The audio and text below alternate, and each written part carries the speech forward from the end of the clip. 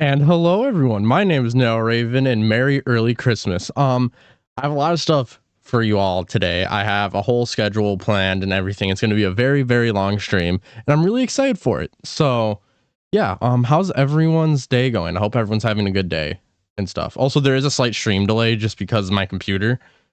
So it might be a second before I reply to comments throughout the stream just because of how stream delay is. Also, does everything sound good? Mic sound good? Everything like that?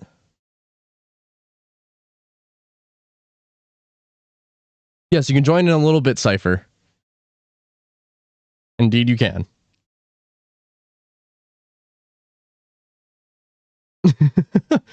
Well, thank you, Grim. And hello, Swerve. How's everyone's day going? Also, wow, there's 8 concurrent viewers. I think that's like the most I've had on YouTube. This is actually kind of wild. Wow. But yeah, no. I'm just gonna give a little bit. I do have the images ready of me being bald, so that is coming momentarily. We're gonna be playing a bunch of games. Here, I will pull up the schedule on my end real quick and tell you all what I got planned for today. Okay, so I have Just Chatting Ball Reveal, then I have Pizza Sim, then I have Happiest Day Lore Hunt, then I have Security Breach, then I have Reveals Teasers and Q&A, I have Ultimate Custom Night, a break for Just Chatting just to take a break, I have Ruin, and then a stream and Just Chatting. So that's what I have planned for today. Obviously, things are probably going to change at some point throughout the stream, but yeah, we're going to do our best to stick to it as best as we can, but you know, what happens happens. You know what I mean? Hey, Drago, how are you? Okay.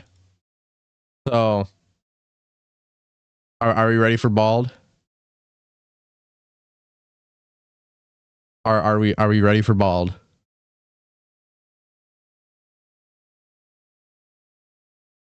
I think we're ready for bald. I hope.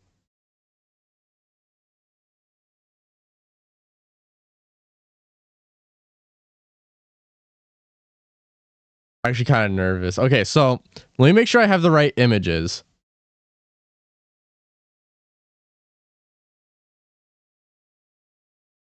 Okay, we're ready for bald. Okay, I have the right images.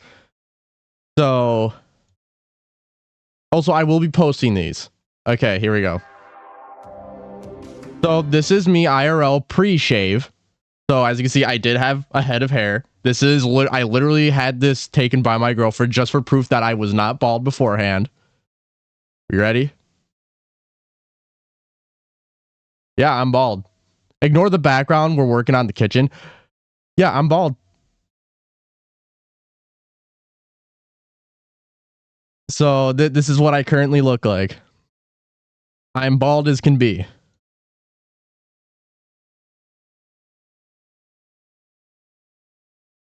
And I will be posting these. I will be posting this on my Discord, my Twitter, and my YouTube for y'all to make memes out of. So, yeah, I'm bald. My character on screen obviously isn't because we didn't have time to draw that out, but I'm bald. This is what I look like IRL. I am bald. I could ponder my future in that shiny orb. Yeah, no. Yeah, no, shaving my head bald was an experience. I've had a lot of funny moments with this bald head of mine. I didn't realize that the little like spikes of hair would grip onto absolutely everything I try to put on my head. So when I try to put a shirt on or I try to put like a face mask on for winter or anything like that, my head grips onto it. So I had to like yank on it. Putting on a hood is a nightmare. And it feels like my hair is wet. Like when there's a cold breeze, like if you've ever had like a cold breeze go through your hair when you like just got out of the shower, something feels like that, like all the time.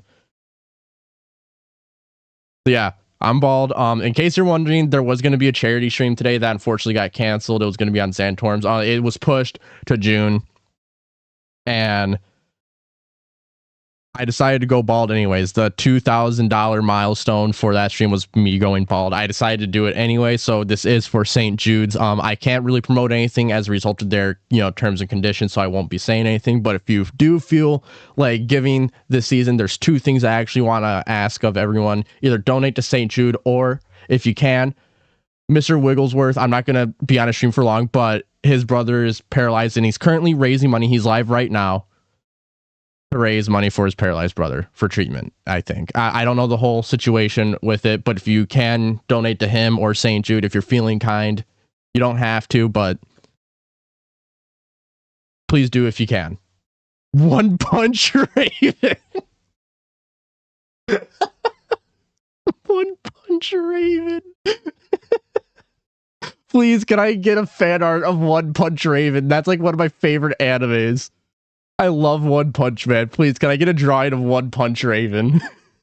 Please, that is the only thing I need in my life. I will never need fan art ever again.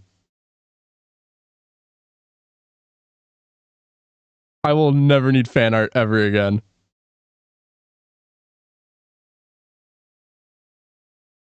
One Punch Raven.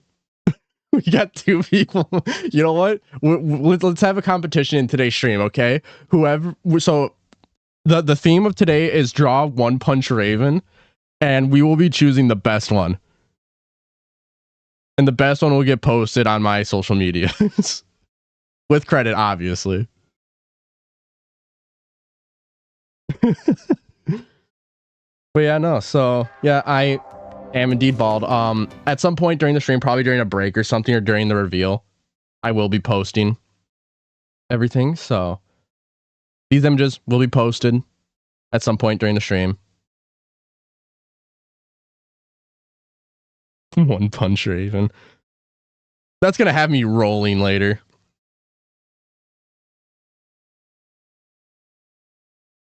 That's gonna have me rolling later. Okay, well, it is now 12:10, so I'm going to get this ready. There's a dog coming to my room. Hi, Pepe. What you doing, buddy? Come on. Come on the chair.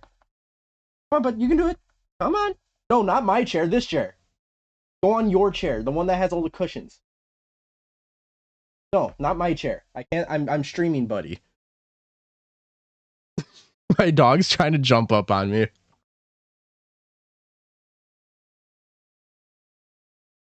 Pepe, come here. Do you need help getting on?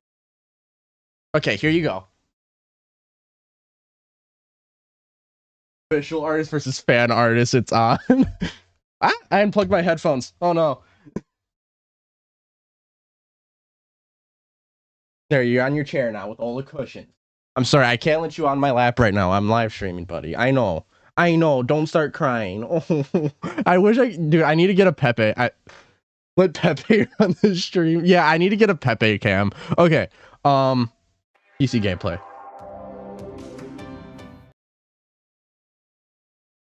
Okay.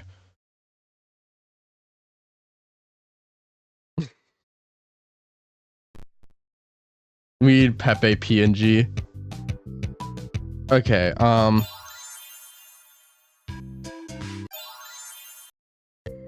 so let me, okay.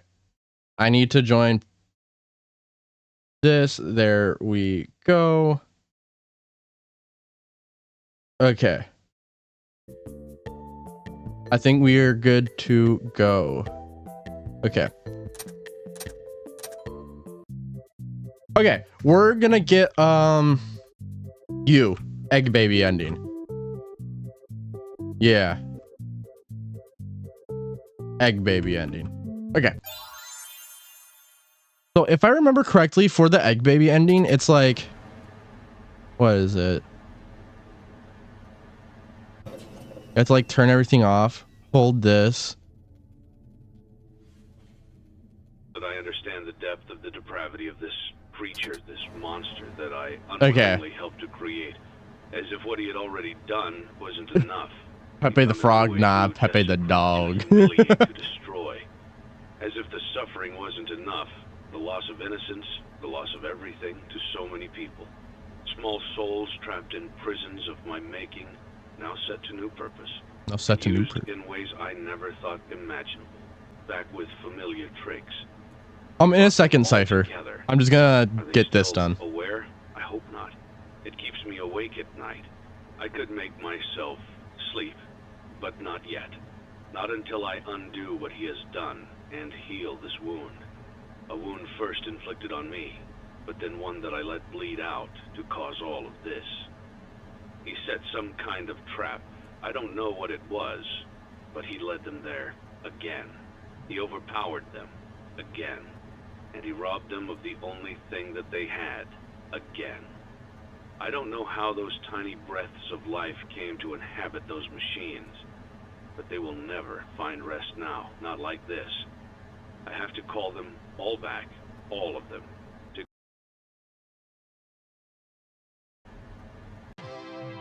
Congratulations! You went somewhere you weren't supposed to go, saw something you weren't supposed to see, and prevented a tidy resolution to a messy problem. Needless to say, you're fired. But before you go, take this certificate of insanity. We're giving it to you to ensure that no one believes you, and to ensure that we can promptly replace you without incident. There is a truck waiting for you outside. Take care.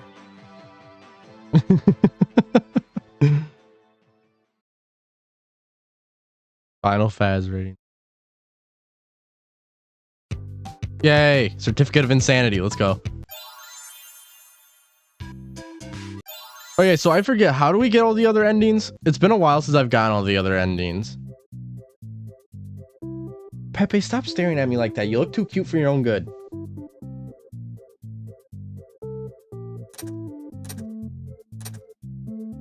Because, yeah, no. So...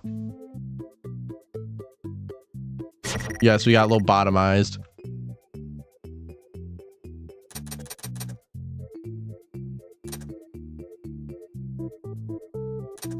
You know. So how do we get the other endings again? Because I know one is like to not get any of them. I do need to go back. I need to get all the rock stars. I need to get...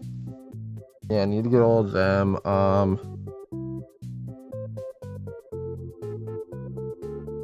I'm trying to remember. You know what? I have Google. Hold on. How to get every certificate in FNAF 6.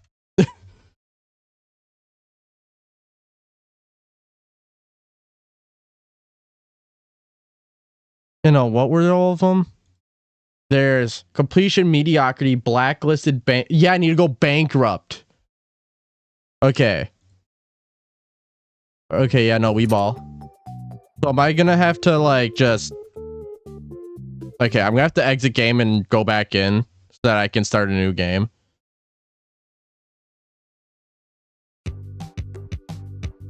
Yeah, and I need to get Posh Pizzeria and I need to get the rock stars. Okay.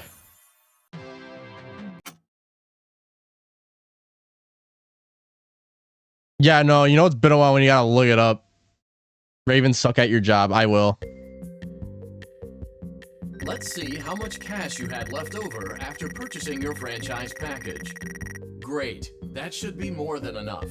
Now it's not more than enough. Scoot are Couthin. your product catalogs. You can unlock more expensive catalogs by simply purchasing items for your pizzeria. Use the arrows in the bottom right of the item window to browse the products for each catalog. The thing is, I don't want any of the animatronics. Shopping, so I think this whole entire run, I'm just gonna... you can switch back and forth between okay. Your restaurant is now officially open. Awesome. That doesn't mean your job is finished, however. Shut up. You know, so this run is going to be more so about not getting them so that we get mediocrity. And I'll also see if I can go bankrupt. I'll see if I can get sued.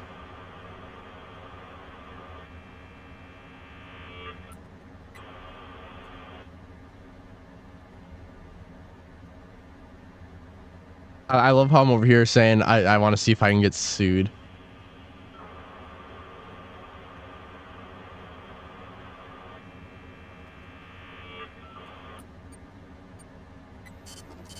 Yeah, no, this is the boring part.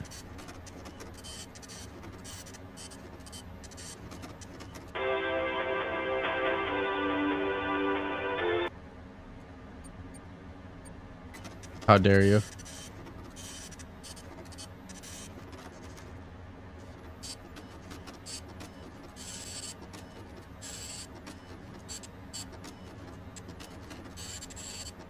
Yep, trying to get sued. Man, is this what it's like to just work an office job? If so, man, let me work at one.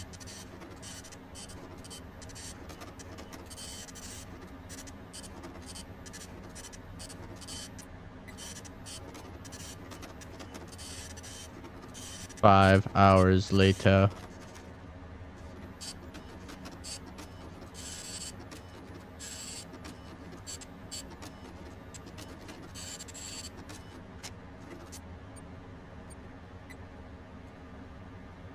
Yeah, right. Easy money.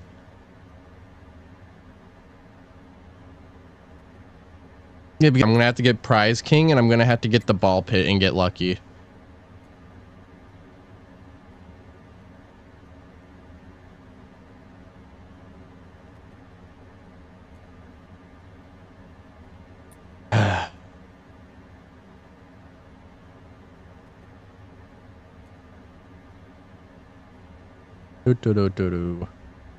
Doing my office job.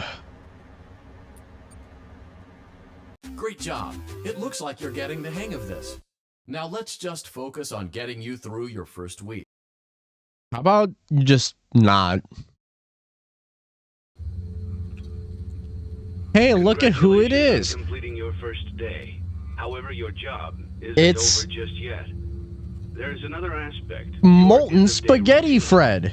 And that is inspecting and salvaging any animatronics found in the alley outside the back. Shut up, Henry. I didn't mean to proceed with the maintenance checklist. Remember, use your company. I'm gonna just do that instead. I'm gonna just.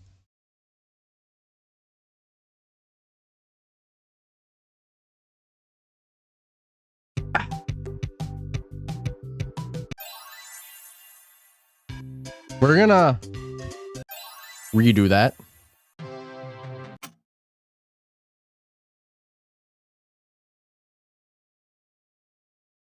We're gonna speed run this one. Let's see how much cash you had left over after purchasing your franchise package. Eat Great. crispy spaghetti That should bear. be more than enough. You know what's funny Now is I let's actually get had spaghetti started. for lunch right before On stream. your left are your product catalogs. You can unlock more expensive catalogs by simply purchasing items for your pizzeria. Use the arrows in the bottom right of the item window to browse the products for each catalog. When you're finished shopping, click the button labeled Blueprint Mode to place your items. You can switch back and forth between catalog mode and blueprint mode. You know, I want as number long one as you crate, like and before I opening want your doors to Fuck the It public. Bob. When you're ready to open your restaurant for business for the day, click the button labeled Finished in Blueprint mode. Give it a try and do some shopping.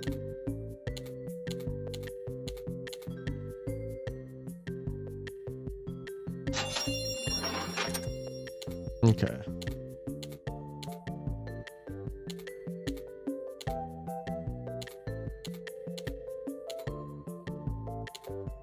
I would purchase you, but you suck.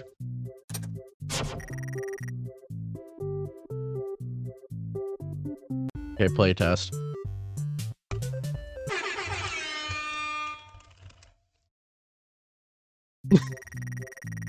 Just smashing in my keyboard. Okay, we're just gonna do this a bunch.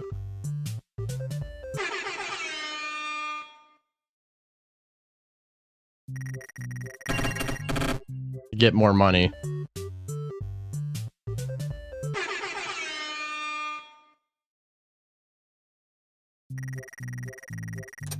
Honestly, I forgot who I said sucks. Who sucks again?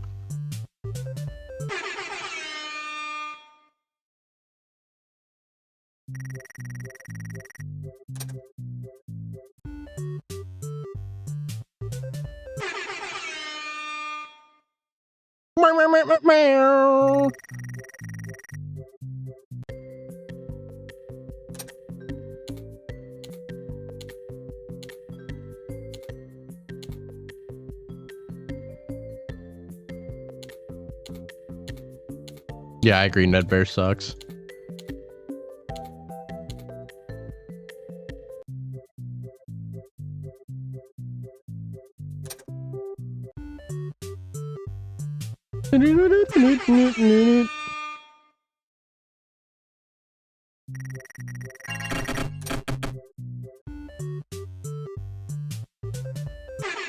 Ah, Helpy. You know, can we make a petition to just like punch Helpy? Like just absolutely ruin his day.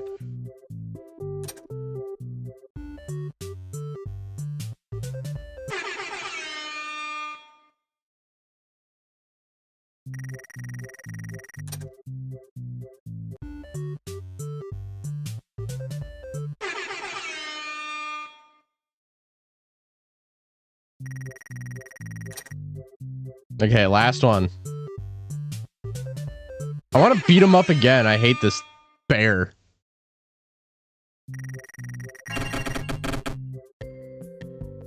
No one likes this bear.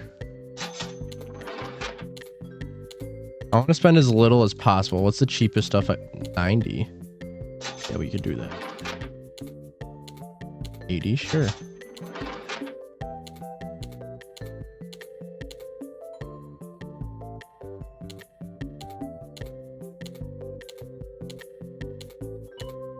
You give me bonus revenue, so...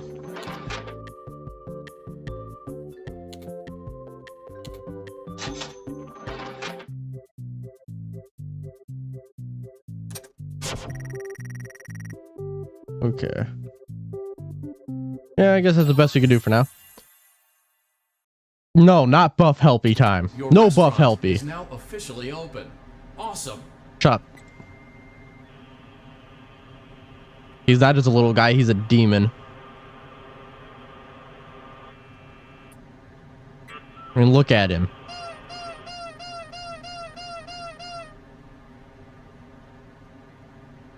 Yeah, I remember when I first played this game, I was just like pressing all the Freddy noses. Yeah, I mean, neither were. And then I was disappointed when there was just Helpy.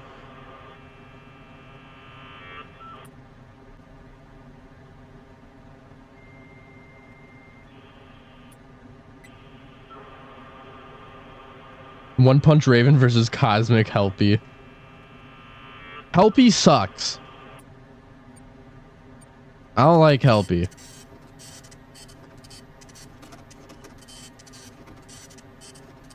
I do not like Helpy.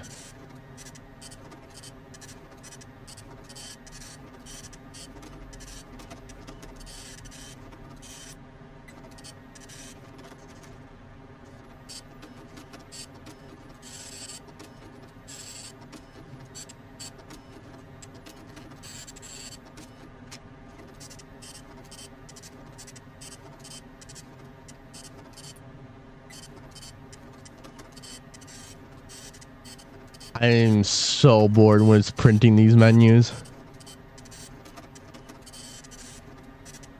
Oh, I swear to God, if you just reset that progress, I'm going to lose my... Oh, you did.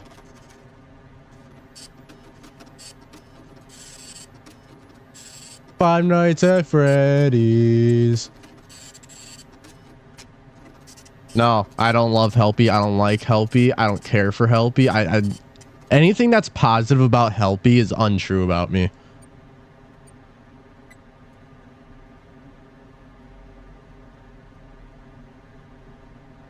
You know, remember the Christmas FNAF song by JT Machinima or something like that? Was it?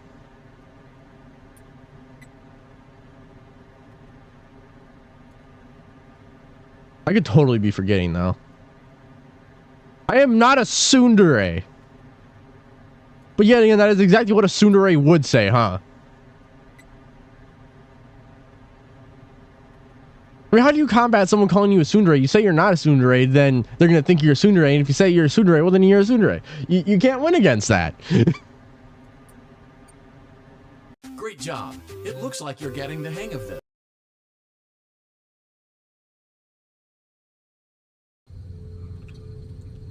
You just don't win against that. Completing your first day.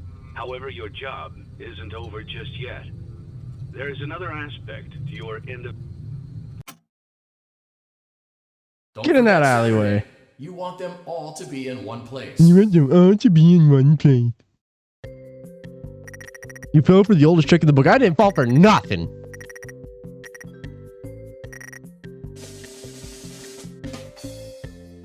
I ain't fall for nothing.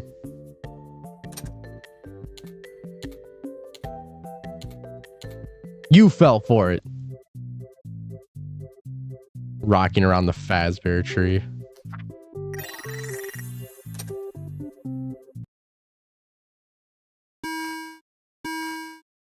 Time for my bitrate to die. Freddy the Red-Nosed Fazbear.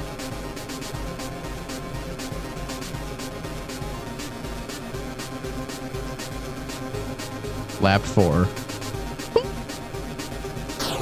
Ah. What even was that?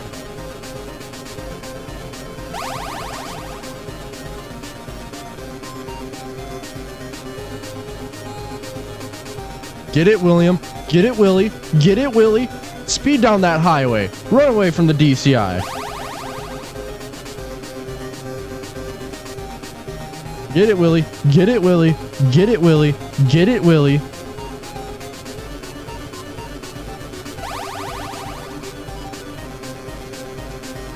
Get it, Willie.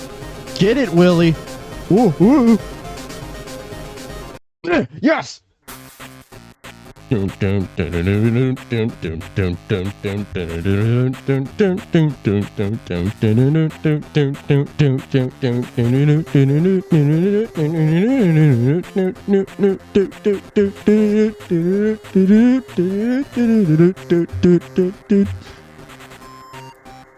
is a banger. I have an idea on how to go bankrupt. Yeah, don't save money.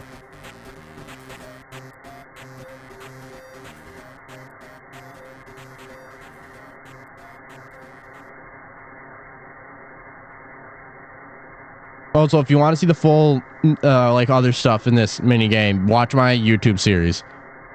Yeah, right. Can we please get this song in the film? Child burgers. Yeah.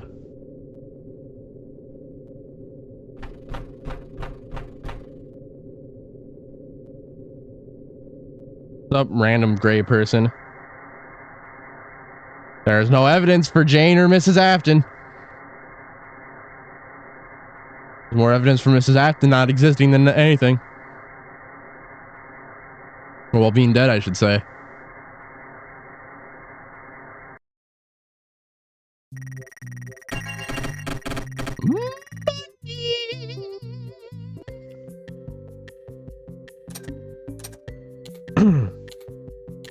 Yeah.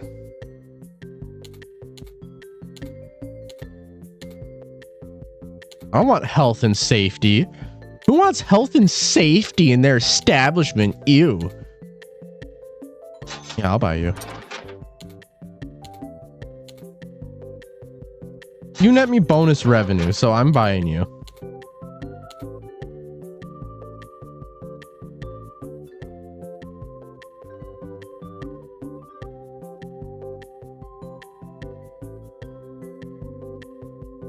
No.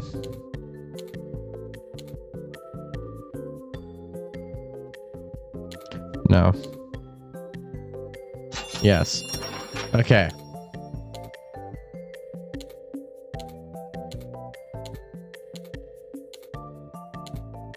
So, oh Lord, you have seen better days.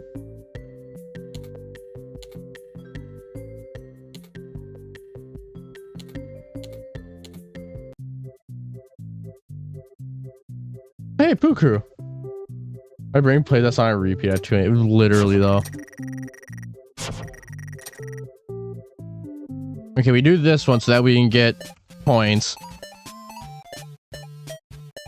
For anyone who has never witnessed this game before, I'm so sorry for what's going to happen to your ears at some point.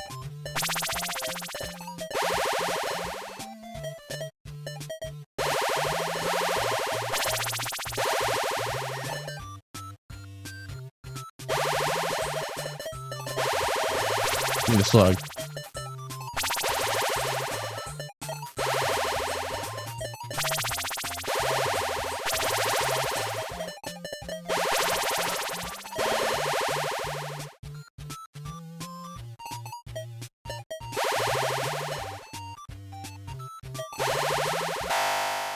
I wasn't paying. I wasn't paying attention.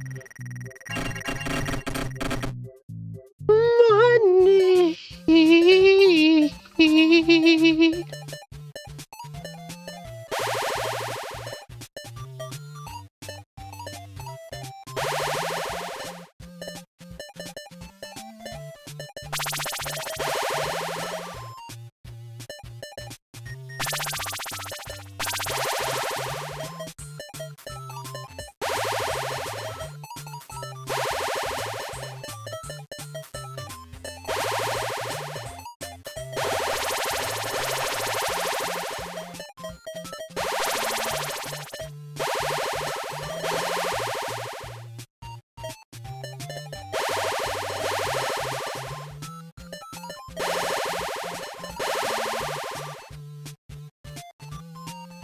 Of course you Faz would.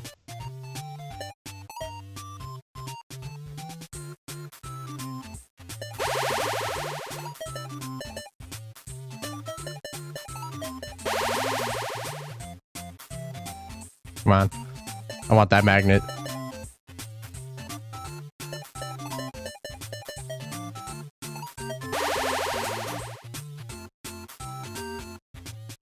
I want that Faz magnet.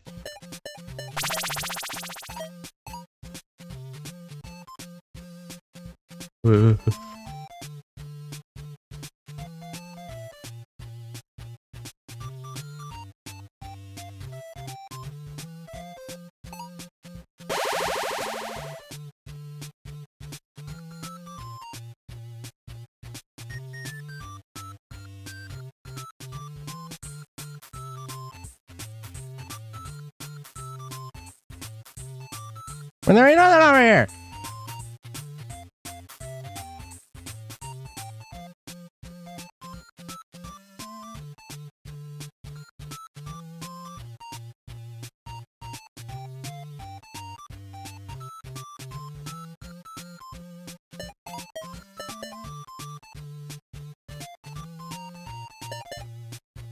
Let that be the last fruit. Yeah, let's go.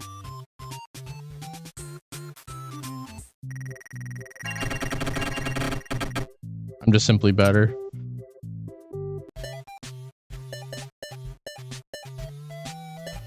All right, now it's time for the creepy stuff to happen.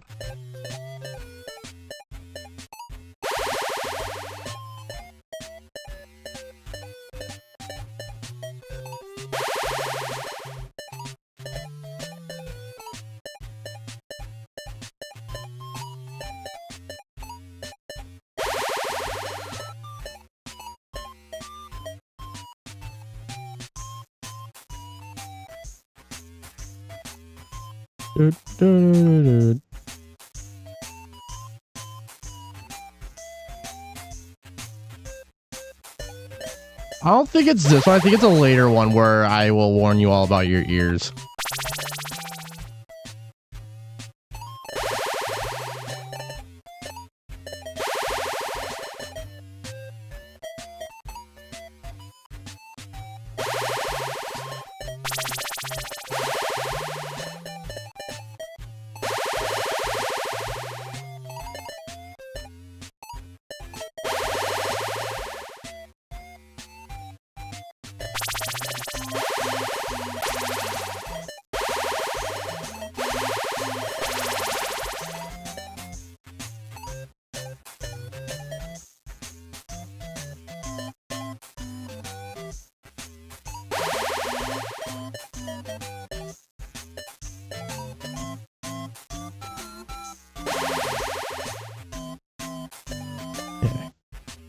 We go over here.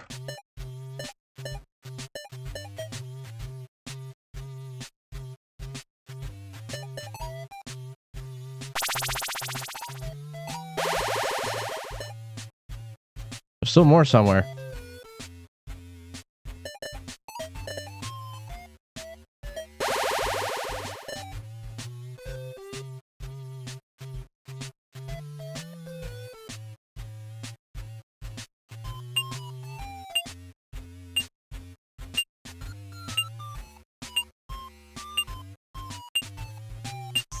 Where are they? Yeah, no, the car horn is the worst. Yeah, no, agreed. Okay, I think it's this one. Is it this one? No. My dog wants out of my room. Hold on, Pepe. I'll let you out in a second. I promise, bud. Pepe, just hold on, buddy, please. Let me just do this, Pepe. I'm sorry. You could have given me like a 5-minute warning.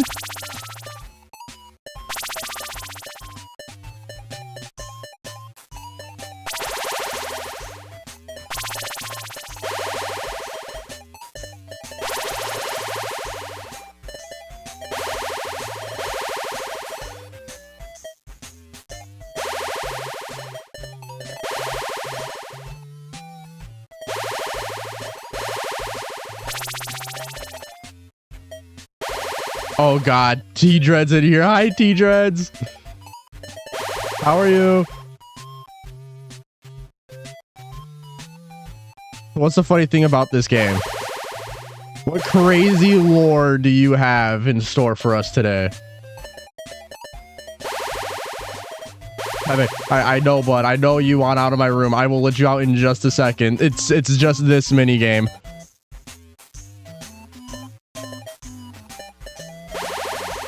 Please don't start screaming. Pepe, please don't start screaming. I know you want out. Let's hold, please. Just let me do this.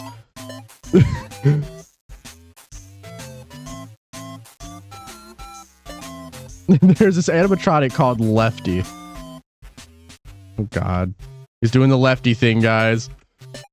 Yeah, no, if you haven't seen T-Dread's, well, T-Dread and Cryo Knight's latest video, you guys really should. Actually, hey T-Dread, I was gonna message you in Cryo earlier today, but I just never got to it because I was busy setting up for the stream. Would you like to come on the channel for a video? I can't say for what yet because I haven't revealed it. It'll be revealed later in the stream though.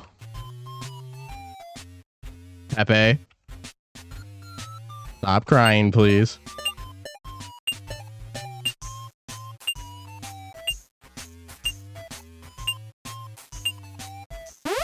Okay. Oh, he let himself out. Let's go. Ooh. How many times do I have to play this again? I forget. It's been so long.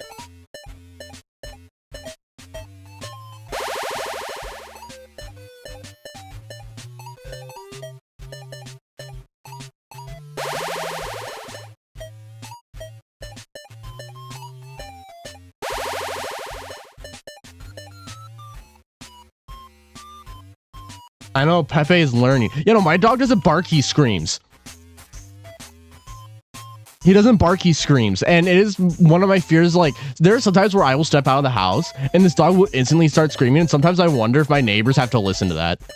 Where like all they hear is this dog sounding like he's just not having a good day.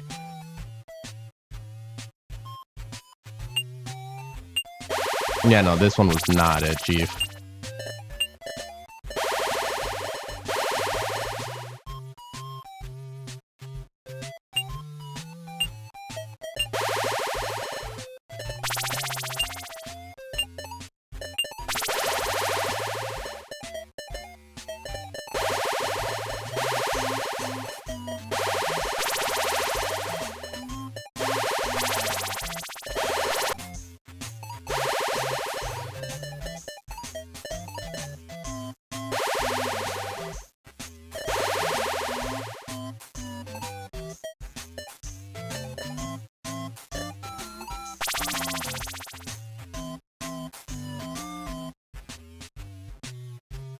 Let me out of this corner, William.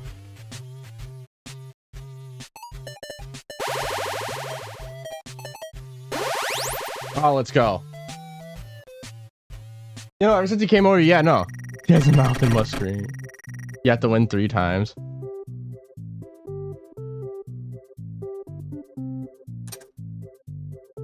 It's been so long like that. Yeah, no, this is the one. If I remember correctly, this is the one.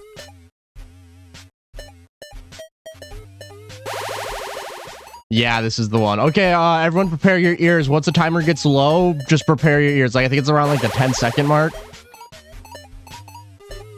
Yeah, it is this one. Because you can't pick up any of the stuff.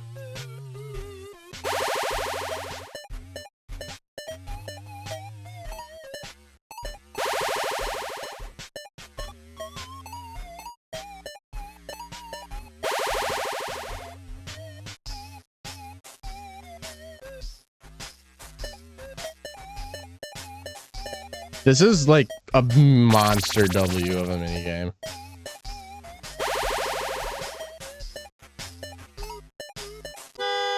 Yeah, there it is.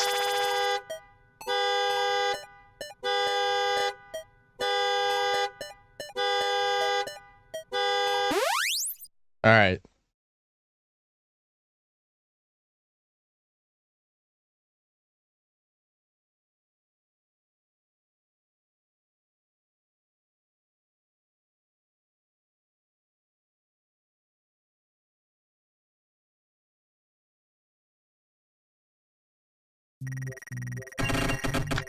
Yeah, no, William is creepy, man. He really is creepy. I'm gonna have to buy this eventually, so I may as well.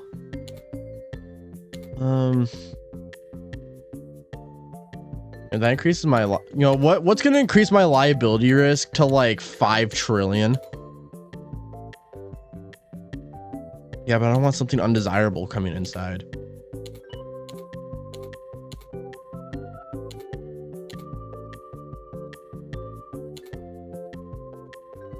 Yeah, right, the guy who murders children? Creepy? Pfft, never heard of that. Have you guys heard of that? I haven't. Since when has anyone ever been creepy that's like a murderer?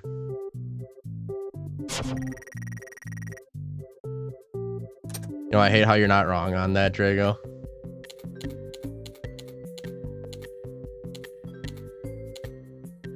Bucket Bob. Yeah, sure. We'll give Mr. Hugs. Woo! $100!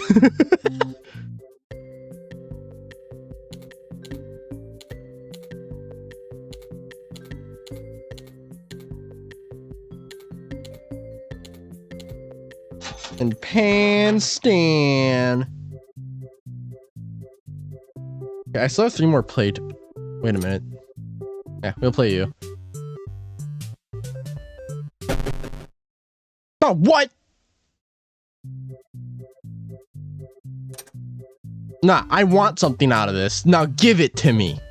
$100!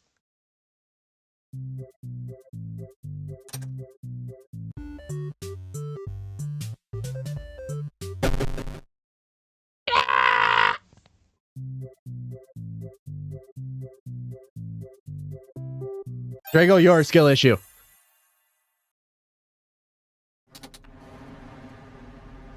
Mom.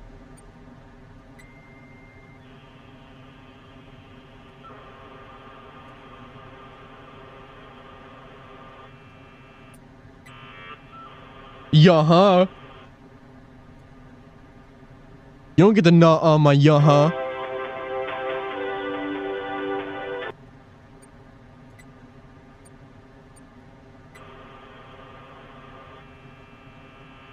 Only I get the yeah-huh, you're nuh-uh. You don't get the nuh-uh, my yeah-huh. Yeah-huh!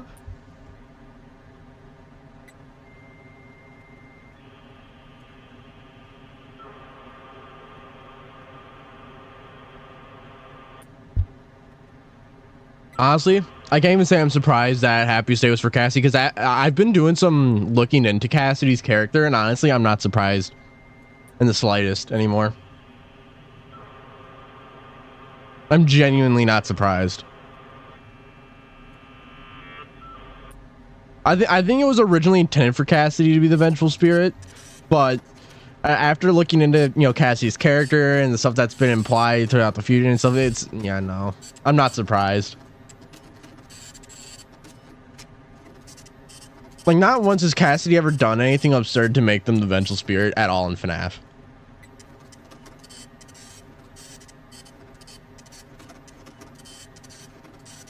Yeah-huh.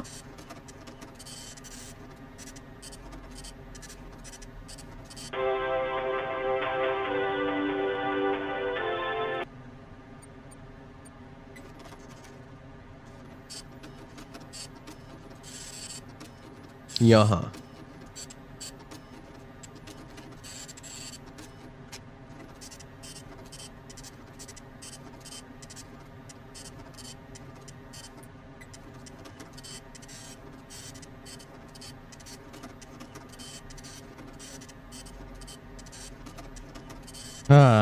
I love printing, man.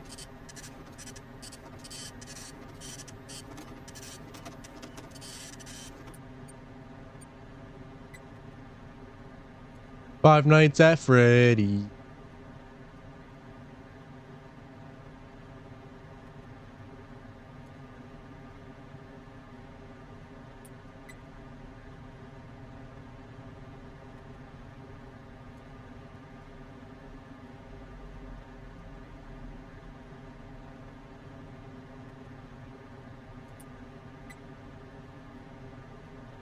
Cassidy is frustrating.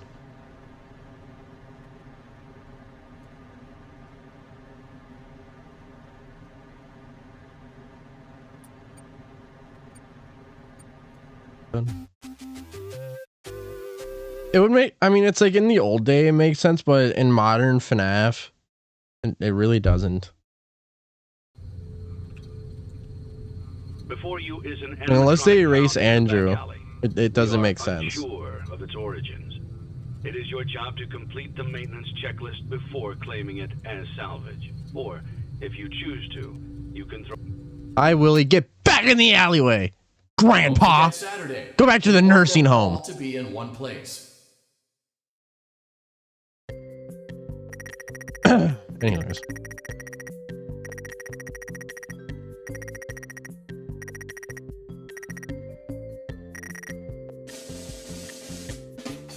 Dang it, I didn't get sued.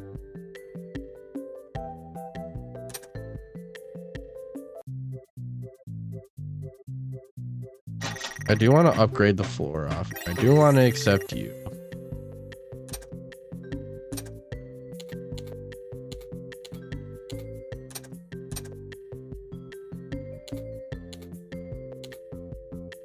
Oh, you have a good chance at getting me sued. You don't even give me any bonus revenue. But I want bonus revenue.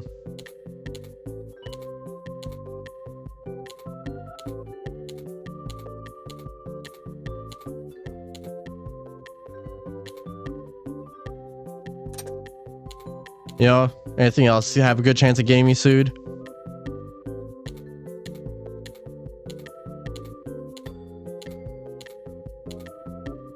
You know, I could get Ned Bear actually.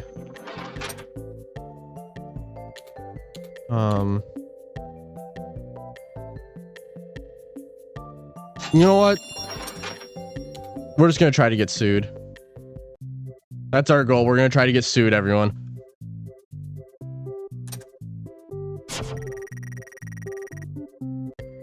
Okay, I can... I finally show up first. That's actually kind of cool.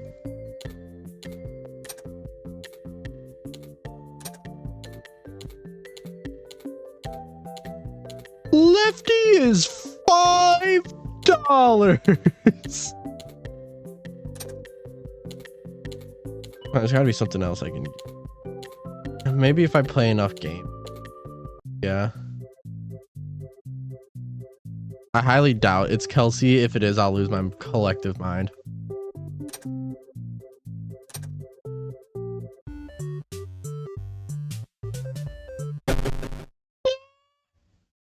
You know, I just realized this one sucks. It doesn't even give... What's this one?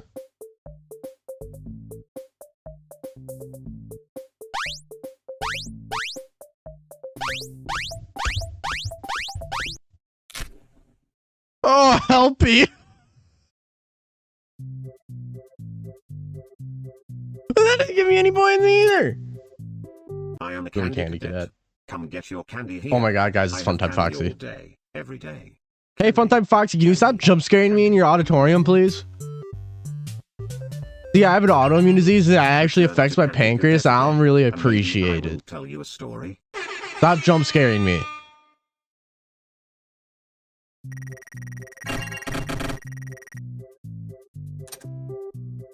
I am the Candy Cadet.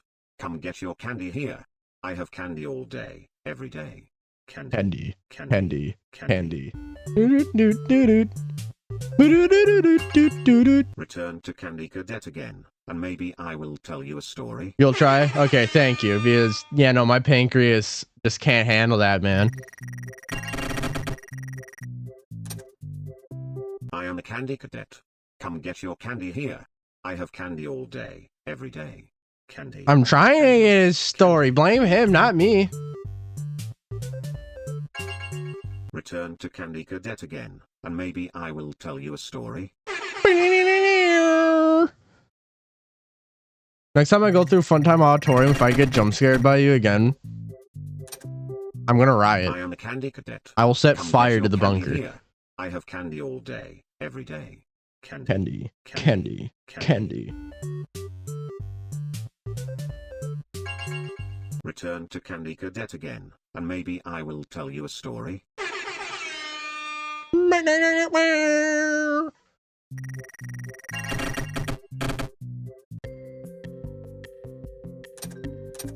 Okay, what can get me sued? I'm just going. I don't even care about getting the animatronics. I just want to get sued.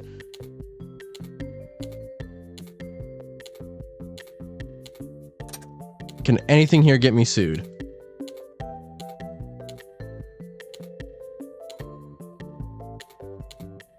Dude, I've been throwing hands with Foxy since like 2020. Only had $4,000. Only had $9,000. I would get you, but you're lefty.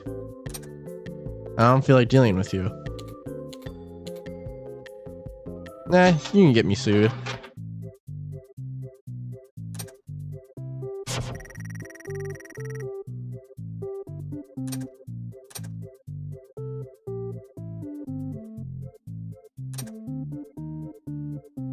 I am the Give me a story. Come get your candy here. I have candy all day, every day. Candy. Candy. Candy. And maybe I will tell you a story. Still no stories, guys.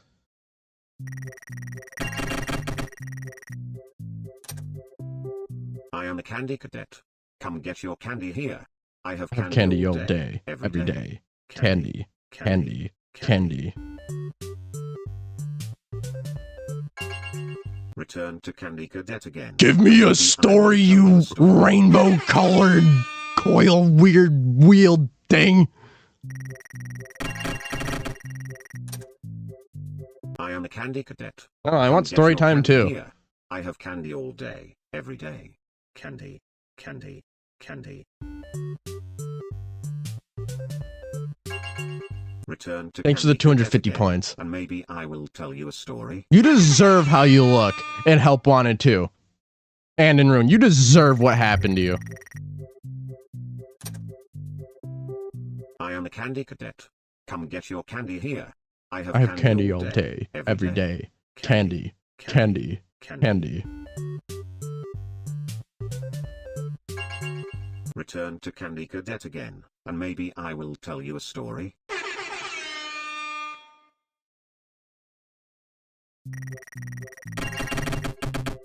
I don't have any more play tokens, guys.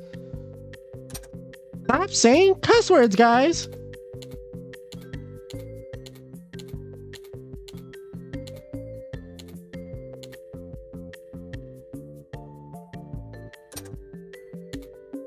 In the fake ticket episode. You know what, Drago? Just for that, you're a W. Nah. Out of play token, just murder the robot. You know, that's a good idea. You know what?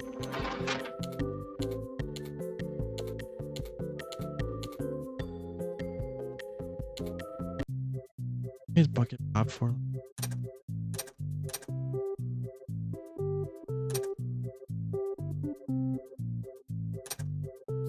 You go eat a rock.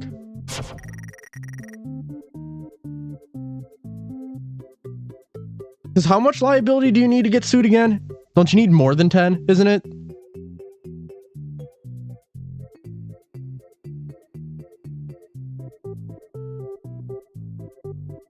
No, we're just gonna go with this.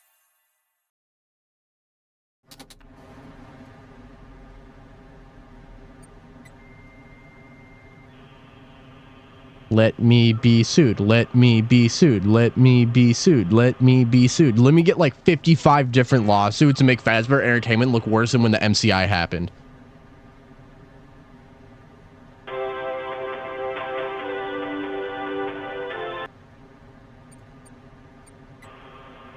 I want Fazbear Entertainment. I don't know. What's a really bad company that shut down because of a tragedy? SeaWorld. I think it was that one. I think.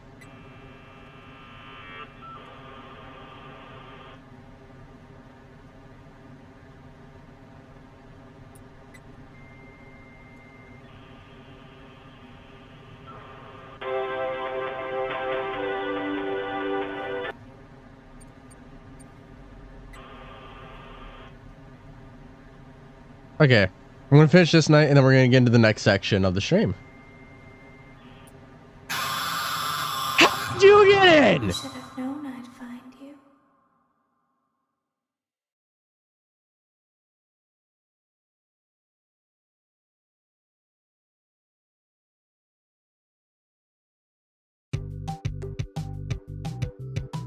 No one clipped that.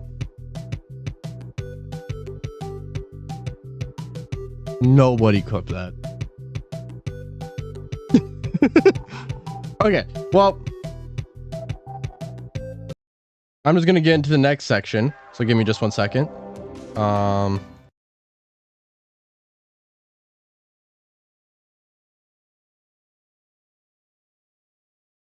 T-Dread, if you're still in stream, that thing is absolute W.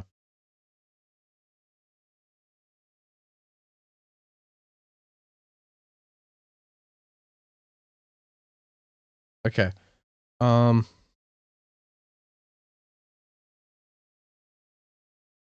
me. Okay. Bum bum bum bum bum. Bum bum bum bum bum. Okay. Here's the deal. We're gonna be going into the next section, which is happiest day.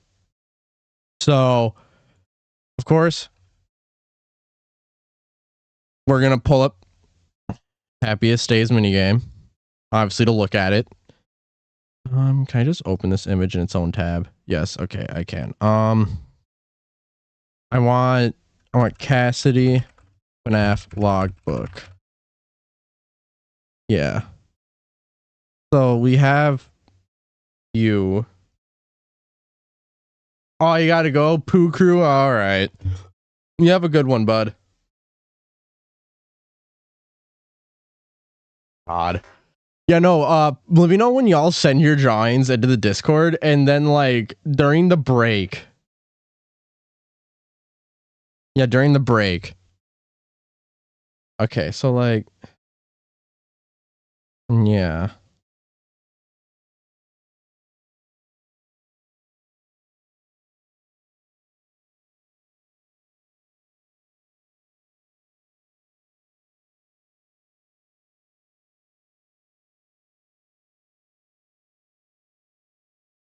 because throughout the book, okay, you know what? Yeah, sure. Here, Cypher. Let me. Oh, hold on.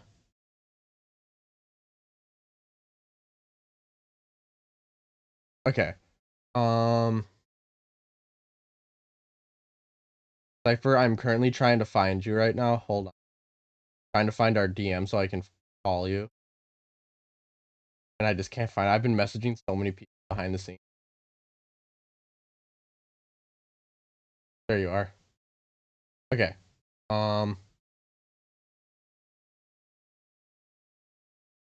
Okay. I'm currently calling you right now. Okay. Hello?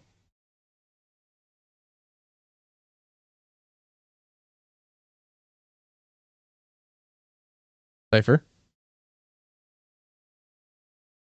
Hello? Okay, give me a sec. Okay, for some reason. Oh yeah, it's not picking you up because okay, yeah. Let me now I should be able to hear you. Okay.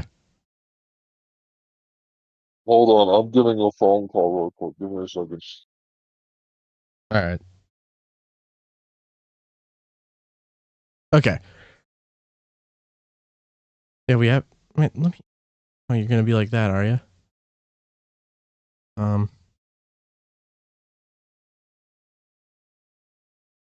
It's just gonna be like this. Okay. So we're gonna try to figure out what's going on with Happiest Day for like an hour.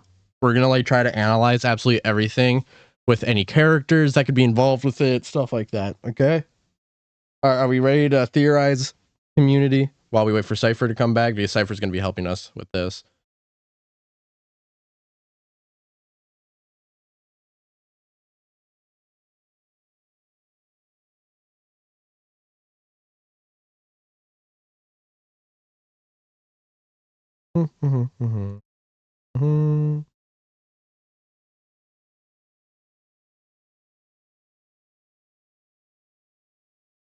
So there was something I was. Yes, we are including FNAF World because it is canon. Scott has said it is canon, so we are going to include FNAF World. Which I do need to get more stuff. But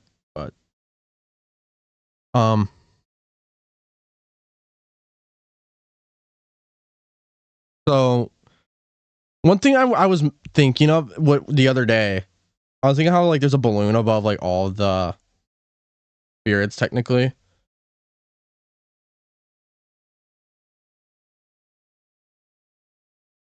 And I think that I kind of found interesting is that like one Susie, like the color differences, like purple, Susie red. This would be Cassie as implied by the new book, and this would be, you know, blue for Marionette, you know, someone who wasn't involved with it. So it's like I've been trying to think what makes these characters special. Like why does Susie of all the MCI get such a focus on her and not like Freddy or Bonnie or Foxy? You know what I mean? Yeah, you know what I mean.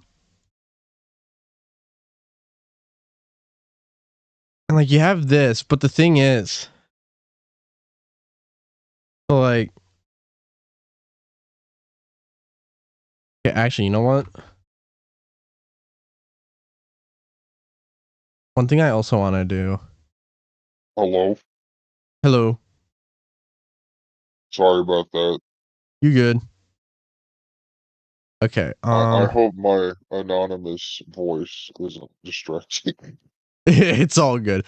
You know, one thing I want to do, I want to invert the colors of the Vengeful Spirit. I'm sure it's out there somewhere, but I just want to do it because I can.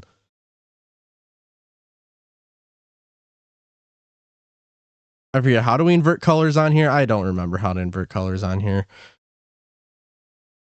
I know there's some way to do. I just forget how. I think you have to, hold on. Let me see.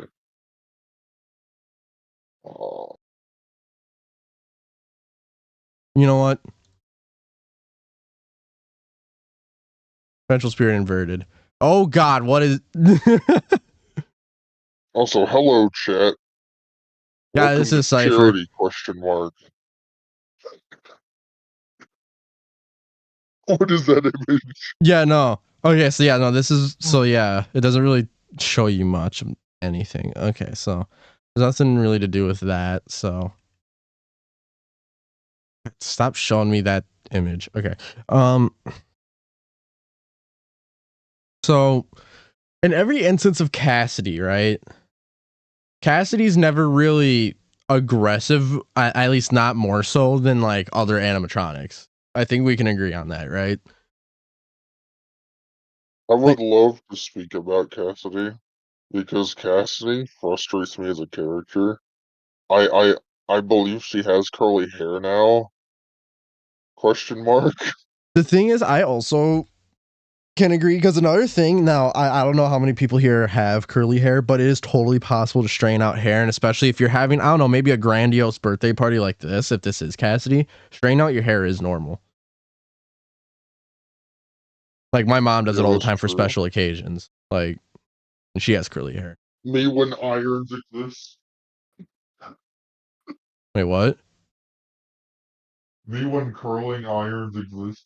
Yeah, and so it's like, I wonder if there's a thing going on where the reason why Cassidy is seen with straight hair a lot is because that's how Cassidy looks during like special occasions, but like on just like the day-to-day basis, Yeah. Cassidy has curly hair or something like that. So I'm starting to believe that Andrew might be related to Cassidy in some way. There's a theory going up that Andrew is like Cassidy's brother. You know, one thing I'm also wondering, you know how Cassidy asked Crying Child, like, does he still talk to you? Yeah. Why would anyone be talking to Crying Child, especially if Cassidy's in the same suit? Like, you would think Cassidy would know. Yeah, that's true. Like, That's who also why. would be talking to Crying Child without Cassidy knowing, and how? Let me think. Like that's That's a the good question. interesting part about like something that I've been calling out. Like, if they're in the same suit, how would Cassidy not know? Like that's like me being right next to you and being like, yeah, so who's talking to you right now? Like, I'm right next to you. I can see them. I can hear them. Yeah, but see, I've been debating whether Andrew shares the Golden Freddy type thing because it's like, Golden Freddy is a huge part of UCN, and it's like, so I have an idea that maybe Afton used the Golden Freddy suit to kill the DCI, and Andrew and Cassidy attached to Afton with that suit because that's the suit that he murdered children in. So of course they're gonna be mad at him. The thing is, now one thing I'm thinking about is that the MCI were there for like Cassidy's birthday, and that's what, and Cassidy would have wanted, if Cassidy truly does have happiest day, Cassidy would have wanted the birthday they never had, right? So I'm trying to think, well, if we look at this, everyone on the opposite side of the table from Cassidy here does not move on. Yeah. And they're the ones that don't have like a colored in mask. Like when Cassie puts on their mask, it's like it's white. It looks like Fredbear, like it would be a yellow. But for some reason, Chica, who is also a yellow animatronic, is still a blacked out mask. So in that case, like I was thinking the other day, like what would, if like the other MCI were to thus have a happiest day, what would that be? And like Susie, I think is an easy conclusion for that one. It's it's her dog. She would want her dog. Yeah. But like the other ones, we have like no information on anybody else. Yeah, like we don't know. The only person that we know is Susie, and that's what irritates me. Because we've had the missing children since 2014, and the only person that has really been answered has been Susie, and it's always Susie. He never talks about anyone else but Susie. Yeah, no, and so it's like, I hope we at some point get more exploration on like the other MCI kids, because we really don't have much on anyone MCI wise except for Cassidy and Susie, which Cassidy is in Golden Freddy and Susie is in Chica. I'm wondering if the film, because they said that they wanted, I don't know, they said that they wanted to do a missing children scene. Imagine it's just Susie. If it's just Susie, if it's I'm gonna just lose Susie, it. I'm losing my mind. Susie, yet again, FNAF movie 2, guys. Great. Yeah, Gabriel's in a book story. Actually, yeah, no, Drago. What story was that again? I forget. What book story was that Gabriel was in? Because Gabriel possesses Freddy, isn't it? Because Yeah, Jeremy is Bonnie and Fritz is Foxy. What's weird is that Jeremy is Bonnie, and then there's Jeremy Fitzgerald and probably another Jeremy in the Fright stories, I think. And then you also have like the Jeremy and Help Wanted, which we don't mention what happened to him. Because YouTube. That's why I'm not thinking it's so far-fetched that there's 2 mics, but I think there's only 1 mic.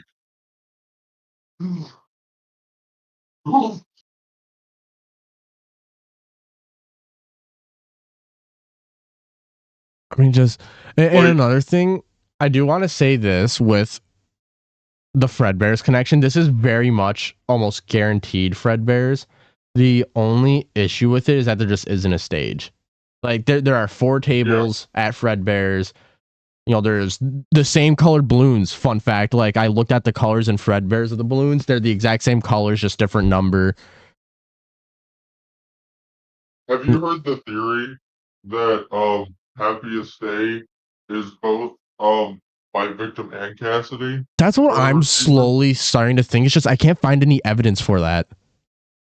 I mean, Golden Duo is a good piece of evidence for that because, you know, Golden Freddy, but then again, we need more than that. Well, hold on. So Andrew in the book, right, gets freed via Jake, right? Doesn't Jake almost move on as a result of that too, or isn't that later on, like after Andrew moves on? I haven't finished that one. I'm on story 9, book. Yeah. No, I'm on book 9, story 3. You're the band. Okay, let me hold on. So hold on. The only thing is, the 12th Fazbear Frights book is like one of the most peak books I've heard, and they non-canonized it, and it angered me.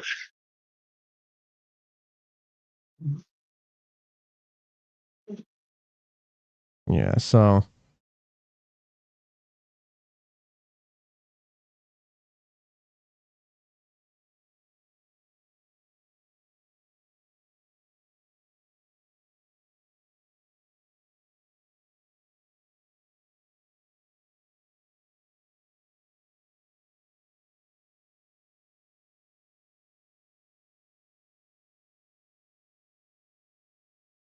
okay.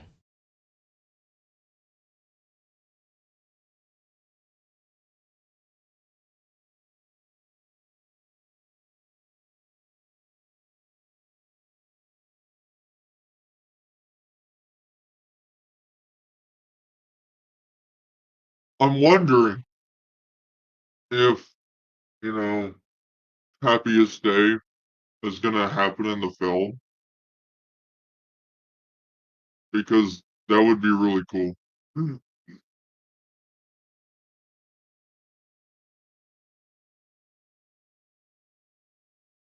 Huh. Yeah, no, that doesn't really tell us what Gabriel would want. Yeah.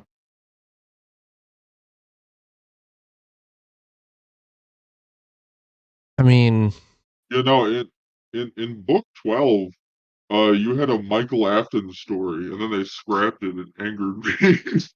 you know, now that I think about it, because like when he puts on the Freddy head, there was like something alive in it, and it like kind of controls that kid. What? Honestly, the only thing that would imply to me is that Gabriel would just want to be a kid again, like just live life. Gabriel. Like just to get out of that suit, and just live life.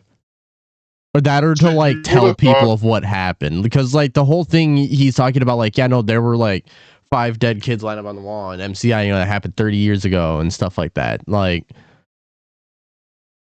you would have thought that Gabriel would have been more important, considering he's the leader of the group. He's Freddy Fazbear, but you know, That or Foxy, because he's out of order. He's the one singled out from like the main four too. Yeah, exactly. Like I don't Foxy's always been a mystery to me. I liked the movie representation, how you had him under the curtain, and then you had the Fritz kid back into Foxy. That like phase, like that transition was amazing. No, the transition was really good. I'm trying to think because I was like, what else would I mean, it's like, yeah, you could argue that Gabriel would want to live life, but then we have the other two, and it's like, you know, obviously Charlotte's happiest day is releasing everyone. Jeremy is really confusing because Jeremy is a child that has barely ever been talked about, and then you have Cassidy, who's never been even talked about. Like, we know that they are Golden Freddy, and we know that they were shoved in the Fredbear suit, but we don't know who they are as a person. Ooh. You know what's interesting? For some weird reason, like, Cassie's dad has a connection to the Bonnie mask. But in like no universe would, you know, her dad actually even be alive at this point. Like he would be an old dude, right? Yeah, that's true. Yeah. What if there's some sort of possession thing going on? Actually, maybe. I like the idea. That's why he can't quite piece together why the mask is familiar to him. Because like it's familiar to him, but why? I like the idea that the Bonnie bully is Cassie's dad, and that the Bonnie bully is Jeremy Fitzgerald, because narratively it's satisfying to me. It can't be Jeremy Fitzgerald though, because after the bite of 87, Jeremy Fitzgerald is rendered basically impossible to function on his own, like barely able to function. There's no way he'd be able to. Reincarnation? We haven't really had any instances of reincarnation in FNAF though. That's like not even a concept that's been explored, has it? I believe that Jeremy Fitzgerald was either the bite of 87 victim or it wasn't him. It's more than likely him. And if it was, I do think that there was something that, you know, helped him, because Phone Guy says it's amazing that the human body can survive without the frontal lobe, which is interesting because that is said in the far future. Yeah, he was able to live with it, but barely. Yeah. It was barely. Like, there's no way he'd be able to be a Fazbear technician. I mean, if you're barely able to function, you are not working on futuristic robots. You're just not. I wouldn't put it past, you know, this universe, but I need more evidence for that also. So it's like, you know, it's a maybe this, and I don't know. Until like we get more information on that, Jeremy, I can't specifically say what. So I mean, another thing that's interesting is that the marionette is here giving this cake to Cassidy. That's another thing that like I don't feel like a lot of many people mention. It could also be you know, the Jeremy from Fazbear Frights, you know, that one from Prankster.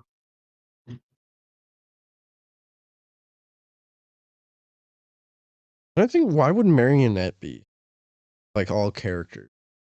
Unless if it's just meant to represent like, yeah, happiest day, then this is even more evidence for Cassidy having happiest day. You know, I actually thought about something with the puppet. If you notice, the puppet is like, so in the film, in the books, you find out that the missing children and the children that Afton has killed see the yellow rabbit as, you know, their savior, as, you know, their leader, and they see him as a good guy. But then they flip the paper to show that he's a bad guy, and the spirits, you know, in UCN, the puppet says, the others are like animals, but I am very aware. How come the puppet is aware and the others are not? Yo, wait. Okay, hold on. So far, this is definite evidence for happiest day. Because if you look at it, it's a very tall cake, right? You have the marionette giving the cake to Cassidy, which is on that side of the table. I think that would be evidence for Cassidy happiest day, right? Yeah. So what other evidence could we get to for Cassidy happiest day? Like what else should we be looking at here? Like the new book, I guess, question mark. Yeah, but like I wish I had a way to get in contact. There's a viewer of mine who I've been talking to who has the book. I wish I could get him on stream right now. Only thing is, people say that Andrew's not in that book. I believe he is, because there is a page where you go into another room and there's another kid, from what I've heard. No, I haven't heard that at all, It's but weird. How Charlie knows everything and the others don't. Like, specifically Charlie. I think there definitely is something special. I mean, if you do consider the fact that Charlie is the one who's able to kind of, in a way, help everyone, I think there could be an aspect of respect either from Andrew or Cassie, depending on your belief on who's the vengeful spirit. I would like for that to be answered, at least in the film or in a future game. But yet again, it could also just be a line, like, in terms of UCN, you know, like, it's not actually the marionette, but in terms of, like, the lore, like, yeah, the marionette was the one that's most aware of their situation and how to fix it, where the other ones were just angry and stuff like that. Then, yeah, that would make sense. But if we're talking sense of UCN, there is other animatronics that are aware, like, Withered Bonnie is fully aware, like, he's questioning where he is. Yeah, and then you have what was it? It was let me think. Are there any cakes in Ultimate Custom Night? Something that's really confusing is Nightmare On. Because Nightmare On is like, what? I thought you were fake.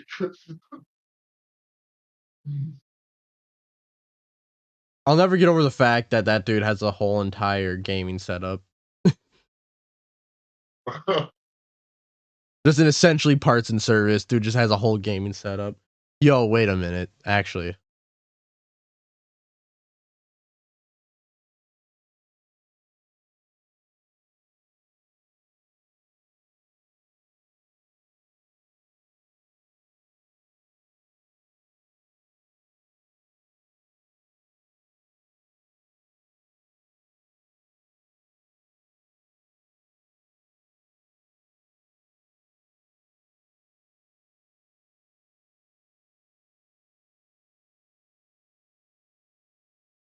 Okay, that's a theory that's not gonna have any evidence to it, but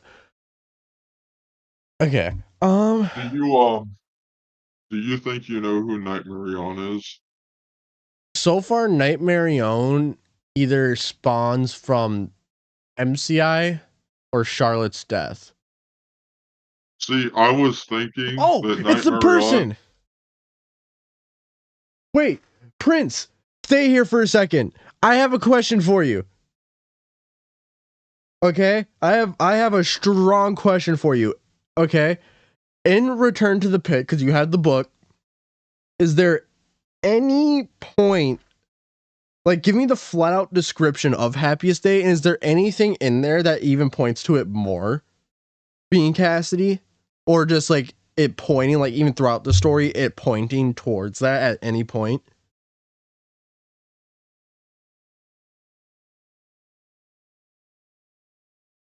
Also, Merry Early Christmas, Prince.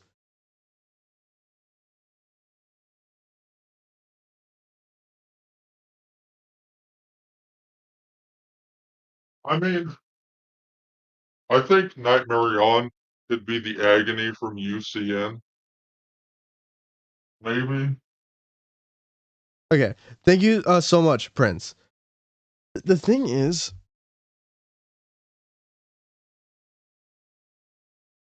I'm trying to think.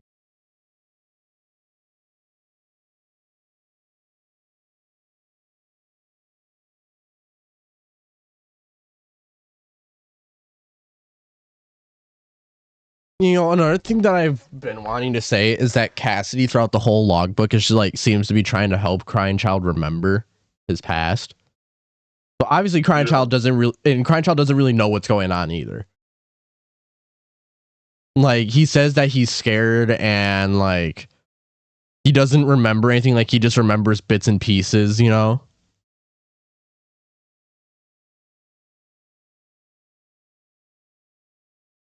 Yeah. Wait, wasn't there a Fall Fest of 83? Pretty sure there was.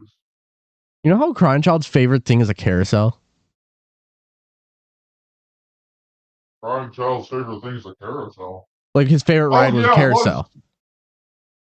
And then, so ironically, you have Freddy, Bonnie, Chica, Foxy, and like his best friends are Freddy, Bonnie, Chica, Foxy on that carousel. What if the carousel in Help Wanted 2 was Crying Child's favorite ride? That's actually really interesting. But I'm gonna take my cat out my room real quick. I'll be right back.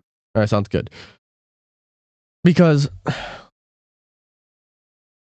FNAF Help Wanted 2 care. I don't know how do you spell carousel? There you go.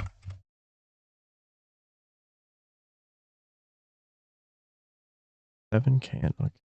So like I wanna. Yeah, because like here you have Freddy, Bonnie, Chica. Like, yeah, that's the prize room one, like that you get inside. But I want. Okay, you know what? Let me I'm busting out my YouTube.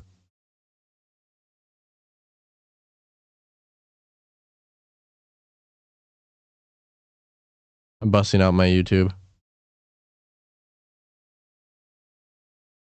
Where's my Help Wanted 2 series?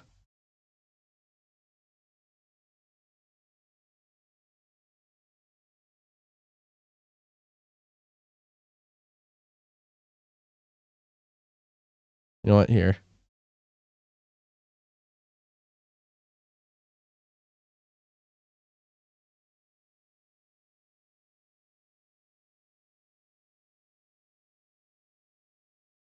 Okay, let me.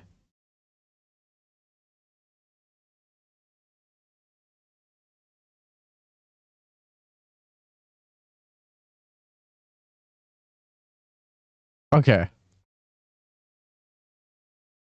Like, yeah, you have Freddy, Bonnie. You have Cupcake. Moon.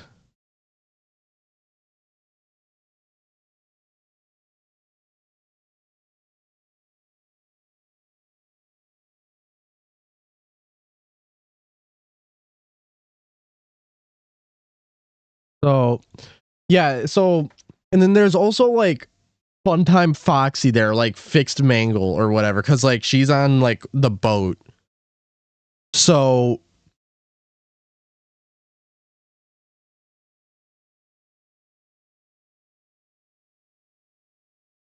now what I'm wondering, Freddy, Bonnie, Chica, Foxy are there. Golden Freddy wasn't on there. The only thing that's missing from the carousel in terms of these characters would be, well, I guess you could say Marionette would be the clown stand-in. Okay, let's read all these comments from Prince real quick. So Cake was 7. Yeah, yeah, there was. That's where it. Okay. Happens twice in the book, but none of the kids' names are never right. Robbed twice, once in the game over, and the second in itself. You didn't do anything yet, Funtime Foxy. You're safe. So, because 1983, that carousel would make sense. That means the Fall Fest that burned down would be the 1983 one, because Crying Child's favorite ride was a carousel, and his best friends are Freddy, Bonnie, Chica, Foxy, and there's Freddy, Bonnie, Chica, Foxy on the carousel.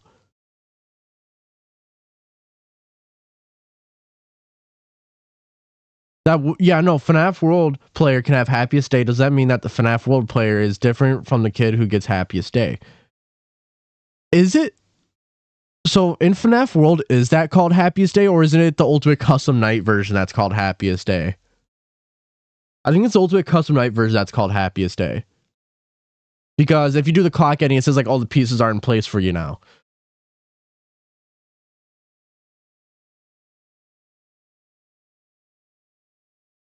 Yeah, it's in FNAF World, but I think in the files it's not called Happiest Day. What, or am I wrong? Does anyone know what it's called in the files of FNAF World?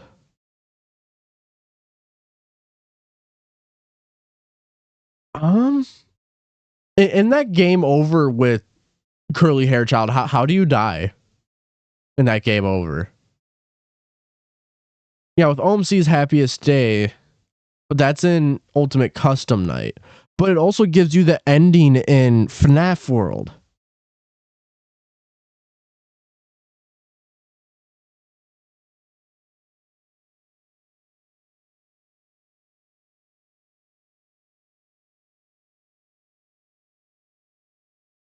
You kill Pit Trap. Okay. So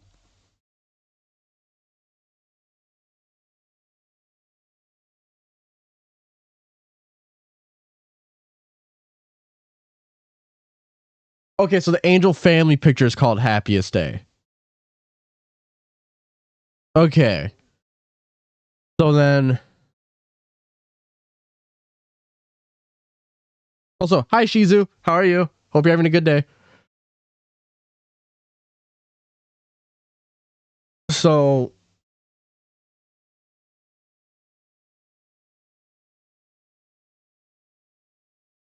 I'm just gonna do FNAF World Angel just to look at it. So because either what's going on here is that like these are the wings and like the black bits are the arms and it's staring at you, or it's, you know, someone holding their kids.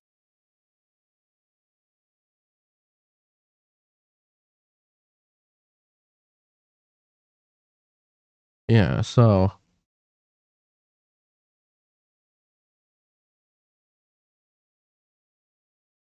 either FNAF World is more Crying Child's Happiest Day, or it's flat out just setting up the pieces for Cassidy's Happiest Day, or it's both. That's kind of what I'm getting to here. It's one of those three. And then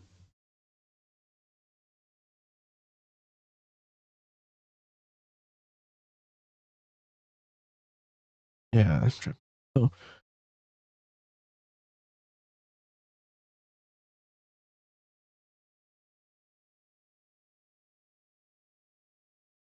you know, are there any other instances in FNAF where there's like a possible like religious reference where it implies that there's like, well, I mean, I guess Ultimate Custom Night kind of implies there's a hell.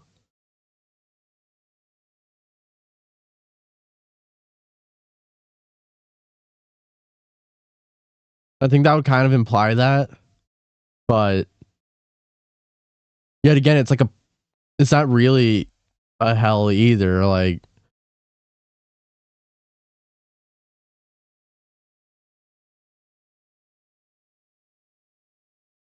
the central figure.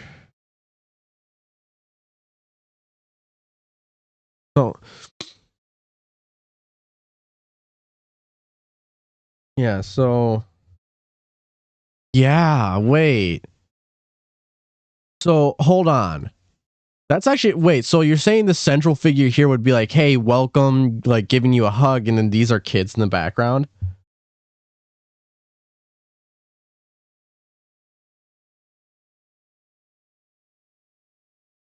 That could.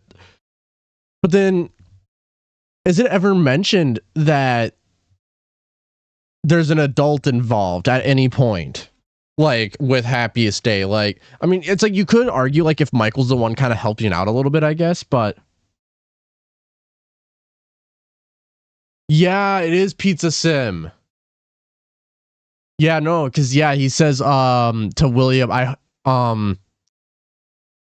the darkest pit of hell has the darkest pit of hell is open to swallow you whole, old friend, so don't keep the devil waiting. Yes, that's very good, Grim, actually. Okay. So if we have, so either this is, so if this is an adult though, who would this be? Like, if this is an adult, who would it be, and why would they be welcoming you to the Happiest Day? Like, what importance would they have to this Happiest Day? mean, it could be, but then like the thing is, I don't like using Mrs. Afton right now because we don't have a lot of evidence for her in like any aspect. Like that's the issue I have with it.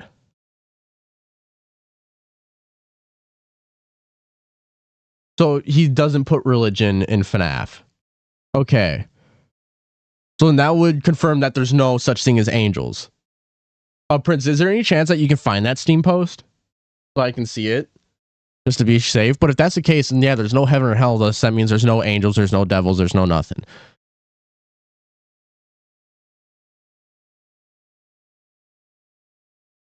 So then, yeah, this would have to be one person, and this would have to be 3 people then, if that's the case. Because if religion is not in FNAF, then this is not an angel. Yeah, we know that souls can be set free using good memories.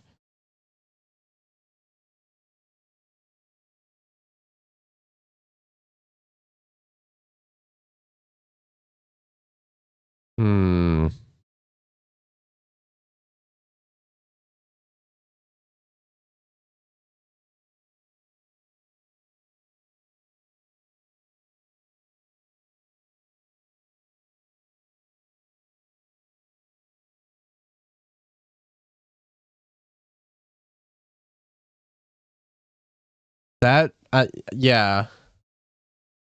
So Mrs. Afton holding her son's TV connection. True. Scott holding his sons, yeah, who are the beta, yep. And Michael holding bite victim Elizabeth. I could see those.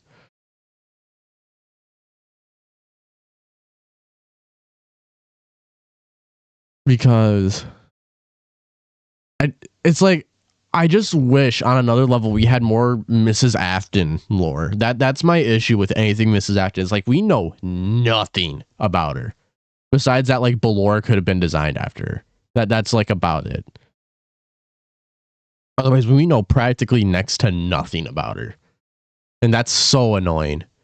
Like, on another level, it is so annoying.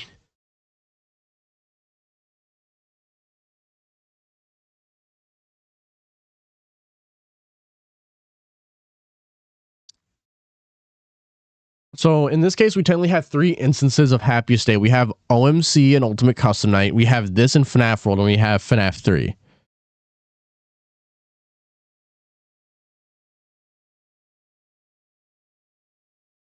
Wait, like which gray man? Like, are we talking? So like the hex code for these guys are the same as which gray man? Like the chair? Because I could totally snag that real quick. I could totally snag that. Hold on.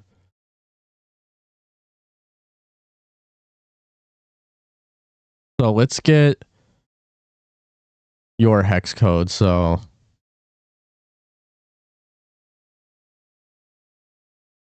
okay, so it's just 3. Oh, it's Deskman? Okay, so we're gonna go with Deskman. Okay, so let me get FNAF World Deskman.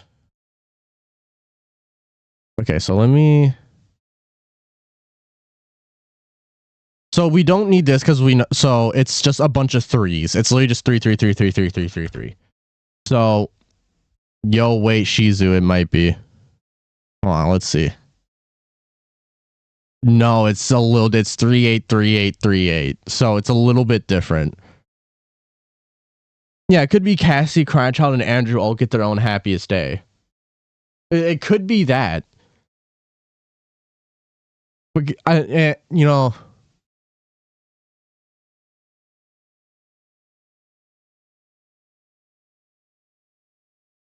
No, it's this one. 3 people, 3 Happiest Days, maybe?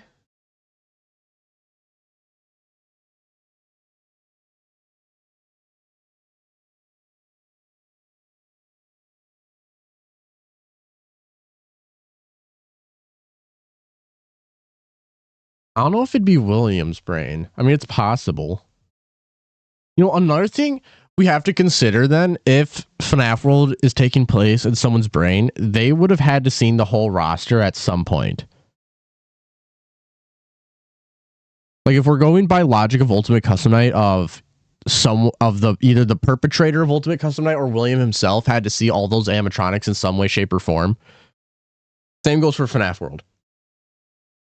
We have to abide by that logic. And that alone, if this would be Crying Child's head, this would imply that he was in the FNAF 4 experiments. You have Fredbear Spring Bonnie. He would have seen, FNAF 1's animatronics, 2 animatronics, 3 animatronics, because he's in Golden Freddy.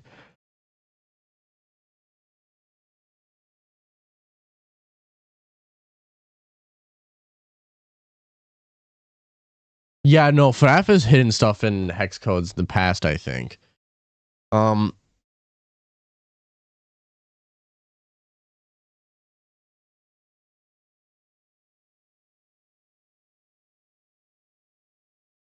It's me. The thing is, with the "it's me" phrase was, I think it was recently confirmed that anyone can say it. It's not just a Golden Freddy thing. But we would have.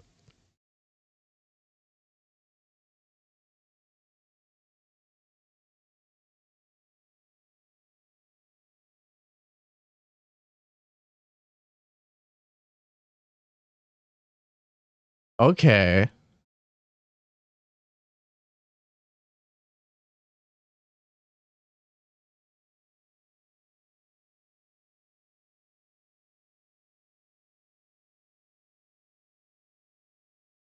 Here, okay, yeah, let me find that. So, okay, pass me, shut up. So FNAF World OST Update 2. Do you know which one it was? Do you know what it was called?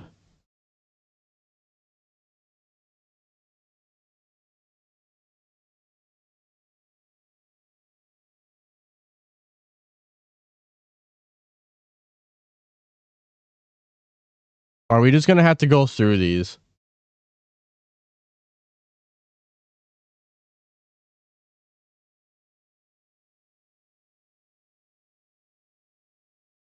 Yeah, I'll wait for you just to be safe.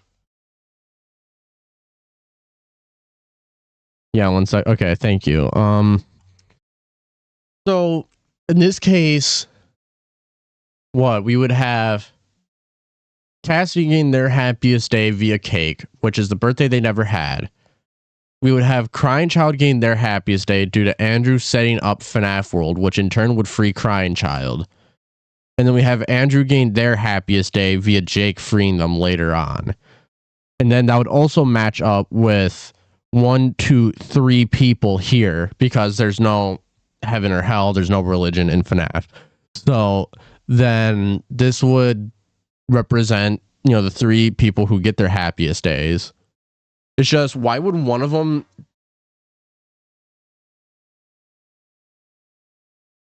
bigger? That's the thing. Unless like the one in the center is meant to represent like Andrew, because he's kind of the one that's like setting the stuff up, like him setting up FNAF World frees Crying Child, which then would later set up the free Cassidy, which then he would later get freed, and this is like the 3 of them being like, yeah, no, we finally made it out, we're not William. But it's, at the end of the day, the thing that Andrew made the FNAF world is speculation too.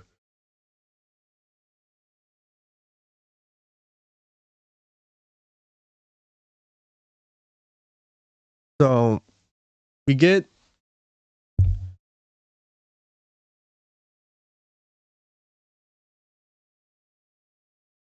yeah, again, one of them, if we go by logic, wait, hold on. Okay, I'm gonna throw this out there. I want y'all to tell me what you think of this. So we have like, like he puts on the mask and it's like lighter, and these are the darker masks. Like these kids don't move on. Crying Child, Cassidy, because they move on, and then you would have Andrew in the center blacked out because he doesn't move on until later. So this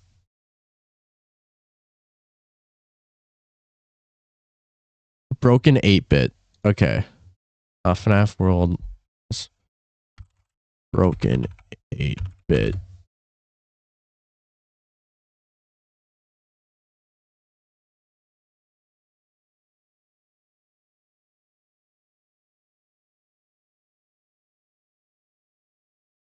Well, another thing with broken. Okay, I do want to say this with FNAF World in connection to like Ballora and stuff like that.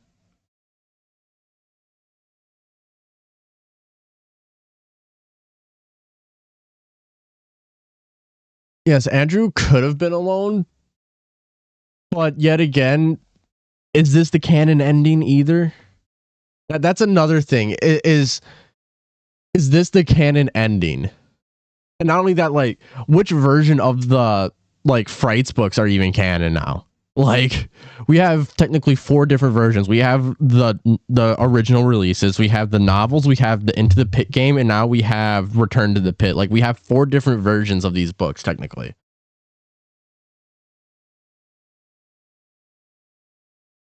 And like they all imply different things with Andrew. So it's like, at what can we say with Andrew at this point? It's almost like Andrew's a mess of a character.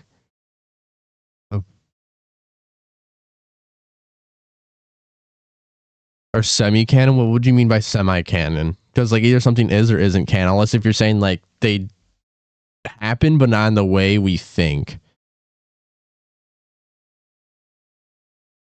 Be the clock ending, which lines up with FNAF 3. Yeah. True.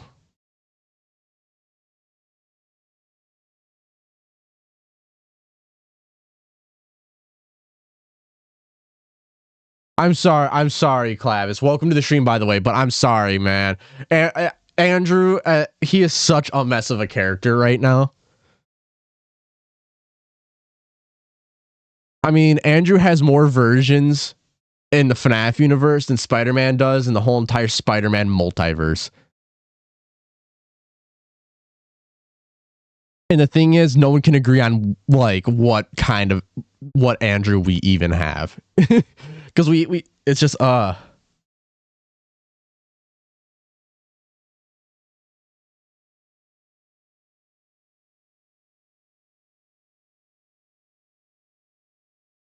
he's trying his best. I love how well thought out, not stressful. I know FNAF lore is a nightmare.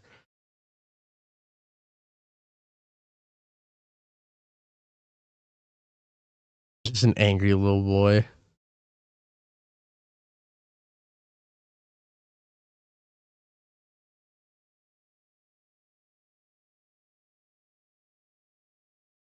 Yeah, I think that I can agree with that. Yeah, clock ending and OMC. Yeah.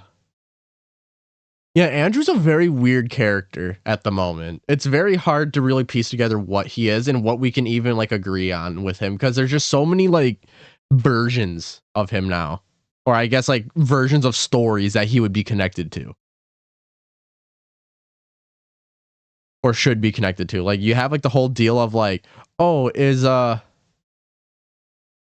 Return to the Pit removing references to Andrew, but then you also have like I've heard there's also our references to Andrew, and then it's like, what's going on?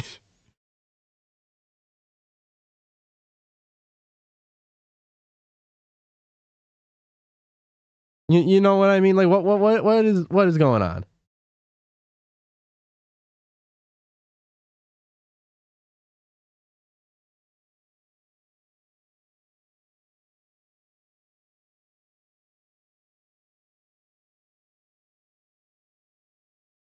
Hmm.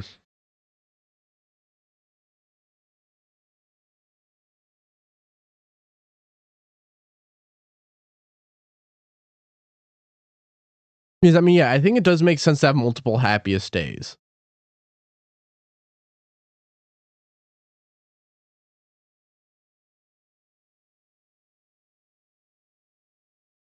I think that does make sense.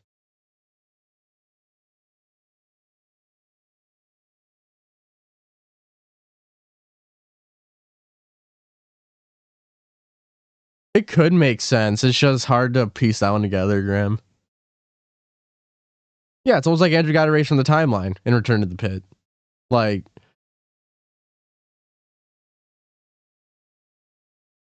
either Andrew exists or he did, but then if Andrew doesn't exist and Cassidy gets happiest day, then who's the vengeful spirit? Who else would it be? Like,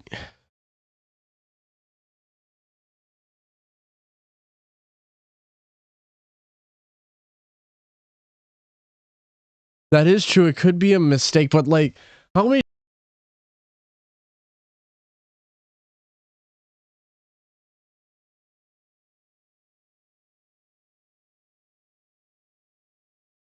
I mean, I do. Yeah, no, that is interesting, Prince. That. Oh God, but. Ugh, I don't want to think about that. But the biggest issue with connecting FNAF World and all that fun stuff is that in no world was it ever implied that they were going to, that Scott even knew he was going to be doing that, right? So,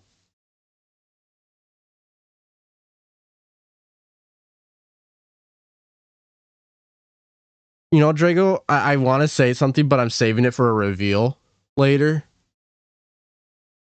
Because what? When is the reveals? Let me look at my schedule for today. Yeah, reveals are at 4 p.m. CST. So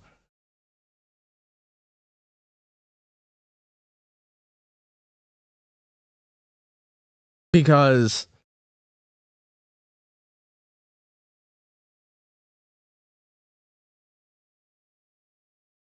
there's something that I feel like a lot of people overlook when it comes to Scrap Trap and everything.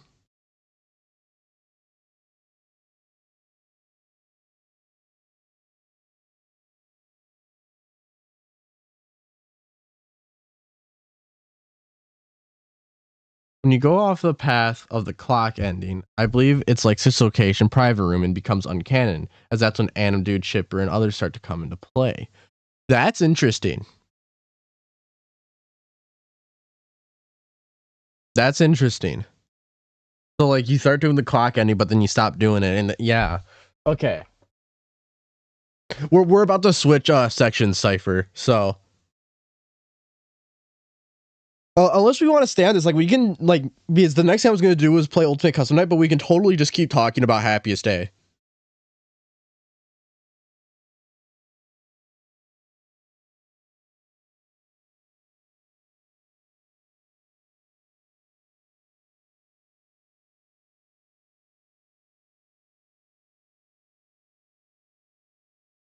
I'll leave it up to everyone. Do we want to keep talking about definitely keep talking about Happiest Day? Definitely keep going about it. Lore talk is fun. Yeah, no, we can definitely do some lore talk. Okay. So then what I'm gonna do, you know, 1 second.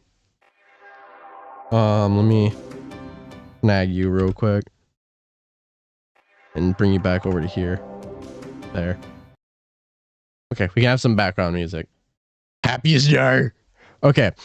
So it seems everyone wants the more Happiest Day talk. So we will for sure be doing that. So the floor to a don't no. No.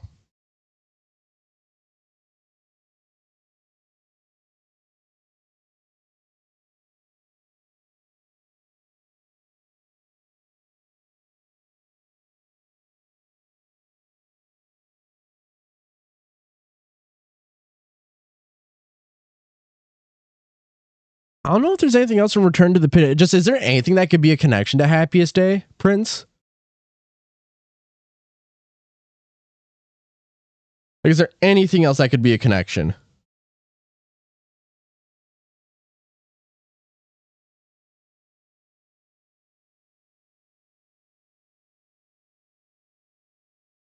Because, yeah, there's no so unless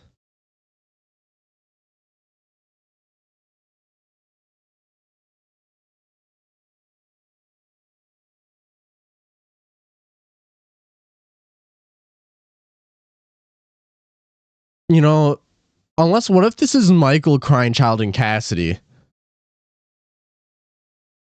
Because you would have, in a way, Michael helping free Cassidy via Happiest Day, like, because you, as Michael, you do have to kind of go out of your way to do even the mini games in the first place to free, you know, to do Happiest Day, and then in the fact of you doing that, you free crying child as well. The thing is, Cypher, Scott said that there's no religion in FNAF, so that would mean there's no angels, there's no demons, there's no devils, there's no, there's no Buddha, there's no religion. Like, any religion that you believe in when it comes to FNAF's universe, it doesn't exist. And this would have to be 3 people.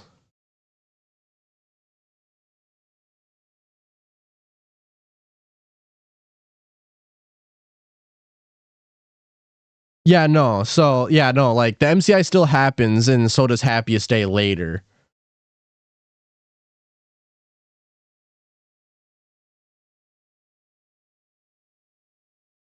Yeah, it's the agony disappears after death. No more ball pit. Yeah. Yeah, no. So old man can't be a deity, can't be like a god, can't be something like that.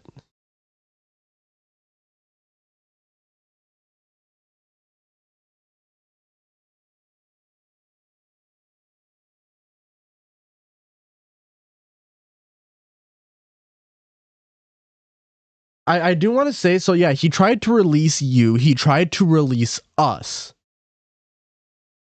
Who would have tried to? Well, then if you go by, he tried to release you. So this is Vengeful Spirit saying to William, like, he tried to release you. That would either be referencing FNAF 3's Fire and Hudson or Michael, depending on who you think, or Pizza Sim being Henry.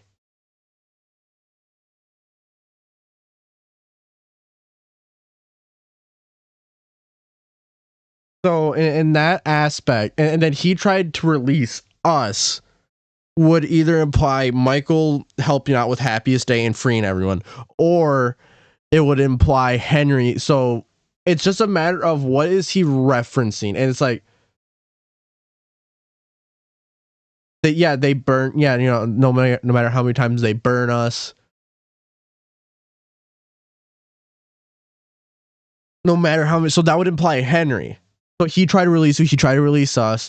But I will hold you here. I will keep you here, no matter how many times they burn us. So the fact that he's saying like he tried to, no matter how many times, it would be referring to either both or just Henry. I don't think it's just FNAF 3.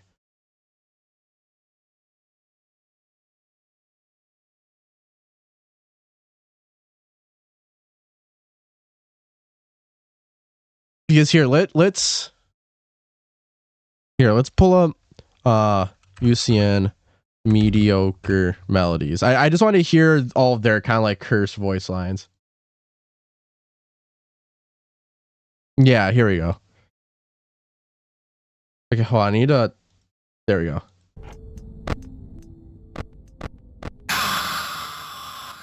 God, that was loud. I've only just begun. I will never let you leave. I will never let you rest. Okay, so yeah, so nothing really implied there.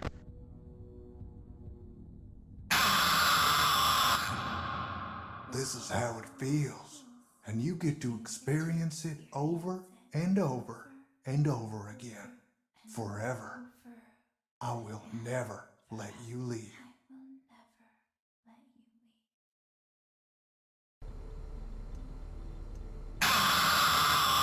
Yeah, and then there's... He tried to release you. He tried to release us. But I'm not gonna let that happen.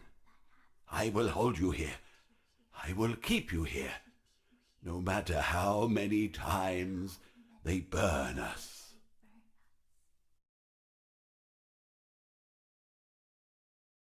So... Hey, my stream.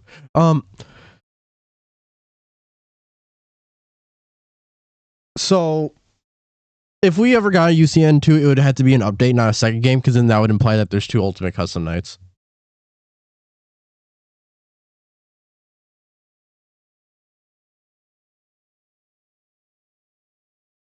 So, one thing I do want to say is that this is how it feels and you get to experience it over and over again, and it's animatronics attacking William. And in Into the Pit, you have the animatronics attacking you. And if Oswald is meant to be controlling, in a sense, Andrew's body, if we go by that theory, then that would make sense, because in the Into the Pig game, the animatronics do attack you.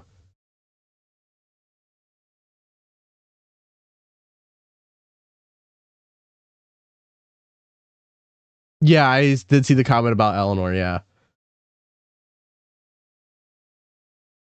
Yeah, so...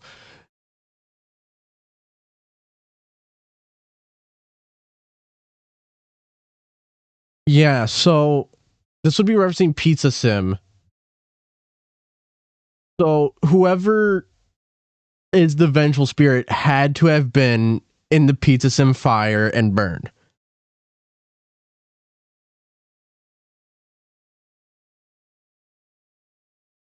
So in that aspect, whoever vengeful spirit is has to be either MCI, DCI, Scrap Baby, or Elizabeth, Afton, or Charlotte. We know it's not Charlotte. We know it's not Elizabeth. We know it's not William Afton.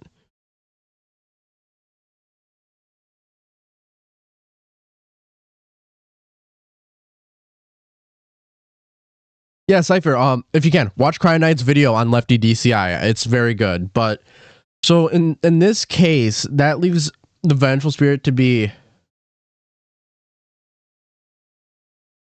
no matter how many times they burn us, true. So, and that would still imply either MCI or DCI.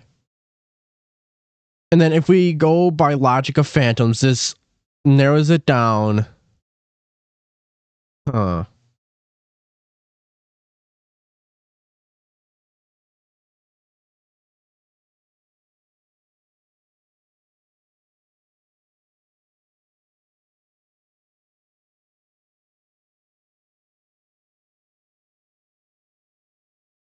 So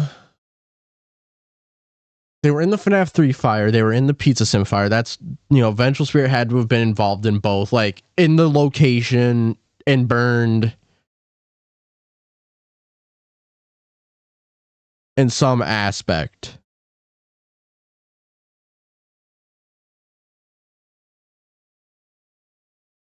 Yeah, so DCI or Hidden Spirit. So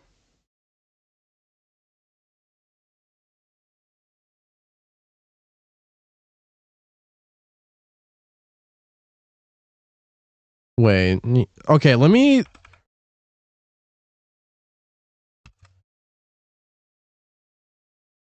And so, unless this is meant to be Golden Freddy, right? If this is meant to be Golden Freddy, this could then be Andrew, because, like, I know people say that Andrew was never in Golden Freddy, but there are... It seems... At some point he had to have been, if you go by games, because like Golden Freddy's like the animatronic that's like doing all of this. Golden Freddy, you know, it's like Golden Freddy this, Golden Freddy that. It's Golden Freddy, or you know, if this is Golden Freddy, yeah, it's called Shout Freddy in the Files. It's so annoying because what else would, feels like there. And there's also the theory that like Phantom Freddy is Golden Freddy.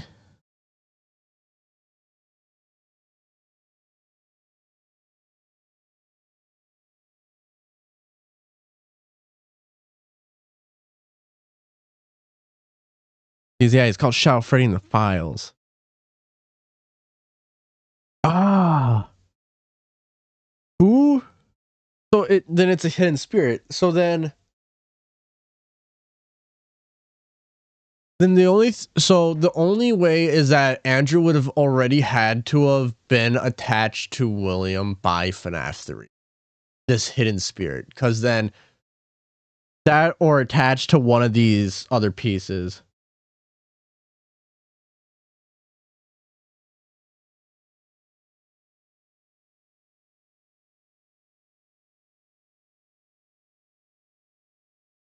Imagine if Andrew's using the torch, like not the torture, the agony of every victim.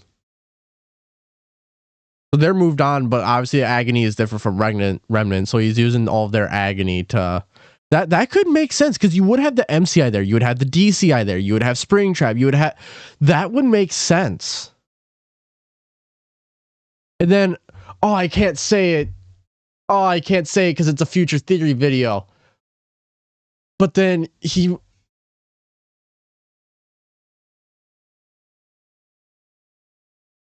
Fredbear for CC, the animatronics for Mike. Yeah! Shizu, that makes sense.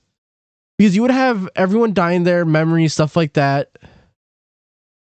And Andrew would funnel that into William, and then when William dies, all of that explodes, infects a bunch of stuff, and they have to clean.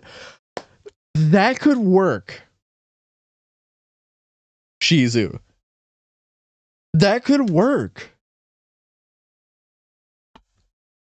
So then, the only thing here is that we just have to somehow piece Andrew, Hidden Spirit, to FNAF 3. And the only way we can do that... Now, I've been thinking about this, and you know what? I'll just say it now. We know that when William dismantled the FNAF 1...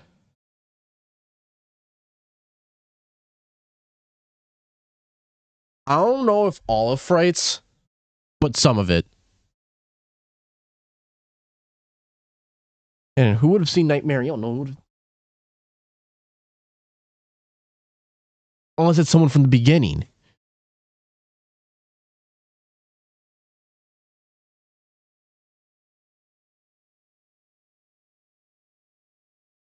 Two spirits in the man. One spirit is William, one is Andrew.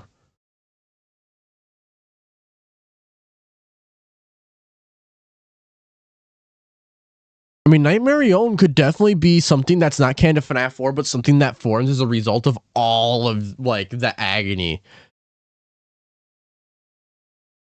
But, so, we know William dismantles the FNAF 1 animatronics and leaves behind their casings. That's all that's left. And then there's the theory of, like, Scrap Trap or Springtrap going back after the fire and taking parts of... Yeah.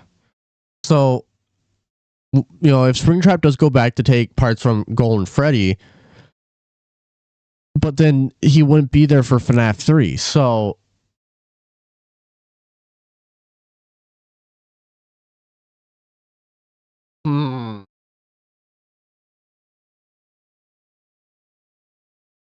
Yeah.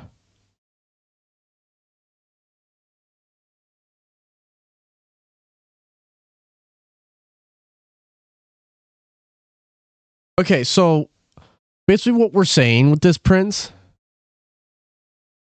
is that you would have MCI and Molten Freddy, you would have William, you know, Springtrap, you would have Elizabeth, which would be sister location, you would have the DCI and Lefty, you would have Marionette and Lefty, you would have Michael there, which would be FNAF 1, FNAF 2, if you believe he's the FNAF 3 guard, sister location, you have all of that. You have Henry there, which he would have more than likely seen, you know, Fredbear's, he would have seen FNAF 2, FNAF 1, probably FNAF 3, like maybe not the events, but like the establishment possibly. You know, he would have seen a lot of stuff, and he would have seen the bunker too. He would have seen all these things, so you have like all of their agony, you know, that spawn once they die, and boom. Andrew takes it, throws it into William, attaches himself, creates this like UCN experience for William.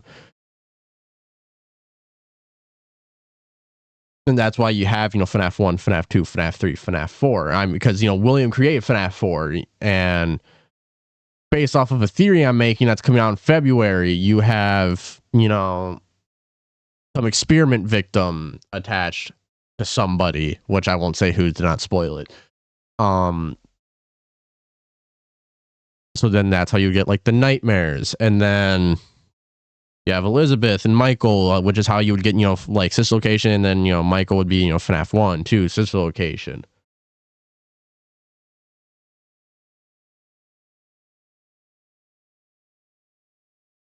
The thing is, we know Henry knows of Golden Freddy, or at least Fredbear, because he's the one who's known for wearing, like, we know he's like the Fredbear guy. Like how William wears Spring Bonnie, Henry in like books and stuff like that wears Fredbear. And plus we know Henry, yeah. Yeah, so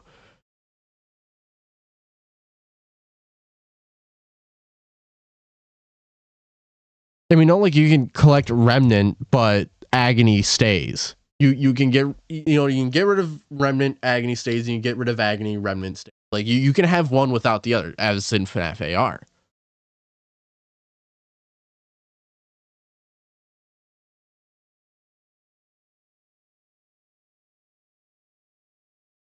Totally possible.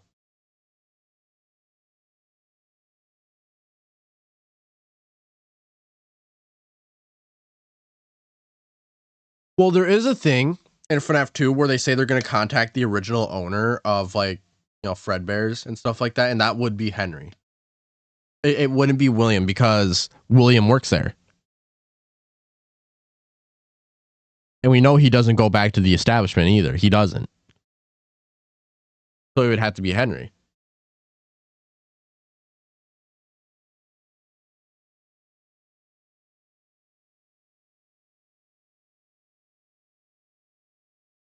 No, because William is the CEO of Afton Robotics, which he then goes on to make Circus Babies. So you would have essentially, the way I see it is that Henry is like founder and William is like co-founder / partner. Yeah, but when you have William going off to make his own company, you know, to make Circus Babies, Pizza World, you know, Afton Robotics, I don't think he'd be running both, especially since they're supposed to be business partners. I think he'd be more the Afton Robotics, and Henry would be like the Fazbear Entertainment. I think that's the deal with that. Like Henry has a say in Afton Robotics, William has a say in Fazbear Entertainment, but they're still like, I own this, you own that.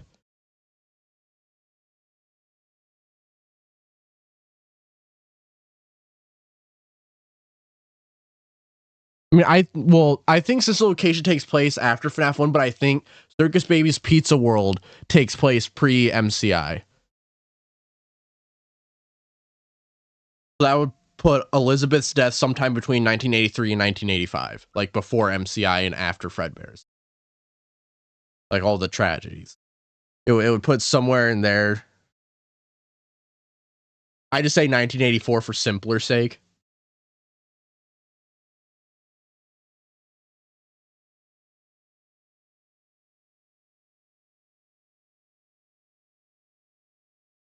So, you know, you would have William doing that. And then, you know, making the bunker. He's kind of doing his own thing. And then you have Henry.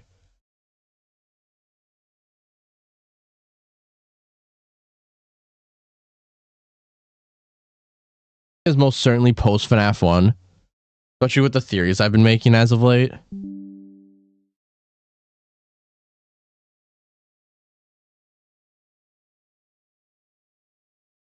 Because of the TV, yeah.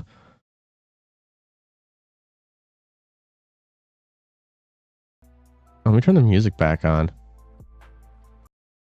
Wait.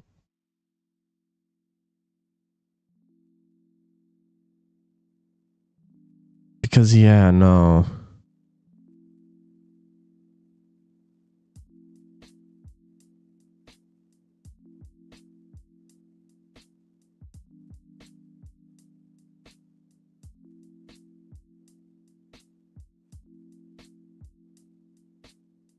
The other thing that's interesting is that like you literally have a device that can electrocute a whole room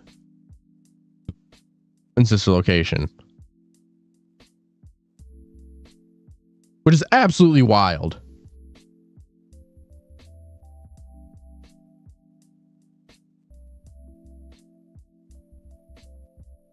So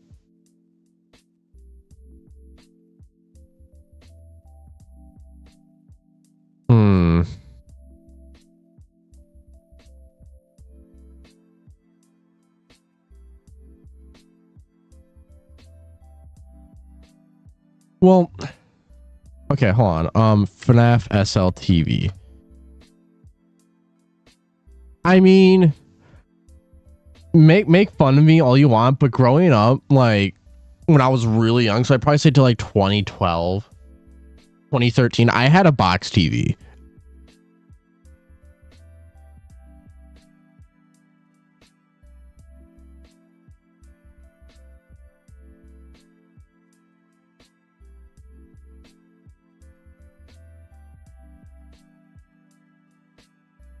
You know, like I like like I still have the box TV that I had growing up in the basement. Like I remember playing like PS2 and PS3 on it.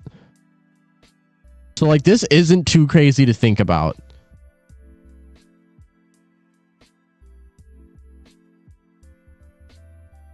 Especially considering, you know, William would be, no, so like this isn't as crazy as it, you know.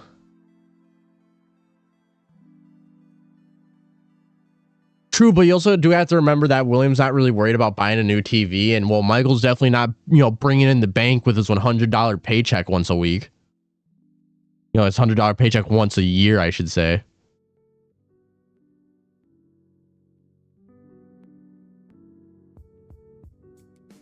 Yeah.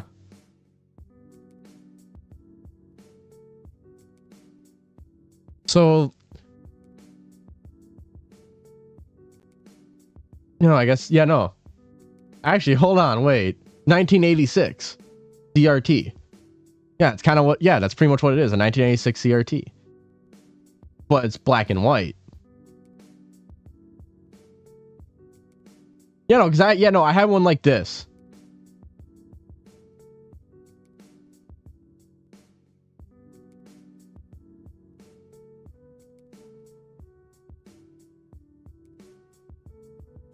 You know, because when did the Sega Genesis? Hold on, Sega Genesis, release date. It was 1989. Totally possible to own a Sega Genesis. I mean, if FNAF happens in 1990s, it's totally possible he could have a Sega Genesis.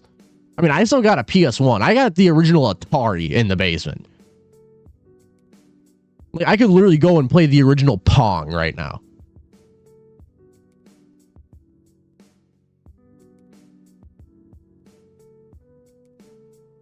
But it definitely does seem that Ralph is definitely up there in Fazbear Entertainment's kind of rungs. Because, like, he's, like, the guy to train people and to work there. Like, he's the guy.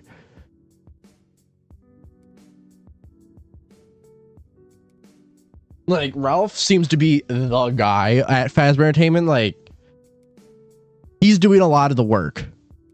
You know, he knows everything in and out. He knows the history.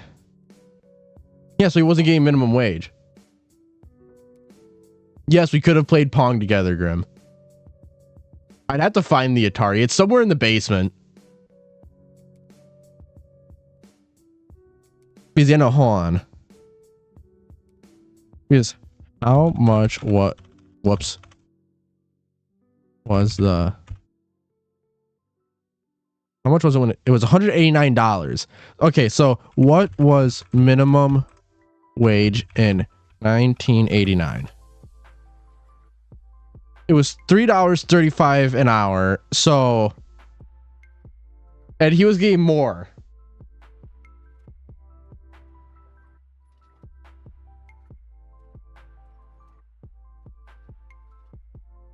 So this is minimum wage in 1989. And you're getting paid more than that. So like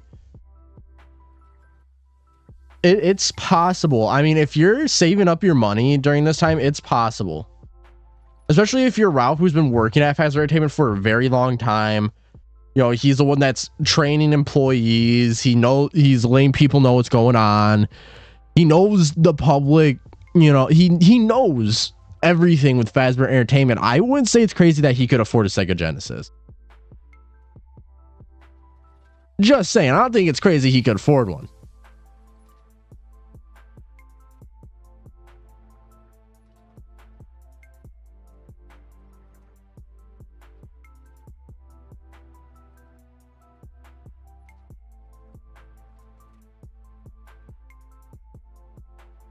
Yeah, so if he's getting, yeah, no, it's totally possible he could have, considering it was $189.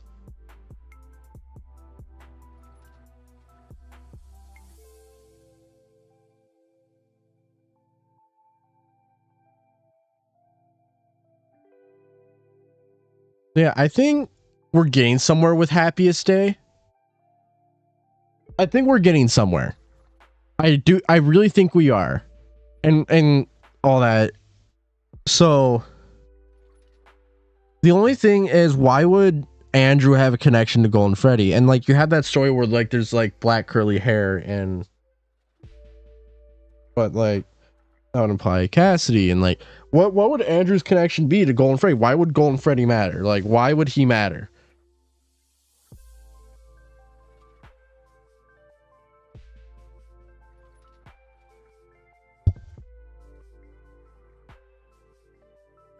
Like, why would God? Because here, hold on. You know what?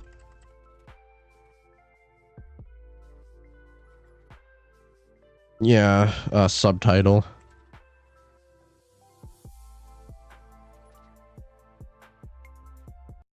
Okay.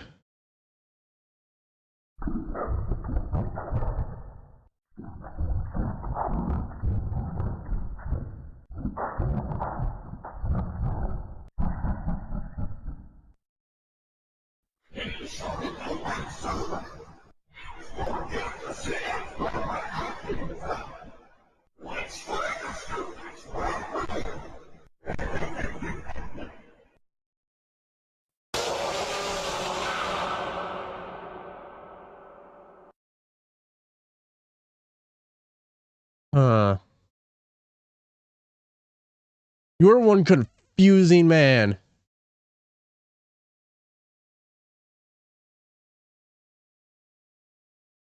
How do you like this?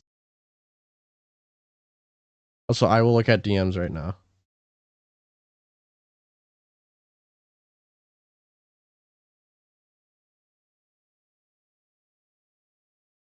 Actually, you're not wrong. He does. It kind of does. He does have a box TV in the movie. And it's in the 2000s. He does have a box TV.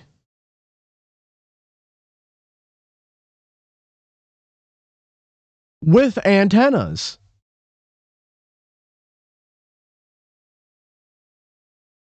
So Mike in the movie has a box TV with antennas for a signal, which is exactly what's going on here. A box TV with antenna. It's not the exact same, but yeah.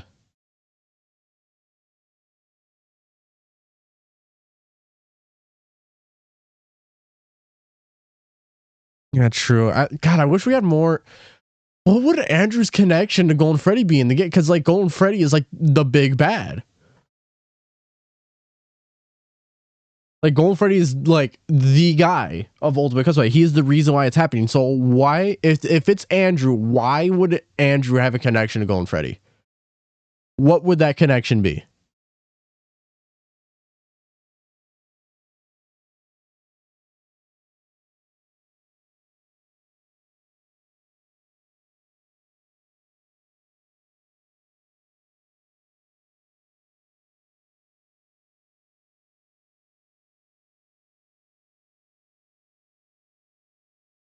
Yeah, so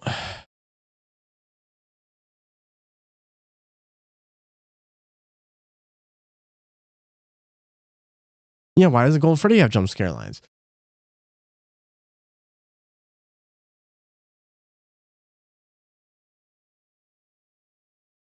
Well, Fredbear becomes Golden Freddy. We know that.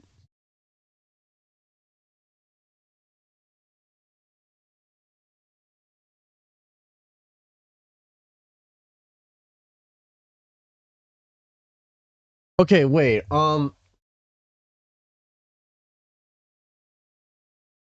Okay. I need help here. So in the Into the Pit book, isn't there a point where like Andrew and Jake say like they felt like a third presence in the suit or something, like in the Stitch Wraith? They felt a third presence.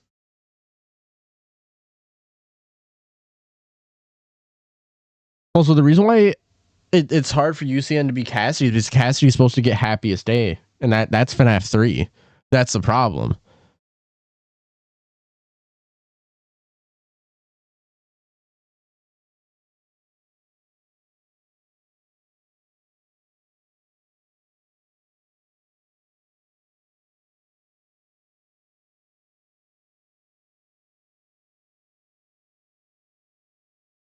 Yeah, no, Shizu, I'll talk about it once I reveal it on stream. You know what? I'll do the reveals at 3 p.m. Do you guys want the reveals for the coming year? Because William is also inside of the Stitch Wraith. So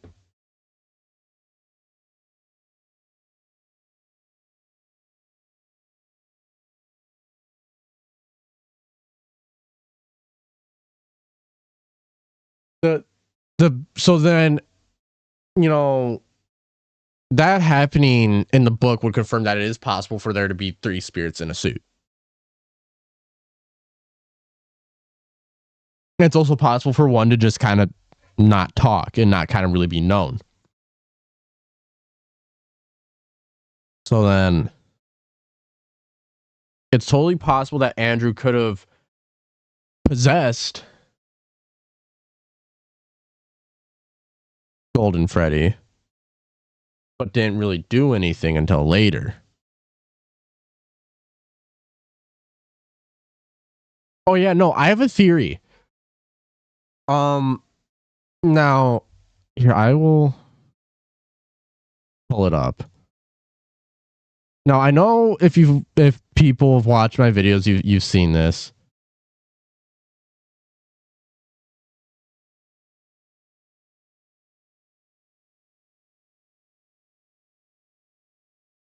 Okay, so here's the deal. So you're probably wondering why I'm even like showing this off. And you know, fair enough. Good point. Remember the Golden Freddy here is possessed, right? Golden Freddy here is possessed, you know, and it's still set up for a birthday party. So I believe this fetch mini game takes place right after MCI at some point. I had a theory, okay, that fetch here, yeah, this kid would have been Andrew, and then like the actual fetch story happens when it's supposed to later. Like the fetch minigame and the fetch story are 2 different things, right? Because like if this is supposed to be Jeff's, it's still set up for a birthday party. So, and Golden Freddy is possessed. His eyes are flickering, that possessed, you know, white pupil dot. So Golden Freddy is possessed. This has to happen like after MCI, right? So in this case,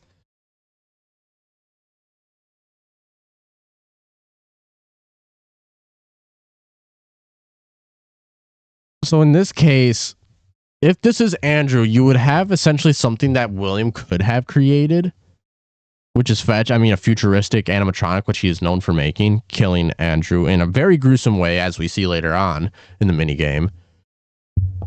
And that's why he would be more vengeful, because he kind of had a more messed up death, whereas like the other kids may have just, you know, been stabbed or whatever. He was mauled to death by a creation of William.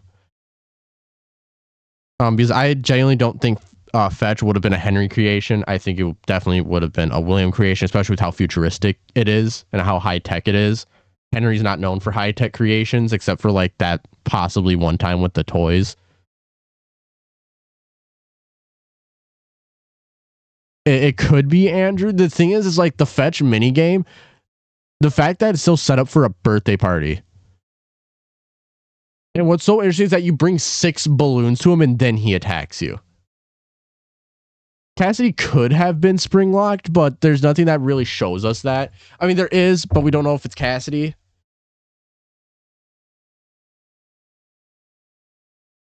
Yeah, so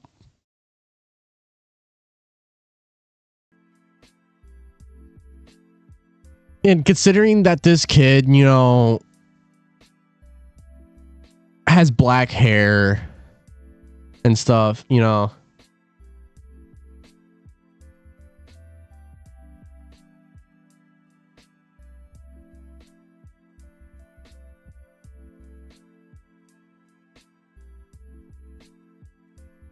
Yeah, the minigame where you see the aftermath of Happy Say. Which minigame was that again? I'm sorry.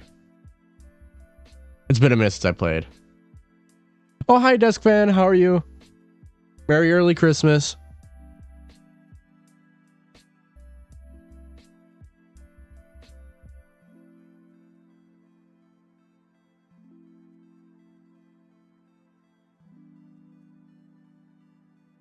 Yeah, it's like you have party hats everywhere.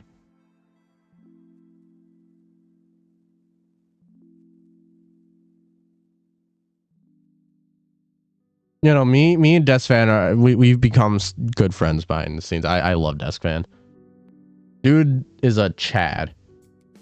But yeah, no, so like you have party hats, you have prizes. Like this is still very much set up for like a birthday establishment.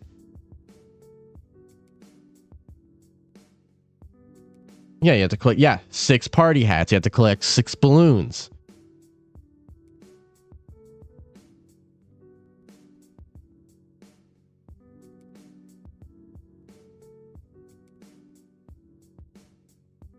It's like, I think there was a factor of there were 5 kids that died, but a 6 that died near, like either in similar time or in a different area of the building at the same time. Like there was a 6th kid.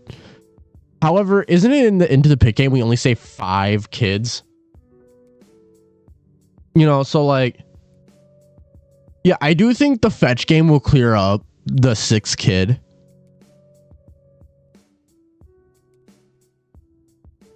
The only thing I do want to bring up is that no matter what, and this I will bring up, and it bothers me a lot, in Alone Together, it is said that like a spirit can possess something if its body is undiscovered. But that would imply that if it's discovered, it can't possess something.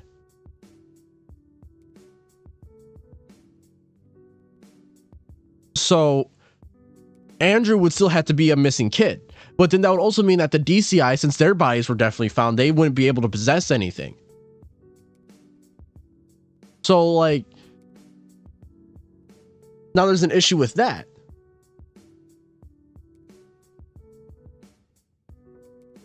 Yeah, because it is implied that Andrew was in the ball pit. Like, it is, like, I will not even argue that. It is most certainly implied.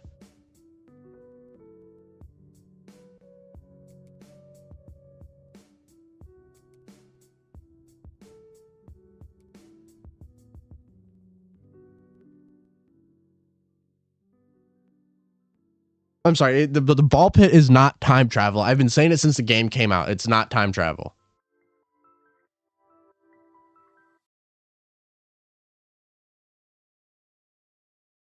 It's just not.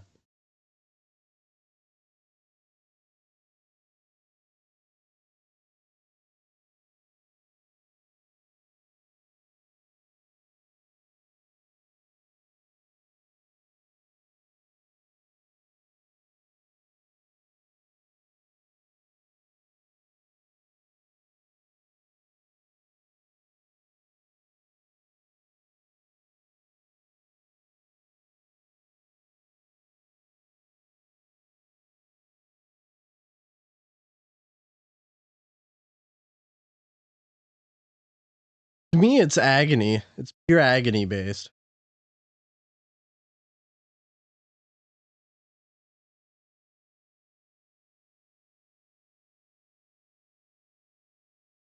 Yeah, no, I'm sorry, Return to the Pit didn't solve anything. I'm sorry. If this series of like, you know, the week before, you know, Return to the Pit, Return to the Pizza Place is supposed to solve things, Return to the Pit is by far the worst one out of the series because it solved nothing except for maybe who receives Happiest Day. But what's so ironic is it actually didn't solve anything about Into the Pit itself. It solved something about FNAF 3.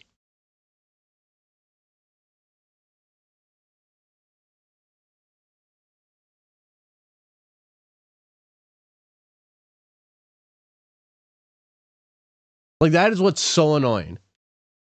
Like, Return to the Pit really did not solve much about Into the Pit. It solved stuff about other stuff and left us with more questions about Into the Pit than it did solve anything.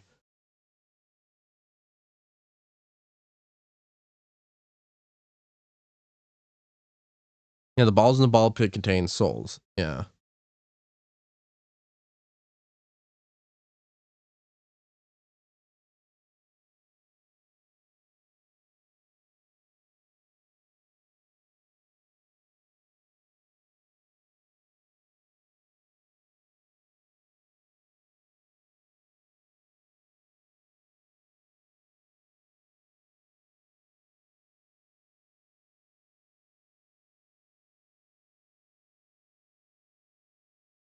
Yeah, no, it's like, oh god, dude. I don't like Return to the Pit because I think it should have been more focused on something about Happiest Day. Maybe should have done a Return to Fazbear Frights.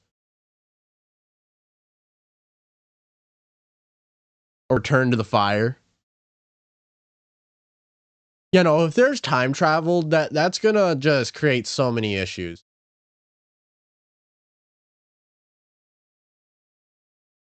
Because then at that point, it would imply that Happiest Day would then change the MCI. Because then you would, give Happiest Day in the past, and then the MCI never had. It's just, it would then imply that if time travel actually happens, and that's ridiculous.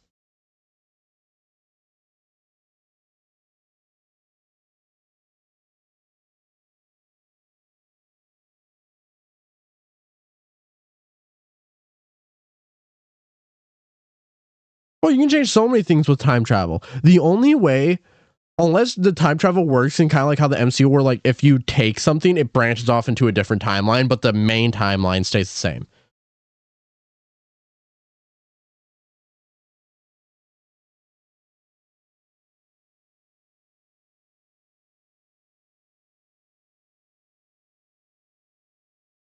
It's like, God, I'm just so annoyed with it. I really am.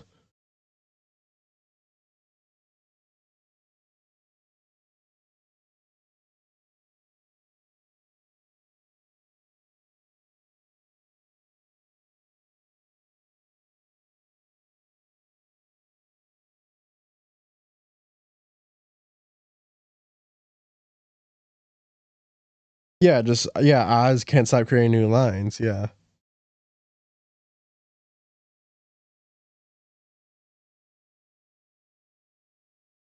So then if it's in a way into the pit loop, then it would basically just be Oswald gain an ending, going back to the beginning and creating a new timeline. He's basically just creating a bunch of new timelines.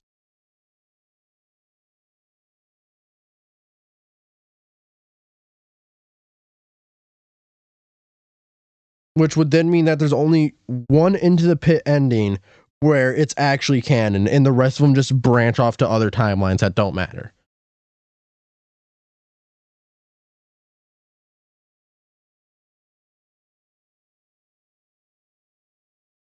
But that's kind of the deal with that.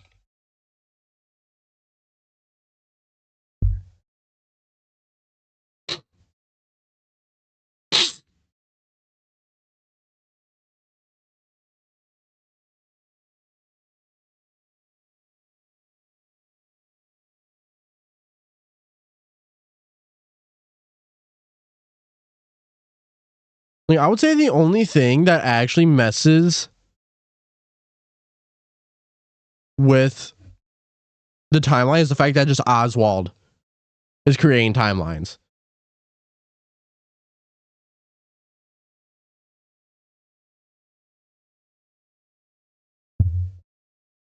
Yeah, Groundhog Day is referenced. Yeah. And just in case there's anyone that hasn't seen Groundhog Day, it's basically just a movie where this person keeps repeating the same day over and over and over and over.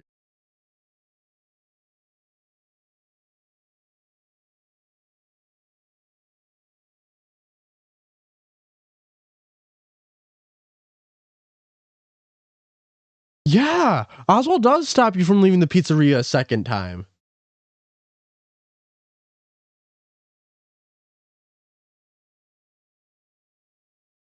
Yo, actually, W. Drago there.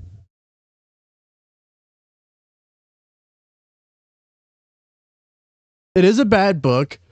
I do think it gets a little too much hate, but I also do think we need to hold like Scott and the writers accountable. Like, if you're gonna write a book that's meant to solve lore, like actually solve lore.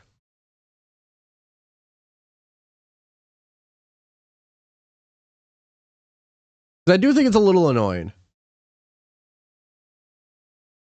Yeah, just imagine that as a result of Oswald doing this, just frights never happens now.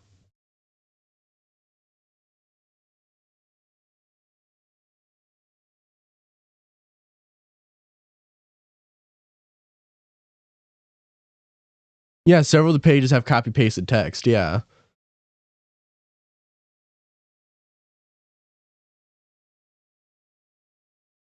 You know, I personally don't like the book.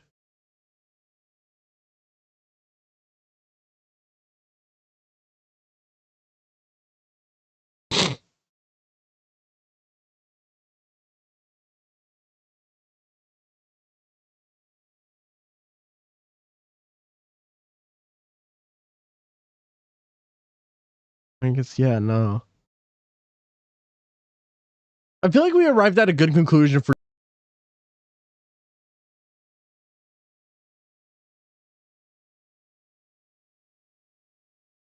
I mean, that does go against the themes of the franchise, but what do you do? I mean, what do you really do?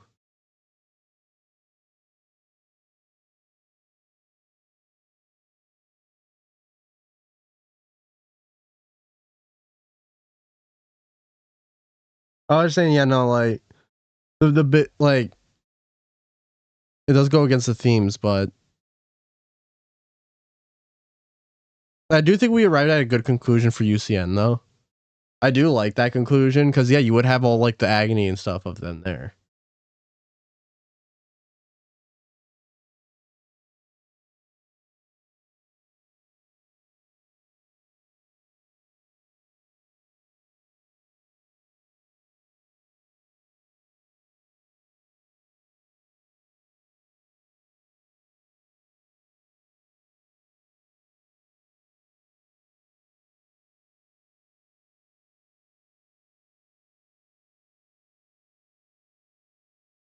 Yeah, no, share the theory.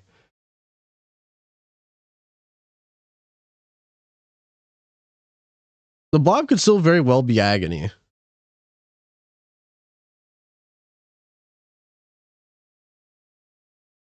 Pretty much, yeah. The blob is the mimics Molten Freddy. Pretty much.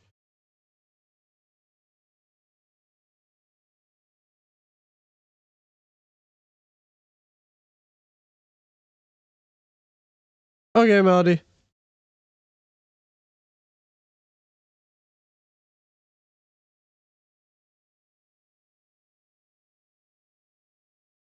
It could, but it also could be that William isn't there either, because William does die. And UCN stops. Like, we know UCN stops. So it could just be William isn't there anymore, but William's agony is. So it's not William. It's agony. It's his agony. Alongside, like, everyone else's agony.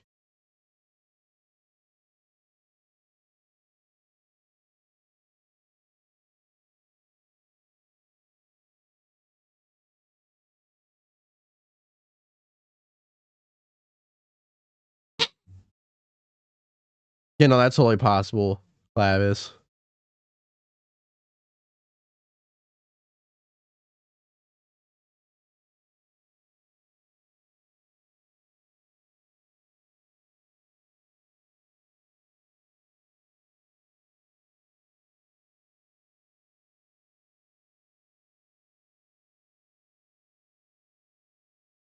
Yeah, what's left is. Yeah, like, I'd say, like, what's left of it is.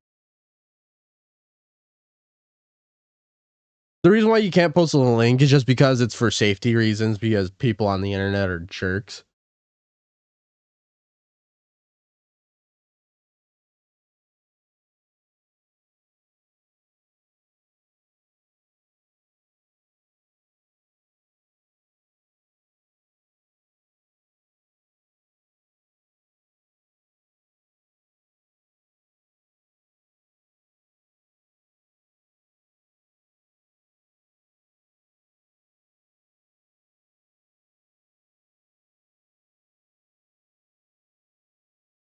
Yeah. It's just I don't want anyone getting like a virus from a link in my stream or something, and people are like, you have no security on your streams. It's like, well, let's not even run the chance, right?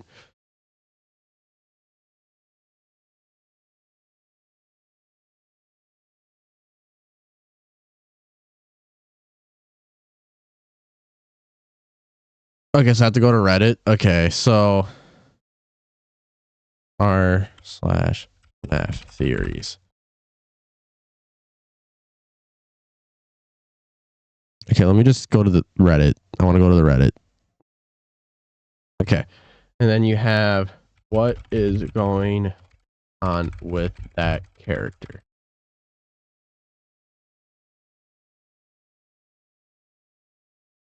Which one?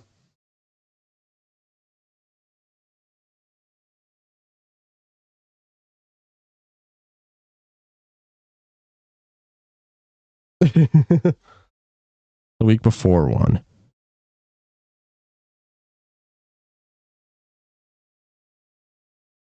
Okay, this one. Okay, let's read it. So this is by, I don't know how to pronounce that. This person. Okay. Brown Light never spoke to Ralph Gold and Freddy did, and there's a lot of hints throughout the book that indicate that. At the end of night one, Ralph could pick up the phone and dial several rooms in the pizzeria. This doesn't require the bonus items. This is what happens if he calls backstage. Okay, let's look at it. Pick up the headset and dial the extension for backstage. The line rings and rings and rings. The line crackles and clicks intermittently, but no one picks up. You're not sure what else you expected. You're here alone tonight with the animatronics. It's not like they can answer the phone, and they certainly can't pick up the phone and call you. Okay. So, we got that.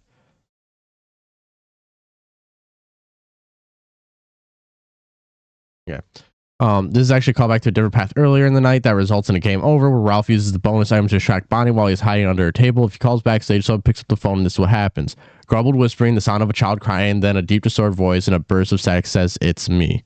Okay. Yeah, so when it comes to Golden Freddy, besides if Ralph asks, "Who are you?" a child starts laughing instead. I won't go into detail about this point in particular because it's not the focus, but the week before Heather implies that the crying child is present in Golden Freddy in some capacity. His presence is always announced through a child crying, makes sense, but laughter often accompanies Golden Freddy's presence in the book as well. And remember how he spawns the first game following a little girl's laughter? It's his duality, opposing emotions to show which soul we're dealing with. The bite victim crying or Cassidy laughter. Okay, that's fair. That does say that this particular usage of "it's me" is definitely from Golden Freddy, which makes that first snippet particularly interesting. Animatronics can certainly answer the phone, so what stops them from also calling Ralph? And it's good to note that he calls backstage on both instances. With that in mind, that part feels a lot like foreshadowing for what's to come. Or better yet, it's clarification, since this connection can only be made after you experience the whole plotline with Brownin. Okay, so then another thing I do also want to mention is that don't the animatronics also call Mike in the movie in some way? I could be misremembering, but I think, like, yeah, no, because he picks up the phone and they're laughing. Yeah. Okay. Brown's Bedroom. Let's break it down, shall we? First, she introduced herself to Ralph. She's a junior reporter who once applied for the position of security guard at Freddy's, Ralph even being the employee who interviewed her, but management ended up rejecting her application. She was the intruder who broke into the restaurant, though, through party room 2 during the third night. Okay. However, there's a few red flags in her message. She seems to know an awful lot about Ralph, including his daughter's name, and that this is his last week before he retires from his job. Yep. Stalking behavior. She also knows that due to him leaving, that the animatronics are particularly aggressive recently as they're testing their own limits and they're planning to escape the pizzeria since they're bored from going through the same nights again and again, which implies that she or her sources is very familiar with how the animatronics feel.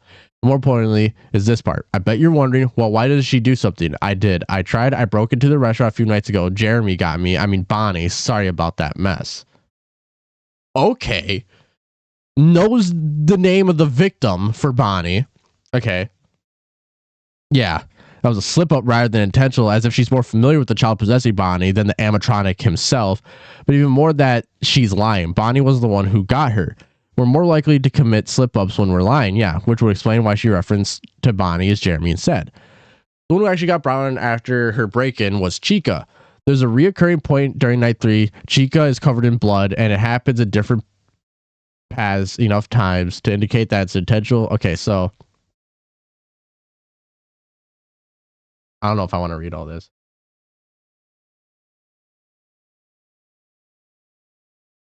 Eye socket. She makes out on a whimper. The next day, you find a termination notice in your locker. Management claims you vandalized Chica and even blames you for her being covered in animal blood. Okay. Ray's missing from the stage, but Bonnie and Chica are back there already. Chica has stains around her mouth, but the black and white video makes it hard to identify what it is. Blur reveal for Chica's chicken feet. She spattered in blood. Okay. Right now, Chica's chicken legs, but they're spattered. Yeah. Is she wondering what happened to the blood? Yeah. Very confidently in the message she left, and yet it seems like she's not very familiar with some of the details in her story. After all, why would she lie about which animatronic caught her? It's as if she didn't know and said the first one that came to mind. But then again, how would she not know when she was literally the one who was caught? And at last, Brown is interrupted, and the message ends like this. You hear a child's laughter and then a monstrous mechanical roar. The line crackles and you hear strange tones and noise. Then Brown speaks again, but her voice is garbled and low. It's me, click. So yeah, that would be, yeah. Toxic Scream is described as human-like, and all the core 4 animatronics share the same jump scare sound of FNAF 1. This is definitely going Freddy. Notice how description of his original jump scare was preceded by child's laughter, and that indeed sounds more mechanical than others. Yeah. How could she leave? Yeah. Okay. Yeah, we know that she could, because she died. Mm-hmm.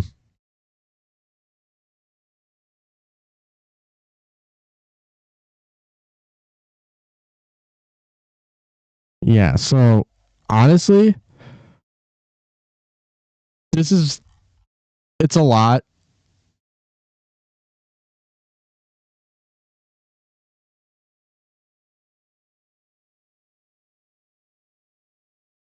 I think this, yeah, no.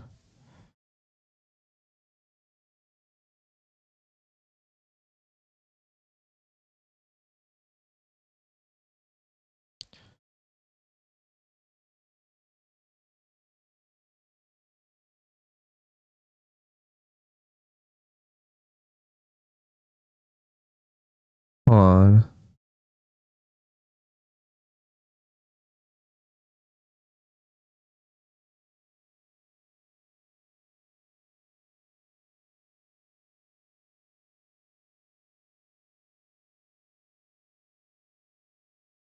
So yeah, no.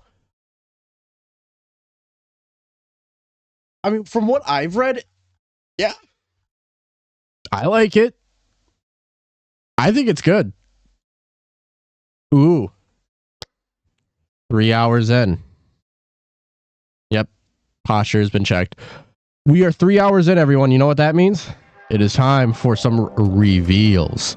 So I do have a video for you all. I'm going to mute myself and we're going to get right into it. So see you guys in just a second. I have a video for you all. Afterwards, we will have a Q&A. You can ask anything about the reveals. You can ask anything about YouTube, personal life, or anything like that. So yeah, let's get into the reveals.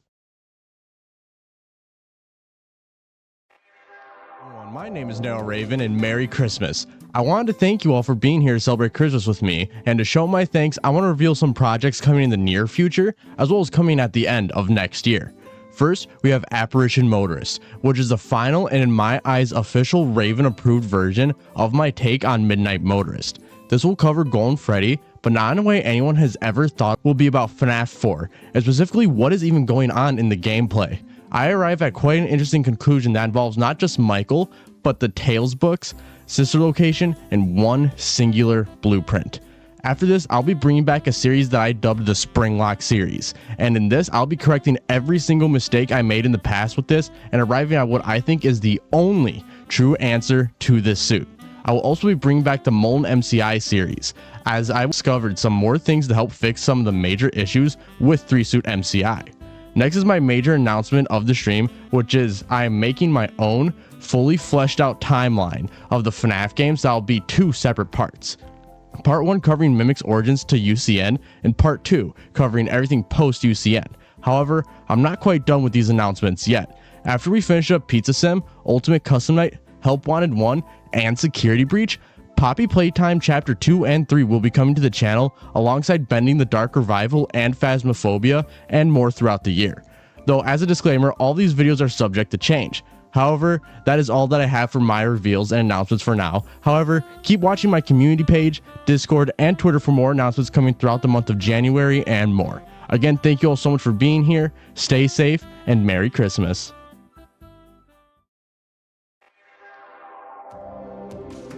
All right, and that is my reveals. So yeah, I'm really excited for all of them. I've been working really hard. Apparition Motorist and the FNAF 4 videos are already done and complete. Thumbs up. I'm excited. Those are all of my announcements.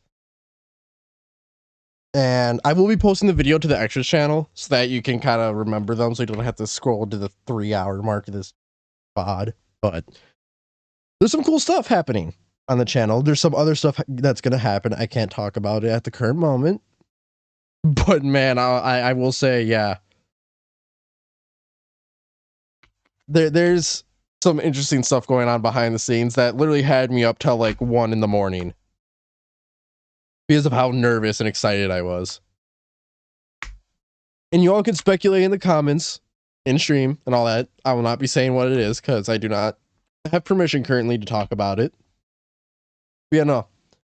When I said to watch my community page and Twitter and Discord, I mean it. Please pay attention because there's some stuff coming.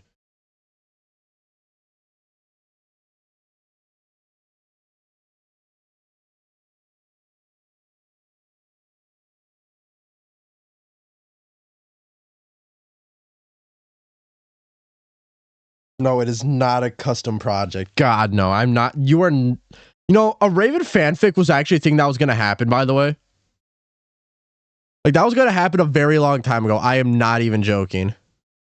I'm not even yoking right now.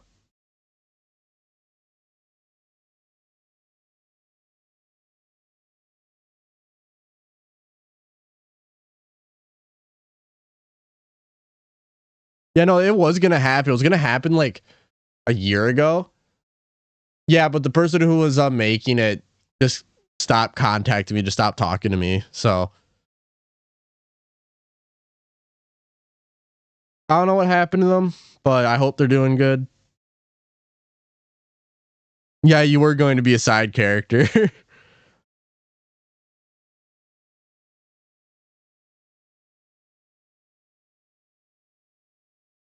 But here, okay, I'm gonna message someone. 1 second.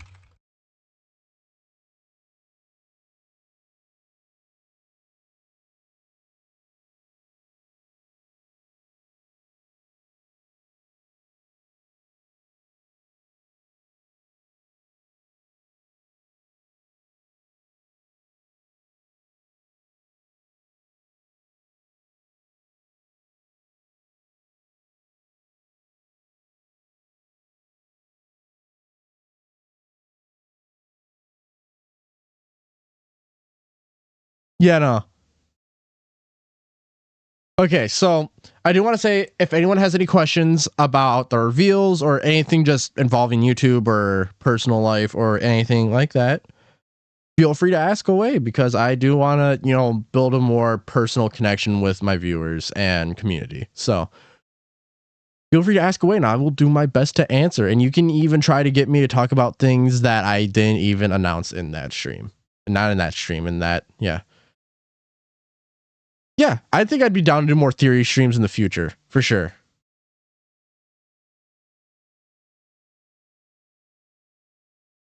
Yeah, I think that I you know, I will say yes. There is another one, but I can't say what. I can't say what yet, but it will be happening. I just can't say what yet. Can't say with who, can't say where, can't say how, can't say when.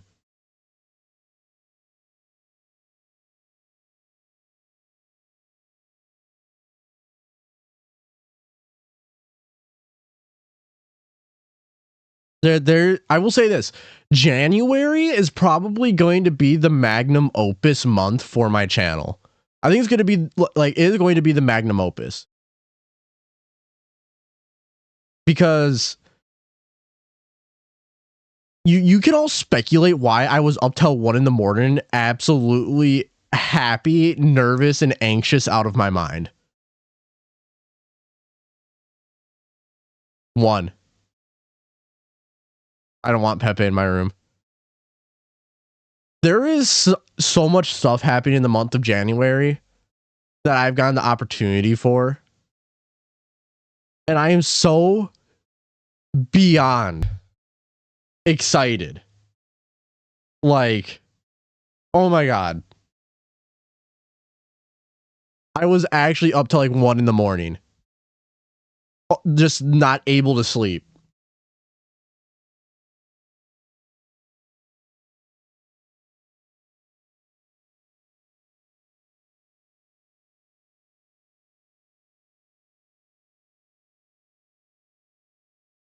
It is a collab. I mean, there's a couple collabs coming, but it's not with any of those people. It's not. There are people I have worked with before on it, but I can't say who or what it even is. I messaged the person who kind of put it together if I can talk about it at all, but I'm waiting for them to respond. I will say this. If you go to one of my previous videos, you will be able to find a message from that person in the comment section. I wish it was with Game Theory. I wish. God, I wish it was with Game Theory. Man, I wish.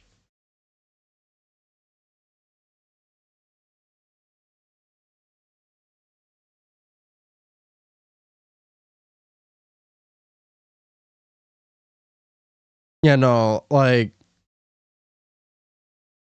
Yeah, no, I will say this. No one's going to expect this collab. No one's going to expect it. No one's going to expect it. Not a single soul will.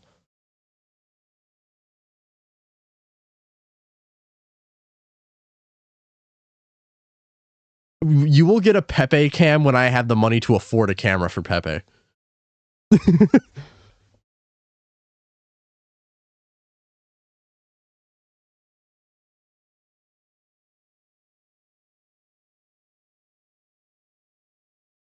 You know, in one of my previous videos, this person commented asking me to join them on something.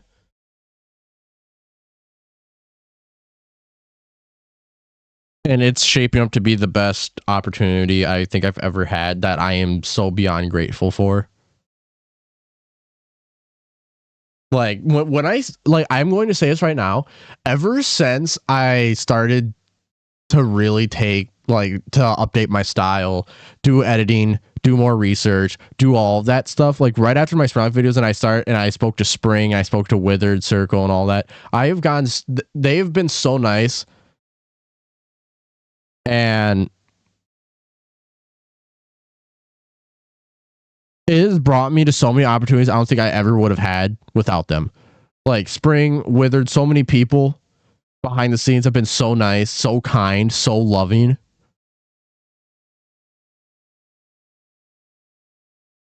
Without them, I would not be where I am right now.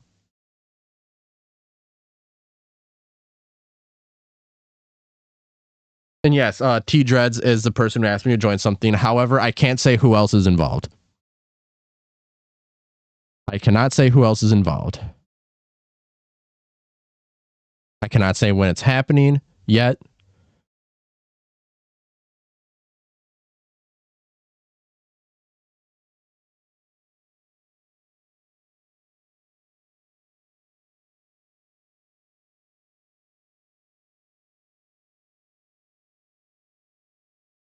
Yeah, so I can't say anything else about it.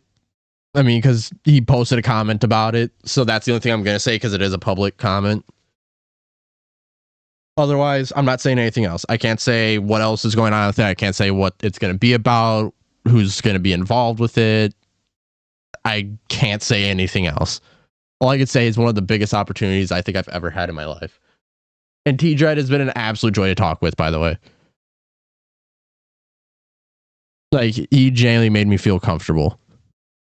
Like, one of the biggest things, and not many people know this, but behind the scenes, I am very, scared because I don't see myself as on par with a lot of other FNAF YouTubers. Like, I'm just a dude who, like, a year and a half ago decided to do FNAF because one of my videos got like 100, 200 views. And I decided, you know what? Sure. I like FNAF. I've always wanted to do FNAF content. So let's do FNAF content purely. And I started doing theories and all this fun stuff, you know, started to happen. Then I had my surgeries for 3 months. And I was like, man, I'm probably not going to be able to do it because it's going to be so hard to get, it's probably going to be hard to get back into the YouTube algorithm because I've been gone for 3 months because of my surgeries. And then I came back and then just all this stuff started happening when I came back. And like, yeah, no, Spring, Withered, T-Dread, Xantorm. Those have been like the main players into putting me into the place where I am now. And I cannot be more grateful than I already am for the things that they have done for me. Oh, it's going to be a super dramatic movie trailer style announcement when I can say it's coming. Oh, it's gonna.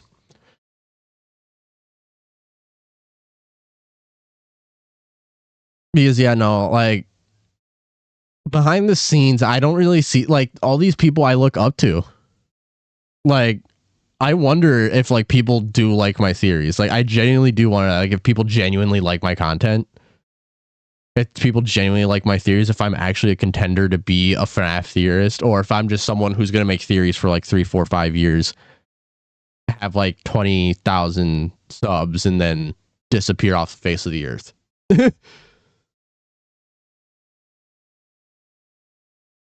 Like that's just something I wonder.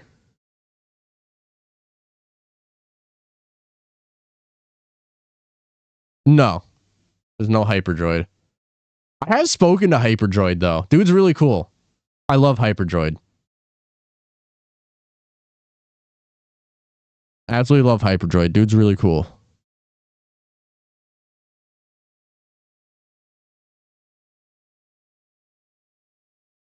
I will say this, even if you get it right, Drago, I'm not going to say yes because I just can't.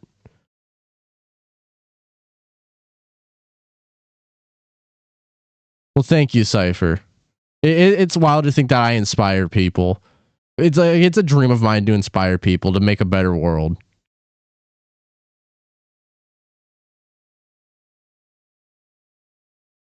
Yeah, no, I absolutely love Hyperdroid. We only spoke briefly, but for the, you know, brief speaking that I did have with him, he was so kind. I'd love to work with Hyperdroid. That's a dream collaboration. That's a dream collaboration. Yeah, I did inspire you to pick up streaming again. Yeah, that's true. Yeah, no, your streams are fun, by the way, Grim. Yeah, no, if you guys can, go follow Grim on Twitch. You know what? I'm gonna start putting their stuff in my description because they're one of my real life friends and they're really cool.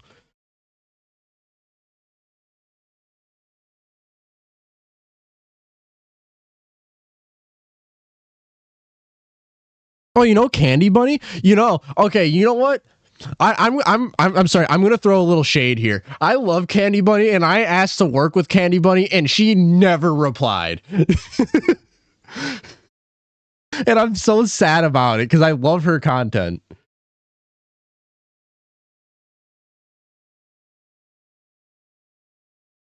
Like Candy Bunny, if you're watching this, work with me.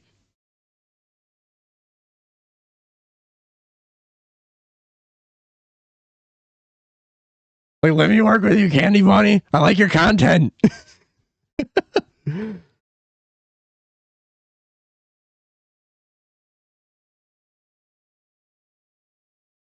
I was a comment. I thought you like worked with them. I was like, you know what? I'm gonna throw some shade now.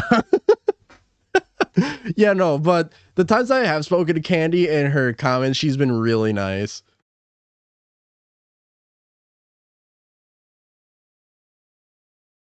Don't worry, Prince. I know I'm not a lot of people's favorite FNAF YouTuber, and that is A-okay with me. I'm just glad to be here. I'm just glad to be here.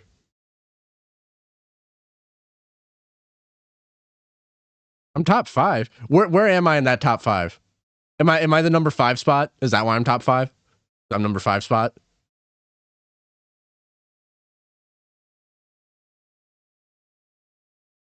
4. Yeah, I'd take it.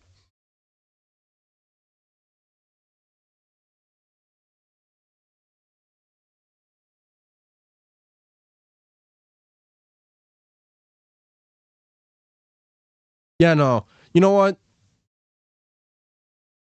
I'll I can't yet. Oh, hey.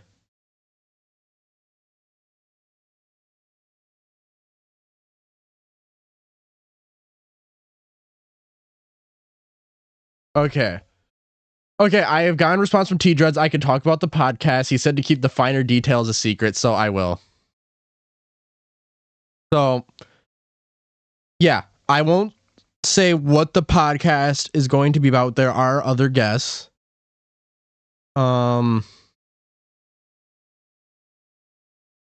It's gonna be fun. It's gonna be, I guess, discussion styled. I won't say what. It's discussion styled. And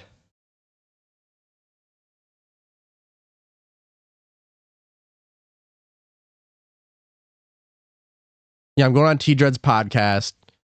It's going to be, there's other guests besides me.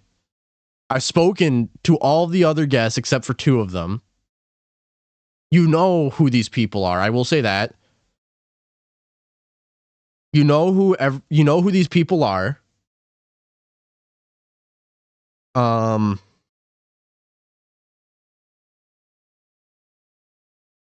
these people were enough to keep me up all night with the fact that I might be speaking with them.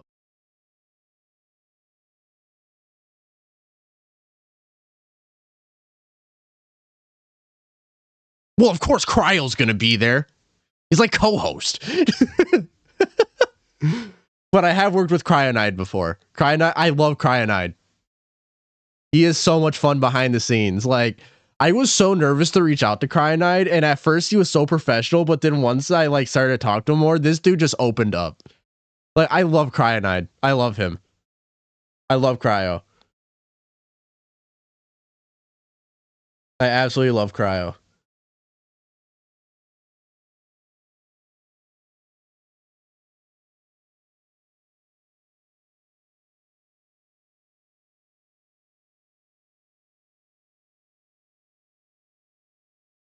Maybe? Probably. I don't know. Those are really the only ones that I feel like I can say, to be honest. I'll say this. There are 10 of us in total. Now, it's not confirmed if all 10 of us are going to be there, but the other ones I can't say.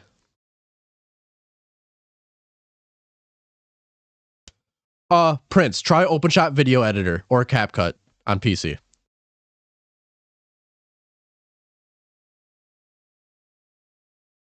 But yeah, no. Not a lot of people know this. I was originally making videos off of my PS4 and then PS5. Yes, this will be the Avengers Assemble of FNAF. Yeah, there are 10 of us in total. I will not say who, as yeah, T Dreads told me to keep the finer details a secret.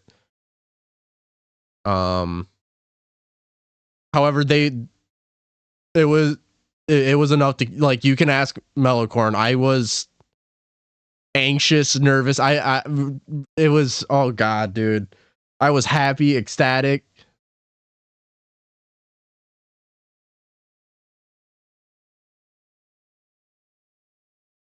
Again, I'm not gonna say, Drago, if it is or isn't at past T-Dreads, Withered, and Crow, because they're, you know, always on the podcast.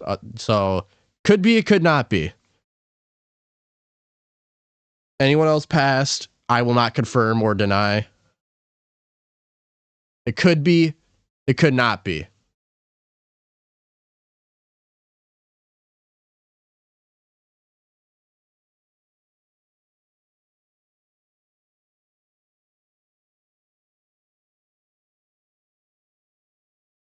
No problem.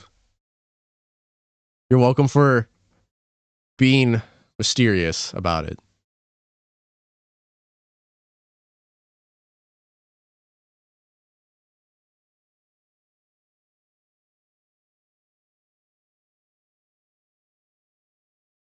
Yeah, open shot and cap cut, yeah.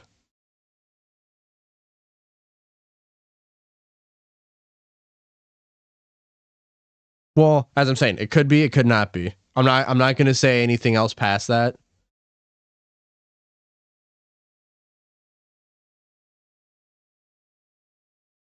I mean, because what? You still have 5 other people to guess, so if that's the case. If that's the case. Could still be 6. Yeah, no problem, Prince.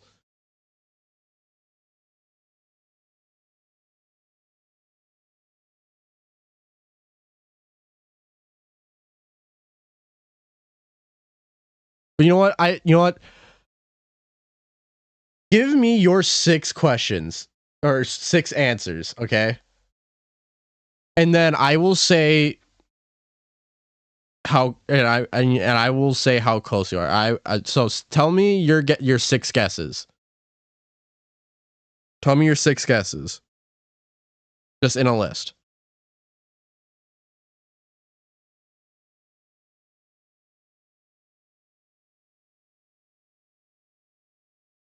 Pepe, lick your paw, not the chair.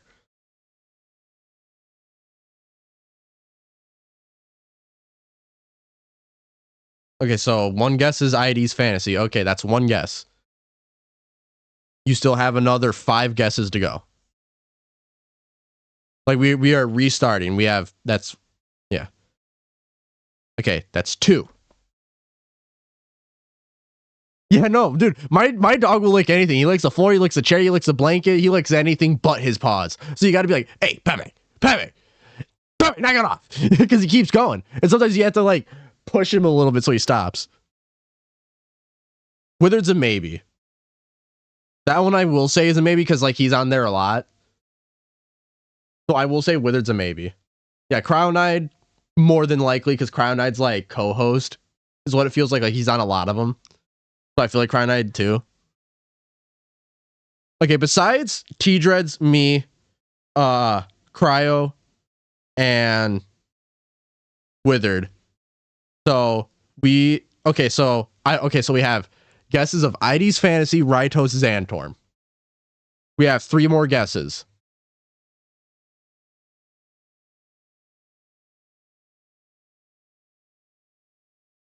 Yeah, or he licks his paw until he makes his way towards the blanket or bed. Yeah.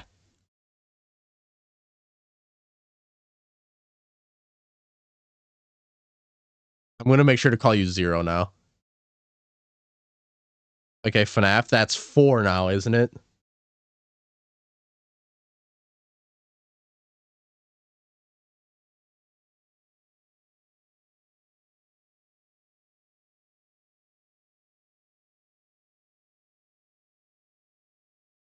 So you still got 2 guesses.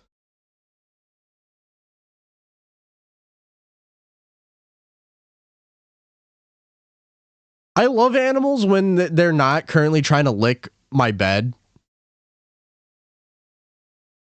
Pepe, you're a good boy. I love you. You know I'm talking crap about you. I still love you.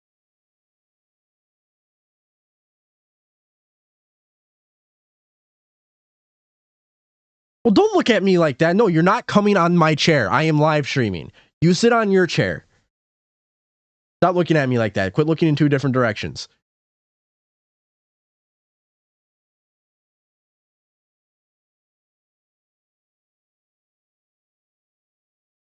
I can't tell if you're trying to look at me or around me. Because your head's looking right at me, but your eyes are looking in 2 different directions. Okay, so Impulse 7, so that's 5. So you have 1 more guess.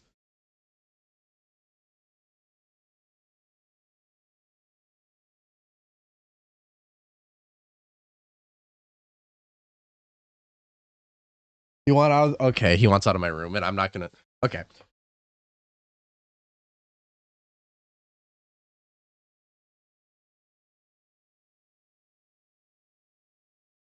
Dog's gonna start spewing. Can I please get like an animation of that? Tire squawks. Okay.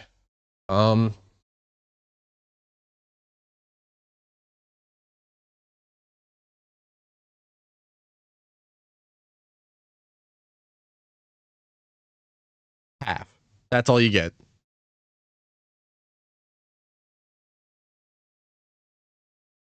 That's all you get. I'm not saying anymore. Half was right, and that's it.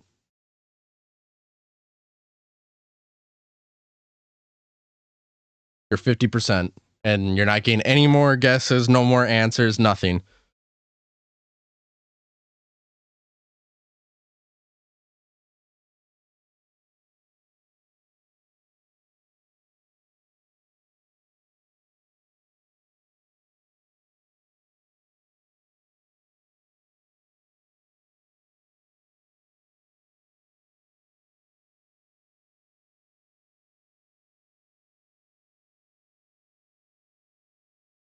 Could be, could not be. You don't know.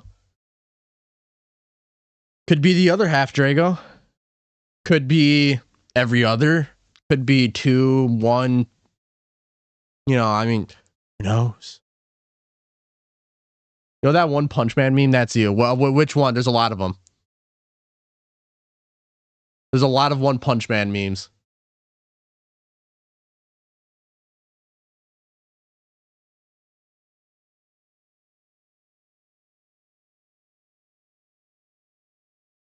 Oh, okay. Yeah, no, pretty much.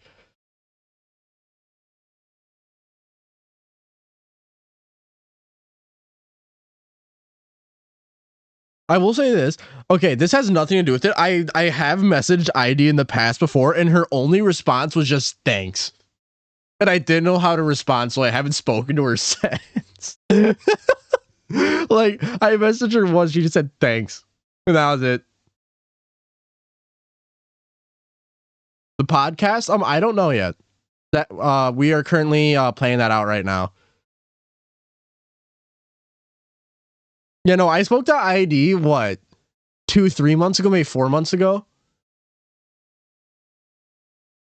Because I messaged her on Twitter.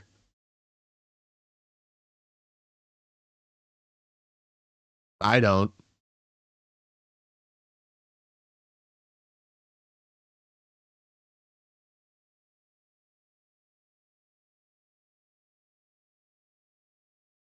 You know, we're currently planning out the podcast at the moment.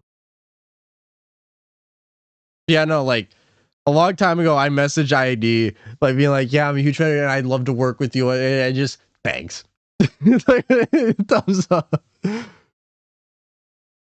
I was so sad, man.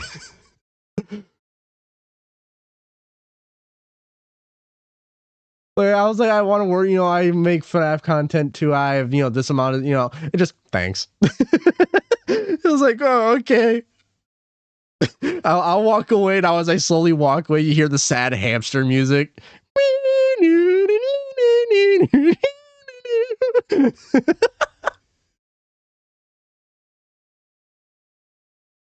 Like, dude, I was so sad.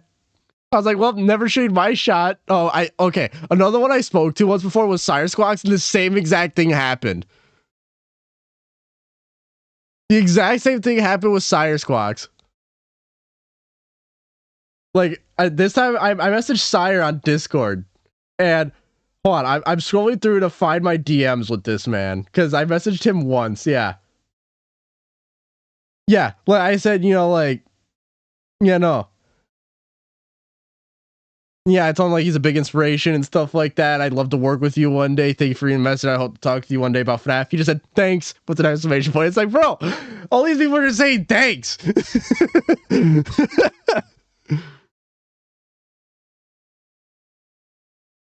Oh, he finally accepted my friend request. Let's go.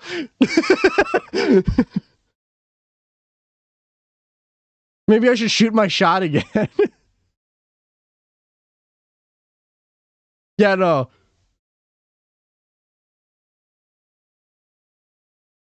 Yeah, no, like, by the way, I love all these YouTubers. There's absolutely no hate or anger to them. I'm just making fun of the situation. I'm just making fun of it.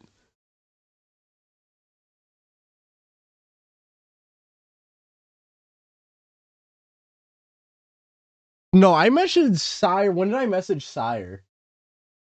That was 2 months ago. Yeah, that was 2 months ago. And no, the reason why I messaged Sire was because I'm in a server with him and a bunch of other FNAF YouTubers. Well, you better not love me, Cypher, because I have a personality. I'm taken.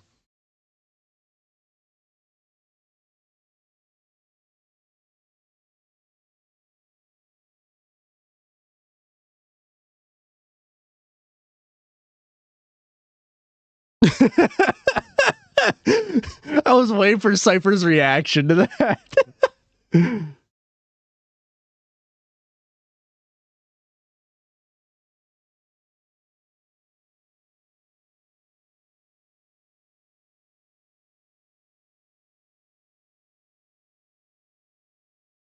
Yeah, no.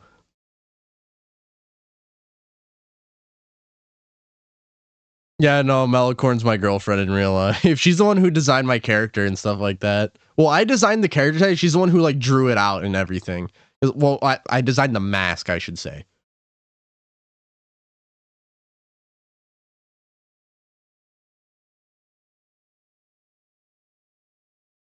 Okay. Well, that, oh.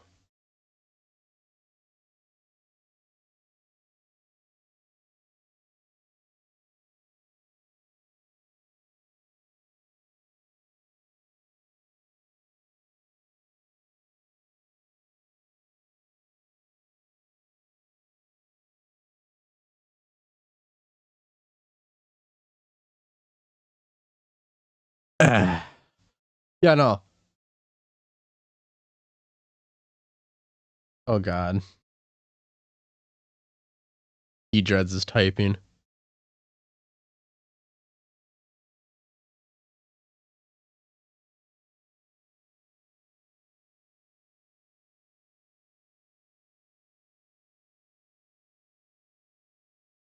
I don't have a search history. It's just a bunch of FNAF content. Though the other day, me and Crashmaster were saying in call.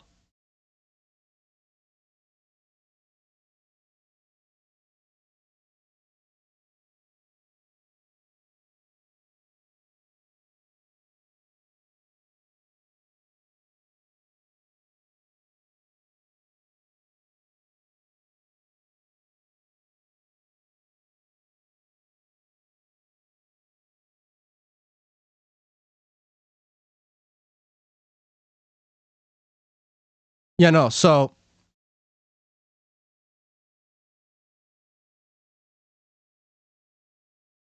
Okay, so.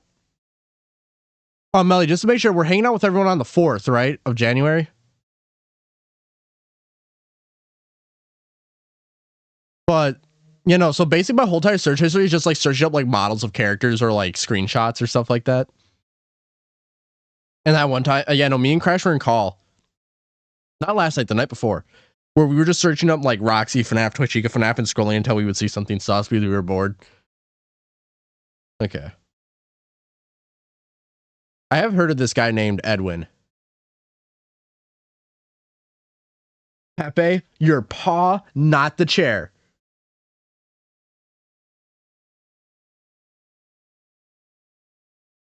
I prefer my chair not having dog saliva all over it. Thank you very much. The normal type of models, you sus lord. I have a girlfriend.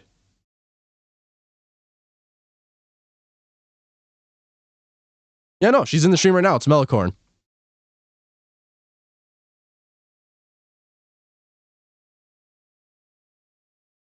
Pepe. Just because I look away doesn't mean you can go back to licking the blanket. That's on the chair.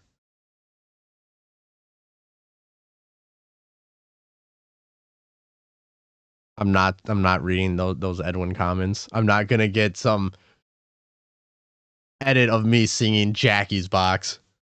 You can 1v1 me on that.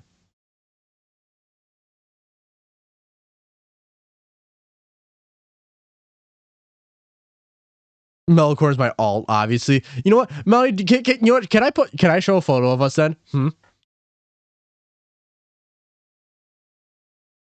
Wow. I see how it is.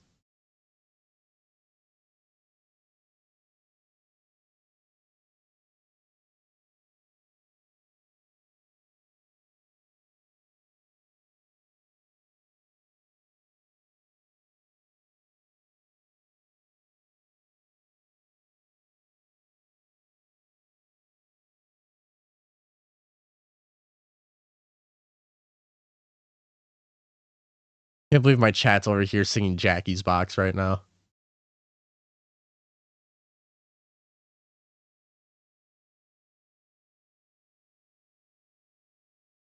Let me find a good photo, though. It has to be with the both of us in it, by the way.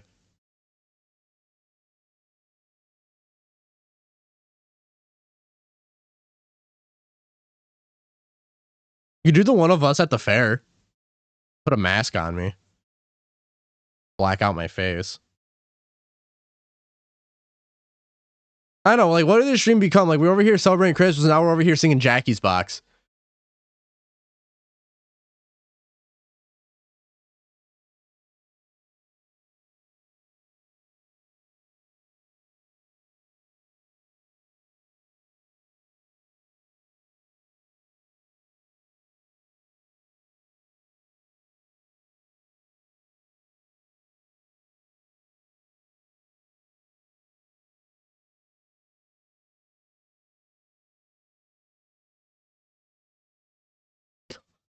I'm just watching my chat at this point. Just devolve into brain rot.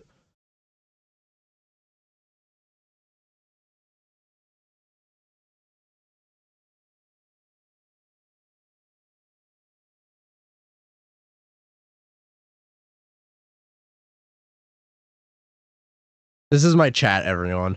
This is the community I've built. Now, am I proud of it? Yeah.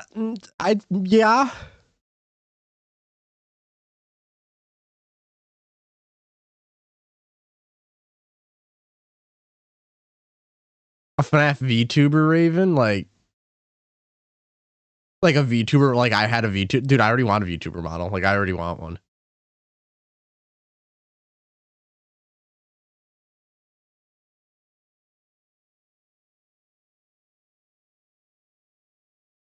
I don't even know.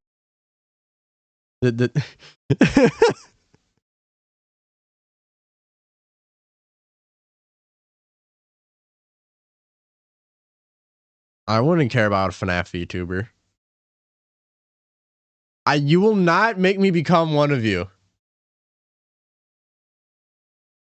You will not. No. Fight me. I refuse to devolve into brain rot.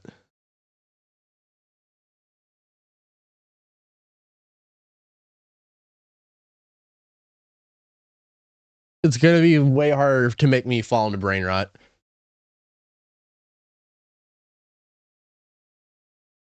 Yes, FNAF VTubers are awesome.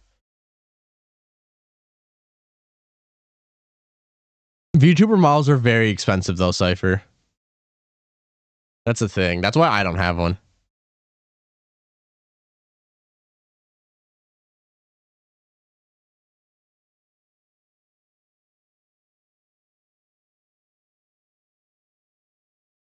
It is going to be very hard to make me sing, by the way. You will never get me to stream. Sing. You'll never get me to sing on camera. Or ever, for that matter.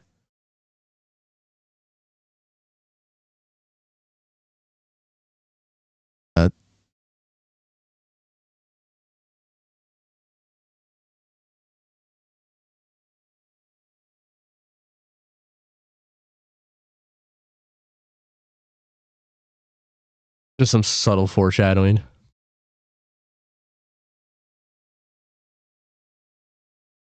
No, I'm not singing Jackie's Box. Sing my old song? What was my old song? I have a song?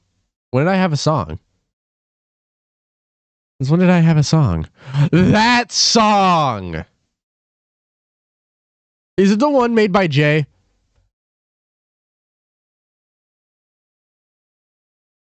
No, not even for charity.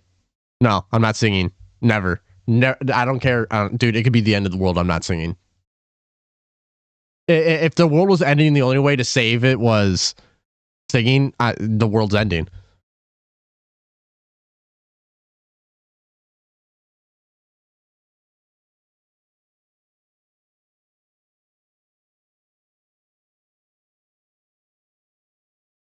Okay.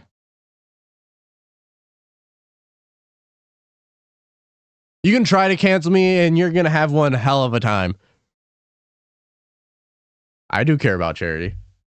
I shaved my head bald for St. Jude's. I'm not singing it for Jay. No. I'm not singing it for Jay. I'm not singing nothing.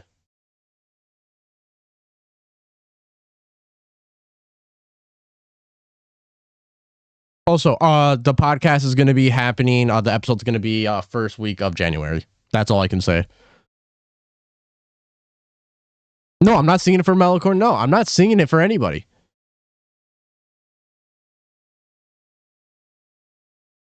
It can go into your Google Word document all you want. All right, I grew up in Call of Duty lobbies. Fight me. I'm not singing the happy birthday song either. I will literally go insane. I hate the happy birthday song. That is literally like the one song that will actually make me angry. The happy birthday song genuinely makes me angry, and I don't know why. It just does.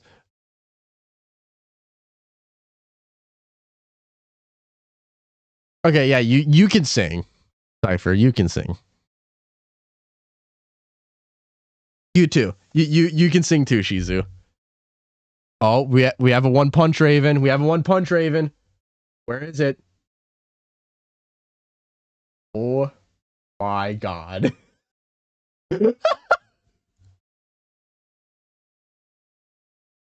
Yo. Yo, hold on, wait. Yo.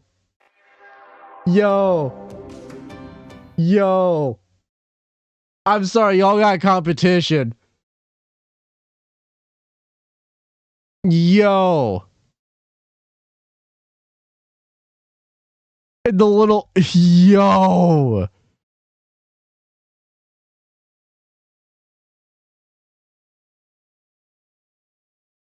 Yo, dude, I want this as a poster. Dude, I want this as a poster. Oh my.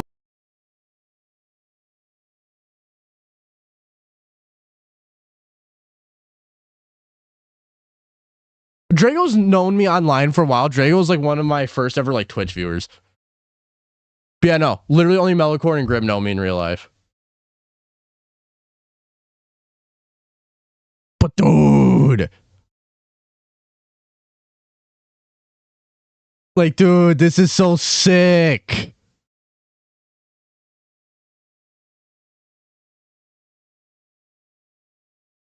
Like, dude, oh my god.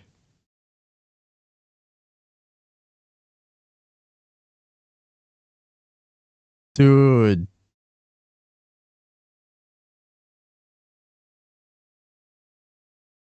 I love this.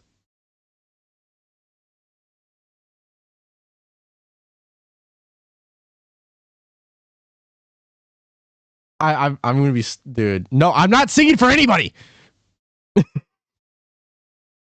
You could get me $1 trillion and I still would not sing for anybody. And if you say 1,000,000,001, you're banned.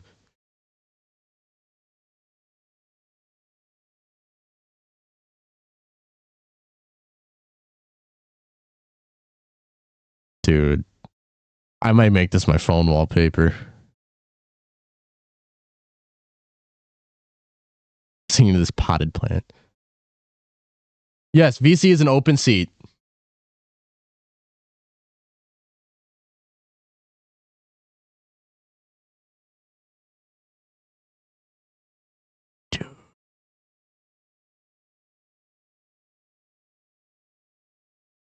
I love the details on this.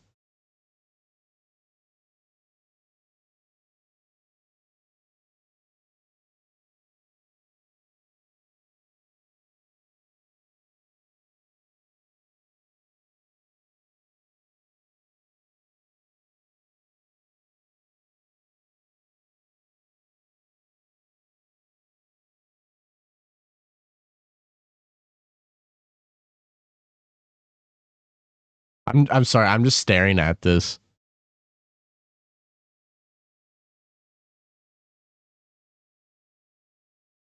Yeah, dude. Oh, hey, is that the thing? Is that the person?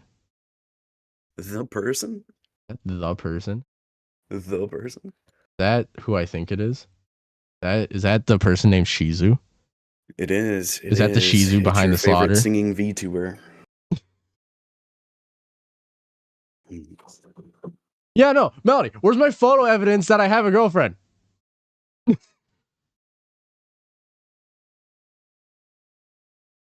Yeah, where's my photo evidence? Shut up, Grim. That's fucking awesome. Yeah, no, it's so good.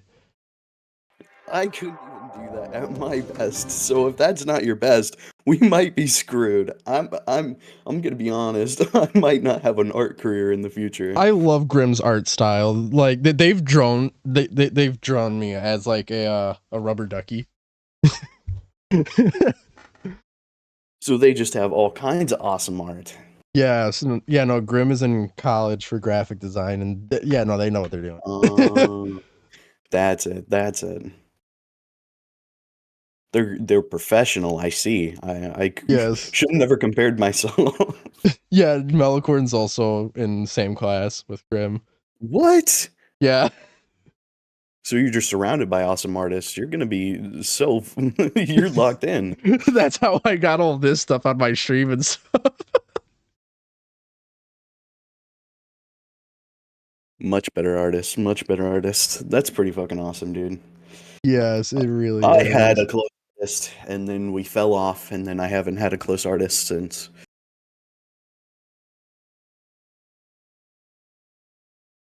But I hear we're supposed to be singing Happy Birthday. No, we're not supposed to be singing Happy Birthday. Or the Mimic song, apparently. I didn't know it was only 2 weeks old. That is insane. Dude, I'm not even joking. I will get violently angry if I hear Happy Birthday. Like, it sets me off for some reason.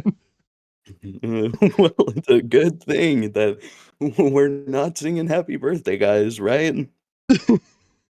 I swear to God, dude, if my birthday ever comes around and you somehow get like everyone in the server to sing Happy Birthday to me, I'm gonna be so pissed. It'll be pretty awesome. We'll make it a whole like orchestra, like it'll be perfect. I would be so angry. Like they're all singing it in the chat, and I'm ignoring all of them. They are being actively ignored.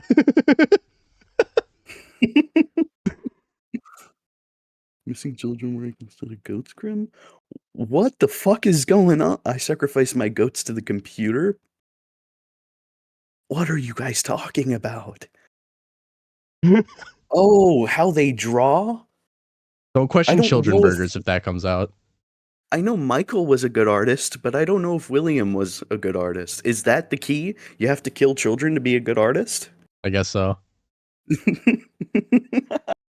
I don't hate chat. I hate the fact that my chat is singing Happy Birthday. I don't think you should sacrifice ghosts. Human sacrifices are way more effective. Fnaf, you're a pretty good artist too, so maybe that is. Maybe I've been missing that this whole time. You know what? I'm going to say this right now, and I'm going to make sure it spreads around everywhere. If anyone that is a YouTuber sings Happy Birthday, the present is that they have to collaborate with me. No ifs, ands, or buts. That's awesome. That's awesome. That's my punishment. Give me a Christmas present. Give me a Christmas present. We're collaborating now. I think that's a perfectly valid Christmas or birthday present. Also, Melody, where's the photo evidence that I have a girlfriend? They're questioning me. Oh, I think she just sent it, actually. Don't say it like that, FNAFy. You do art all the time. It's not a sometimes thing. Other than the amazing research you put into them. Okay, Birthday here you Christmas go. present. Here's photo proof that I have a girlfriend. This is when I was at Mall of America with my girlfriend in the aquarium. As you have a box of Chick-fil-A and my FNAF Celebrate poster in my hand that I bought from the Spencers. That's just your face then, huh? Yeah, no, the Mall of America was interesting for my first time. I went to the Mall of America actually right at the pandemic. It was October 2020 I went to Mall of America. It's a pretty cool place. I am about, I'm going to quickly say this to Clavis. I'm about 5'11", 6 foot around there, and she is about 4'11". Jesus, you would dower me. Yeah, no, I'm tall and she's short. Like, this is me slightly crouching, by the way. I had to slightly crouch to fit into frame. That's terrifying. I am tall, and at this time I was still somewhat kind of big because that was like right after my surgeries and I had to stop working out, but that's when I was still working out. That's why my shoulders look so huge. Oh. So you were a bit of a gym buff for a bit. Yeah, and then my pancreas decided to implode. So big he couldn't fit into frame. That is scary. Yeah, no, like, out of everyone in my family, the only person who is taller than me is my dad. I don't have those same luxuries. I have 3 older sisters, and they can't even pick on me anymore. That's a pretty cool. You get considered scary, but your sisters don't pick on you. I think that's a pretty good deal. I'm not that scary of a person. Like, I'm just a guy. A very tall guy. Yeah, no, I am very close in height to my dad. He's like 6'1". There is no such thing as bad art. If you don't like your art, you probably haven't found your style yet.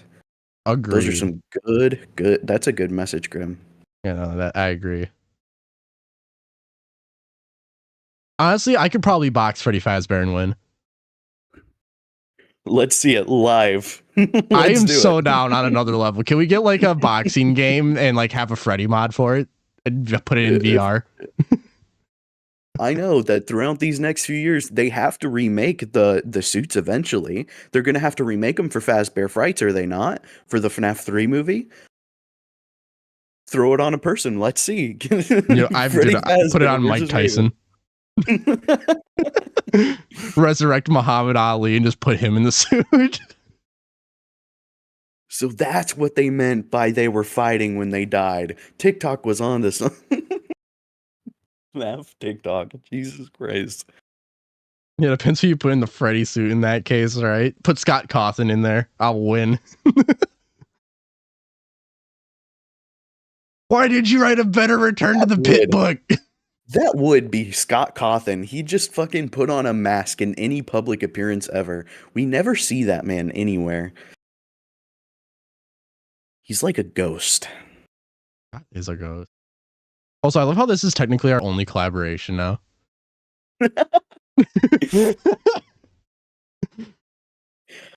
I mean, for a collaboration, let's see how many views you got. 6 people. And we have 98 views on the stream in total.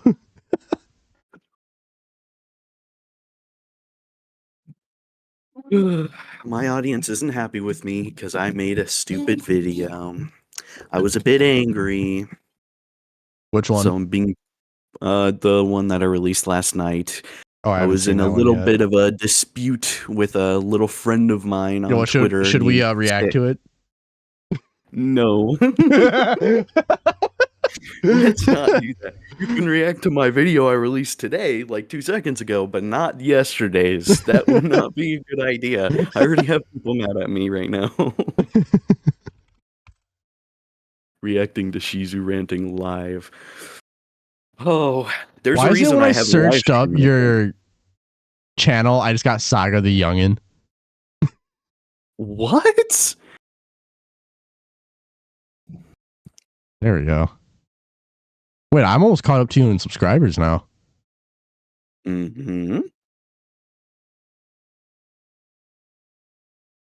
Latest from Shizue, what exactly happened to the DCI? Is that Shizue making a video about lefty DCI? You know what? We're reacting to it. we're reacting to it, and we're gonna trash it. Why is everyone spiraling about YouTube banning ad blockers? Chill. You can just use Pi. No one cares about Pi. I figured since the last video was about the DCI, I would double down and go ahead and make a Money. DCI video. Ultimately, that discussion from last Damn, night... video's doing coming so from bad, it's the only got concept 7 also. views. Ignore the voice. Apparently, my little anger spout yesterday... Ah, my completely voice. ruined my voice. Ignore it. My voice sounds so tired. Anyway, that original concept, that being the discussion of the DCI, actually came from a concept that a few of my friends have been... God, dude, I'm getting talking about flashbanged by these camera flips. That being the idea of lefty DCI. I apologize. However, a lot Trust of me, people don't that's, accept it because they don't even believe the DCI not that. exists. It's whenever I would And play I Five Nights at feel Freddy's like I need to make it on apparent that the Xbox, DCI I could not most play it because the certainly flashbangs exists. every Not time I certain opened up the that camera actually believes is that just the blinding. Yeah, no, it is so blinding. You're hearing double. Why would you hear double?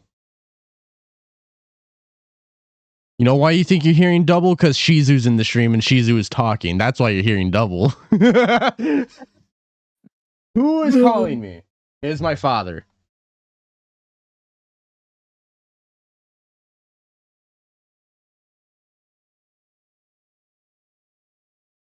Unite the people within our nation.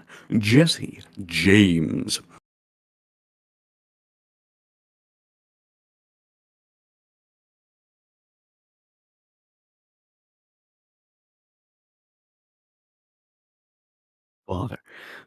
Father, it's me, Michael. I did it. I found it. It was right where you said it would be.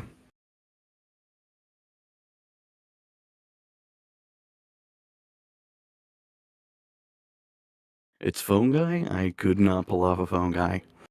I've tried. I did try once. But unfortunately, I just don't sound like Scott.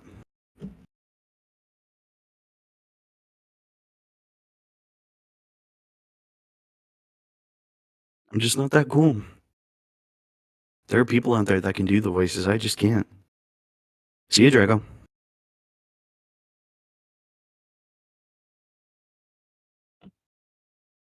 I have considered being a VA, but... My mom was doing arguing with that my dad kind of- over terabyte storage.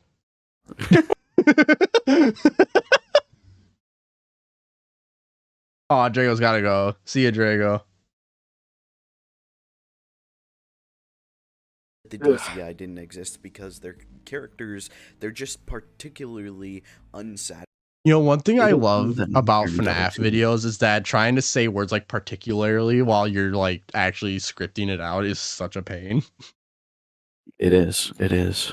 Satisfying to have their just arc be, oh, they were the toy animatronics and Oh, then not what to sound happened like to them. Scott. I'm probably You don't not Texan particularly enough end either. up learning I am not much Texan about them, enough. especially considering that since Springtrap was defined as the only real animatronic there, that presumably the DCI never actually passed on because their endoskeletons are somewhere else.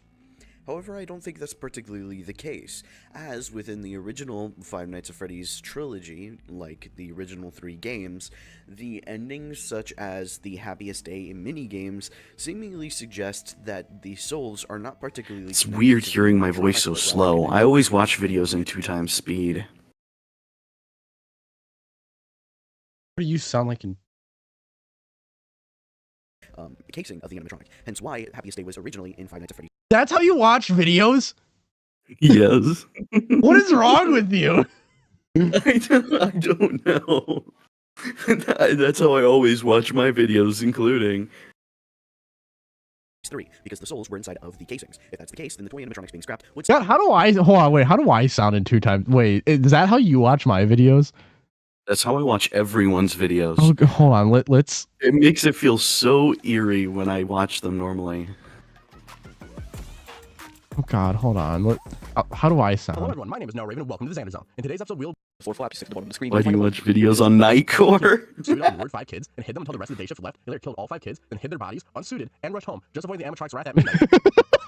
Kids and hid them until the rest of the day shift left. They later killed all 5 kids, then hid their bodies, unsuited, and rushed home, just avoiding the animatronics wrath at midnight. Dude, what is wrong with you? I don't know. It's just what I'm used to. I don't know why I started doing it that way. It's just how it goes. That's how you listen to audiobooks, Cypher? Oh, she's visible. Shizu, what is wrong with you? I don't know. I don't know.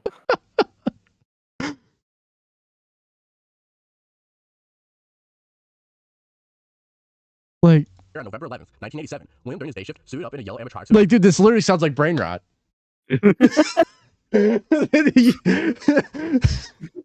Being an anime boy is one thing, but I draw the line at watching videos in 2 times speed. Listen, man, I like consuming a lot of content really fast. I'm scared to ever go on your channel now if I ever have to.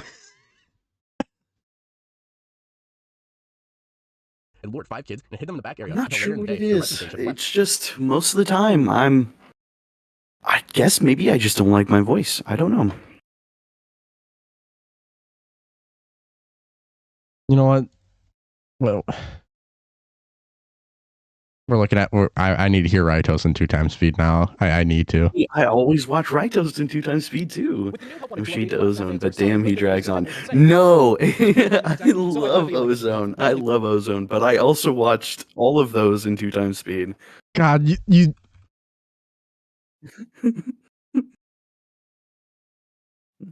I'm not kidding.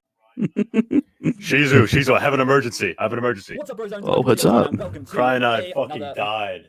What? Yeah, dude. Oh, wait, when did T-Dreads join? Hello? That's a big mystery. What? He fucking died, dude. Can I watch your video on stream or something? I need something to do. Sure. All right, huge. I don't know what the fuck happened. He's dead. What happened? I'm so confused.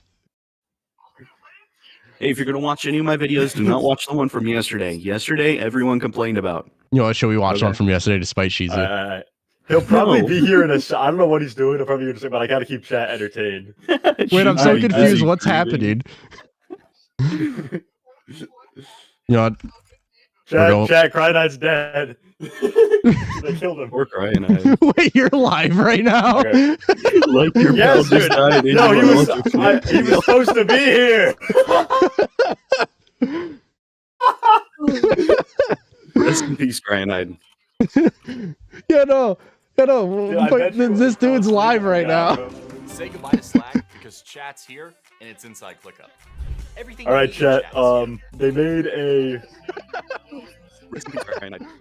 Here, they made a fucking. Shizu made a video, so we're gonna watch that instead. While we wait for him. The newest one includes Lefty DCI. Well, yeah, that's what I mean. Yeah, that's why. You know what? Sure. You know what? One includes. This is so fucking. Wait, hold on. TD, can you start like a share screen so I can show some of my viewers too?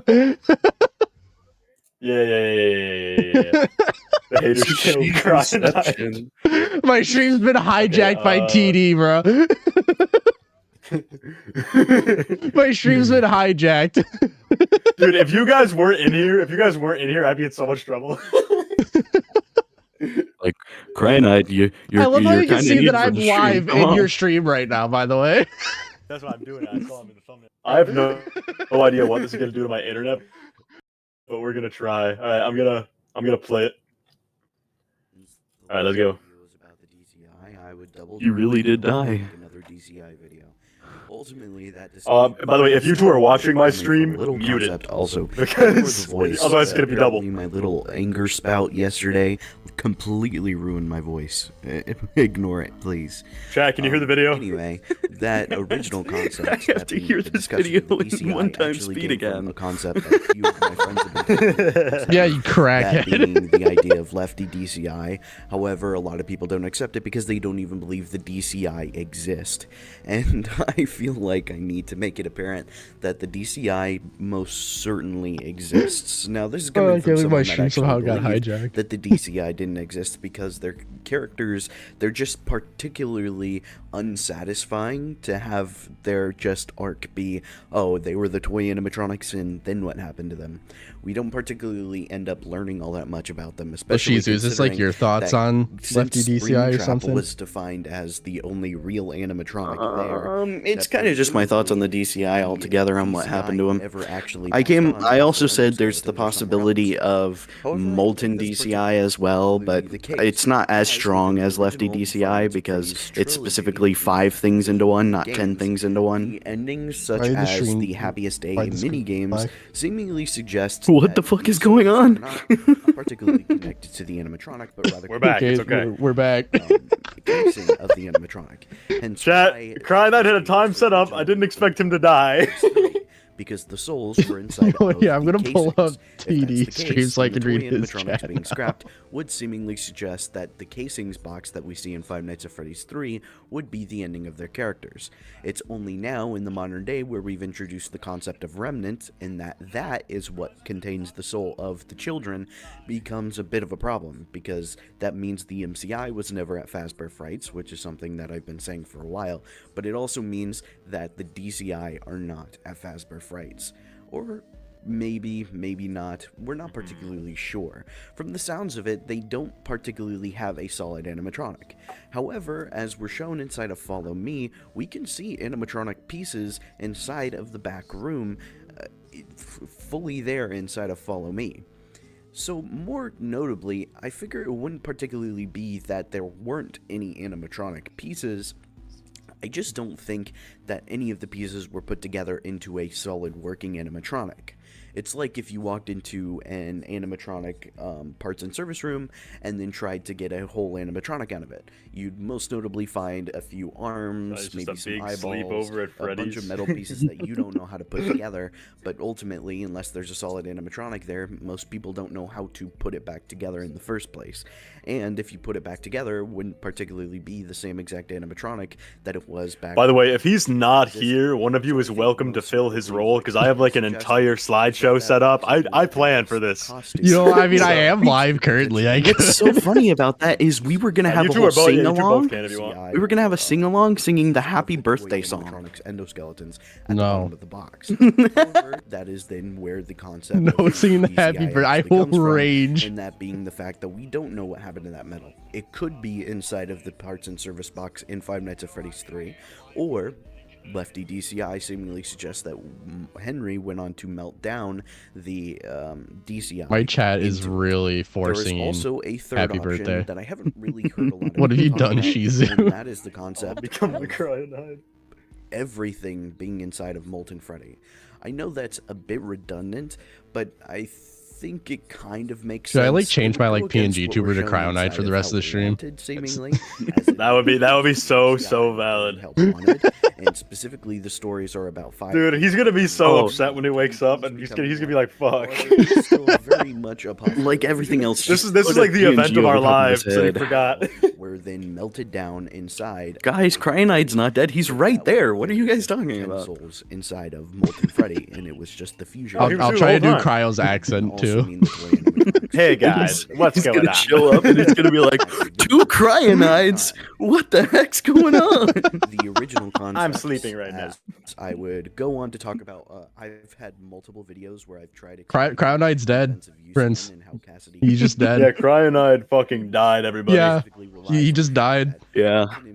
Withered Circle also died, but we knew that in advance. Yeah, we knew that one in advance. Yeah, that's fine. But in both instances, it only shows the MCI becoming one body. This is Shizu and Narrow Raven who's in the call right now. Animatronics being melted together into one. And the Candy Cadet stories, every single one of them is about I love how your chat, TD, is also going to the Jackie's Box brain rot. They're not all about Good to see I'm not the only one. That's the case. Yes, let's start singing it. I'm sure Raven would love that. Things or characters or people or children or whatever you want to say they are. And then the other one refers to a specific set of objects. Cryo, you are currently obliterating my retention, so I'm gonna have to go to the PowerPoint. You leave me no choice. I feel so bad. We worked so hard. do we just do it now? Yeah, probably. All right, let's do it. All right. And if that's the case, hold on, chat. Should I introduce myself to your stream since I've like never been on your channel before? Yeah, you probably should. Okay, hi T-Dread stream. I am Narrow Raven. I do FNAF Theorist content too. I met Dread like 3 days ago, and now I'm here. I'm currently live myself, as you can see on stream right there. Narrow Raven, 7 watching live. 7 watching live. So, hello everyone. Also, don't forget to swap the all right. Okay, so this That's is a good number. That's a good number. Awesome lefty DCI proof. No copyright classical music. This is gonna be a few days. Featuring Cryonide. Yep. I'm now Cryonide. Let me turn Shizu's volume up. There we go. I get a big boy voice now. Okay. No copyright classic music. Remember, chat, this is an educational slideshow. Okay. Is it educational?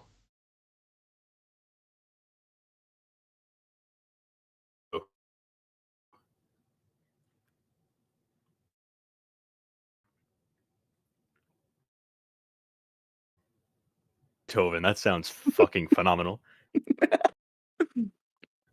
Alright, chat. Welcome to Awesome Lefty DCI Proof. My name is T-Dread, and these two are Cryonide. In Cryonide. I'm Cryonide. We unfortunately had to dissect him into 2 people. We had to split him up. We call it Cryo Duo. That's the name of the new theory. Cryo Duo. It's beautiful. All right. Exhibit A. The Scooper. Now, the giant-ass Scooper from Sister Location would utterly destroy Lefty if that was used to insert spirits into him. However, this Scooper is a single needle. And there is one point on Lefty that is damaged. If you go into his model, the glass on his left eye is completely shattered. So, of course, this is not reaching, and this is undeniable evidence. The Scooper's business name.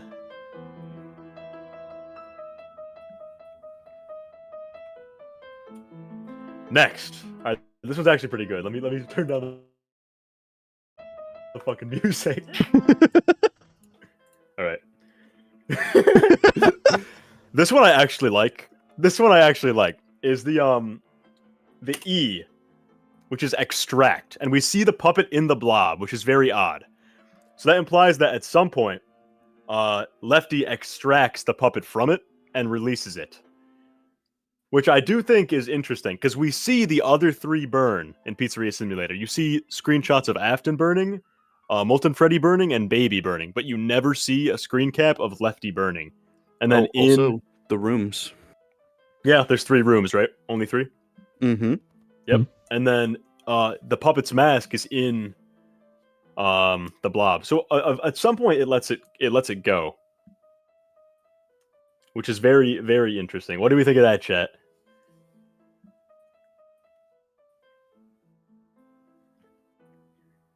Oh, yeah. The DCI in the blob?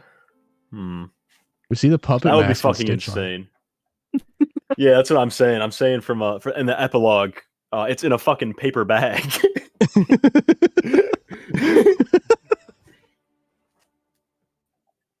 Imagine that's your lunch, just a marionette's mask.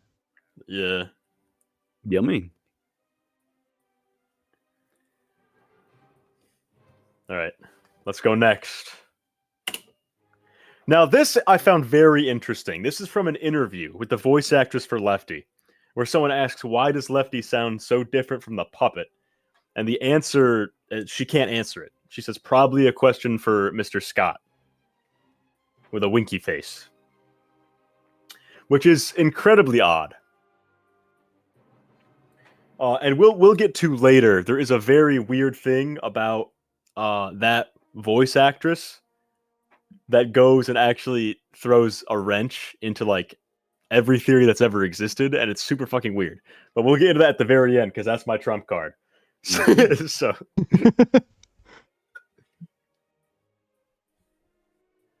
update chat, Cryonite is still dead. He's still nowhere to be seen. The Cryonite duo just... Yeah. Yeah. All right. So, let me look at chat to see if they have any interpretations.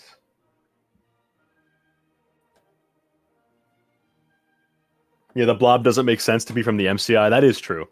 What do we think it is? This has been a topic forever. I've heard like it's the all the human employees that died in the Pizzaplex or something.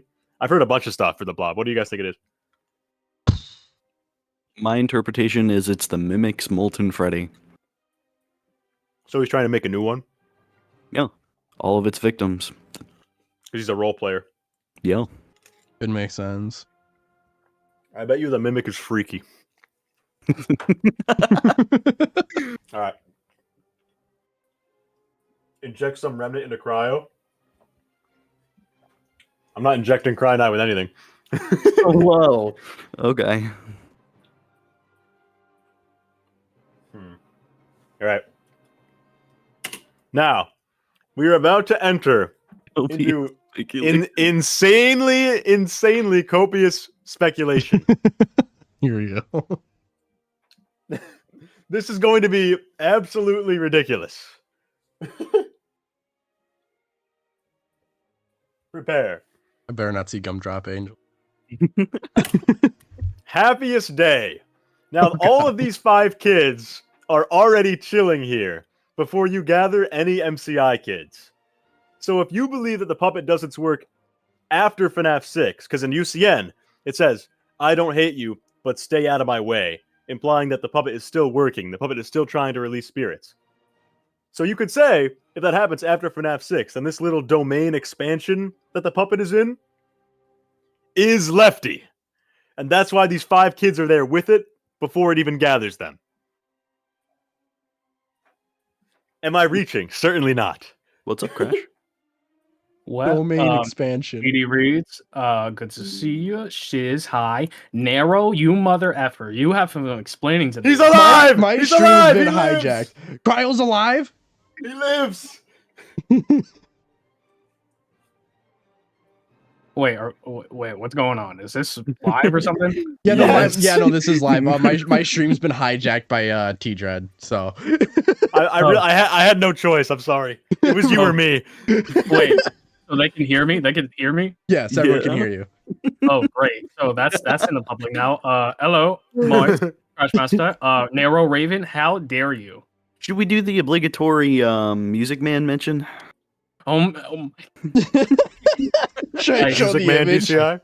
I swear.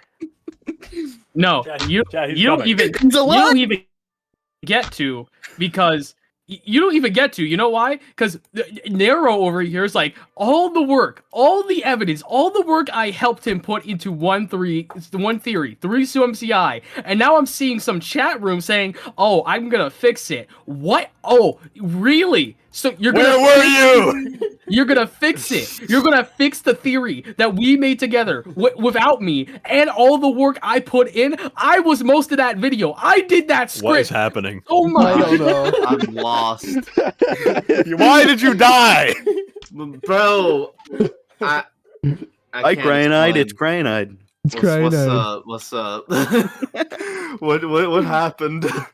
We split into 2. Yeah, I replaced you. Right now, I'm coming here because I helped Nero create one of the best possible FNAF theories, in my opinion, 3-2 MCI, and I took so much work, over thousands, 10,000s of words plus, and now Nero has the audacity in the chat to be like, "Oh, I'm gonna fix it because I think it could be better. It has problems." I'm like, "Ooh, how You'll see dare the video There's crash. too many. But okay, you know what? I want to ask this. Hey, Carl. So since me and Shizu are now you're split, yourself split into two, we should do a video on your channel where it's just me and Shizu taking over. Oh no! Oh lord! All right, Cryo, quick, let's make our great escape. Is that what we're doing? Yeah, probably. I don't want to hijack their stream the whole fucking time they're doing it. How did I get here? I don't mind if you hijack my stream. We were just getting into the lefty DCI. It's canon. That's all you need to know. Yeah, it's canon. Is it real. canon? Okay, it's canon, but is it in the game's continuity? Oh Christ! It's in the movies. Good question. Yeah. Okay. It's in the movies. So quick thing. I'm strict when it comes to terminology. The Silver Eyes is canon. Oh, that must mean it's in the games, right? No. Not the same continuity. Wait. So you're saying that the Silver Eyes... I just need. Can I just get some backup real quick? How I put so much heart and soul and work into the theory, and Nero's gonna betray me like this? Well, they're gone. Wow. Thanks for that. What great friends. So great. are we This still dude legit just or... joins my stream, talks about Lefty DCI for like 30 minutes, and then just dips. He's like, anyway, that's it. That's my theory. Subscribe. Bye. That was out. He was like, I'm stealing this stream. And then he just dipped. He just hijacked my stream and did. That's the first time my stream has ever been hijacked in ever. Bro got stream jacked. I'm so calling T-Dread and Cryo later. Holy crap. But I see myself on the stream now. I am now PNG. That's fantastic. You know, before you're like above the frame of everything. So like anyway, next to just chatting. Are we gonna like what's your take on the accusations? Because I'm just saying, like, the fact is, I feel a lot of your work's still gonna be in there, Crash. It's still gonna be in there. There's just a few things I'm changing here and there. I can't wait to see it. I'm just okay. Real quick. Hello, I'm Crotch Pasta. Everyone who is watching this, just letting you know, I helped Nero make 3-2 MCI, and he has the audacity to go ahead and say, "Oh, I'm gonna make a video fixing it." I'm like, I already announced it too. What was there to fix? What's there to fix? There is a couple things to fix. It was golden. There is a couple. I'm sorry. There's a couple things to. It all had evidence so much. I'll tell you what after the stream because I don't want to reveal anything on stream. Okay. I mean, okay, look, just to be clear, I'm a little salty, but it's more joke salt where I'm like, okay, how is bro gonna fix what it took me so long to like make? But you know, it's a FNAF theory at the end of the day. I don't know if it's full. I don't know if I 100% think 3-2 is canon, but I'm like, you gotta admit, the amount of evidence and coincidences and facts I use was just it's insane how likely I feel like it could be. I still can't believe my your stream was alternative take to Molten MCI. Why does your voice sound so much deeper than I feel like it? Voice changer. Oh, okay. But this is my YouTube persona. Okay, wait, Yeah. so someone hasn't seen 3-2 MCI in my chat. Okay, we're about to fix this. Ooh, we gotta fix it. We're not watching the whole thing, but I'm pulling it up right now. 1 second. My name is Crash Master, not Craft Master. I know a Craft Master. I did not make Mimic. Or did I? I made the Mimic. Okay, my name is Edwin. Watching video. Okay. Here we go. It's funny because I do know. Here's the funny bit. last night, I was basically unofficially invited into a stream, and it was one of my old friends. He's literally called Craft Master. No joke. He stole it. Is he like your anti-twin? Like He's not. He's like my cousin from another. He's like basically my unofficial cousin. Oh yeah, wait. I need to show people the transition in this video. Anti-crash. I'm just looking. It's so disgusting how much I'm on screen. Listen, I love your Michael Afton painted video. I'm playing FNAF 3. Yeah, no, this dude like took up the whole dude. And the thing is, I told him I would be fine with taking like some of this stuff. And he said, "No, I got it." Look, by that point, I was already in the recording process, so it was too late. It was too late to go back, Nero. Like, hold on, I'll see if I can pull up the Google Doc. You caught me looking like I'm gonna sneeze. I just love the fact that Nero's there for the first 5 minutes. I basically crashed into his channel. Like, here's my stuff, and whatever, and then Molfrey, and then look at all there's 50 pages, by the way, and all the red stuff is stuff that was cut. Yeah, that's the thing. You got it. There's 2 versions of the doc. There's one of like the official script, and there's one where it's like the whole original version. Yeah, no. So like. Yeah, no, this dude was crazy. Oh no! I can't wait to watch this. Oh no! Just check the word count. Show them the word count. Yeah, sure. Yeah, word count. Crap. Yeah. Oh, honestly, it's. This is the thing is, it's like. What should I do? I'm a FNAF tuber. All these guys have like accepted me into their group. What should be my first thing? I know. I'll just make one of the biggest theories ever that basically tries to fix one of the biggest theories ever. Also, by the way, this was my first ever collaboration on YouTube was with Crash, despite other videos coming out before it. And from that day forward, Nero decided to never do another collaboration again. I mean, no, actually, since every single one of my videos has had a collab in some way. Yeah, that's the thing. It's like, bro's like, all right, that's from now on. I will never collab with Crashmaster unless I need to prove something because it's basically like, all right, Crash, I have this theory. Look, it's basically Crashmaster. I have this theory. I'm like, bet. Let's make it right. Let's make it actually canon.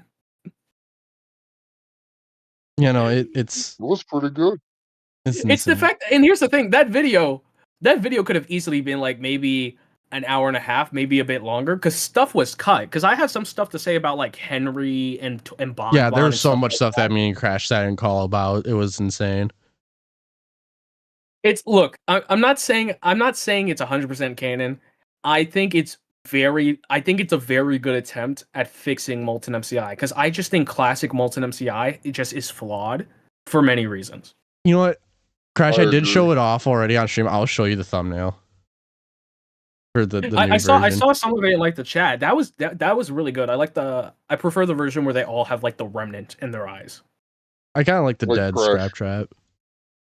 Crash, have you seen John FNAF's Molten MCI interpretation in his timeline? Wasn't it just regular classic version 5-1? It was, but it was really good. I mean, he makes a good narratively. I get it. It's just a thing where it's like I had chills. There's literally the thing is at this point with the fact that there's only 4 endos in the furnace. Classic Molten MCI. I call it classic because it's the original version where it's 5-1. That is non-canon. Okay, I'm just gonna deafen for a second so I can talk to chat for a minute. Yeah, no. So Prince. It was it was almost 20k. It was borderline 20k words. It is definitely the longest script I've ever worked on. I finally got Cypher's submission. I love the cinematics. I see the submission, and we are going to look at the One Punch Man from Sir Cypher. I was tearing up a little bit from the cinematics. They hurt me deep. I love Yeah, it. I'm seeing the chat. Prince Zero. Did that say 95k words? It's not. It's not words. It's the character amount. I don't know what that exactly. Like, I don't know what the character exactly equates to, but it was like almost 17,000 words, something like that. I absolutely love this. Okay. I just gotta add, as I saw that, I slightly saw it. I love it. you know. Okay, Mellacorn, where's your submission? I'm waiting on yours still. Yeah, okay, it's almost 17,000. Would be my, yeah.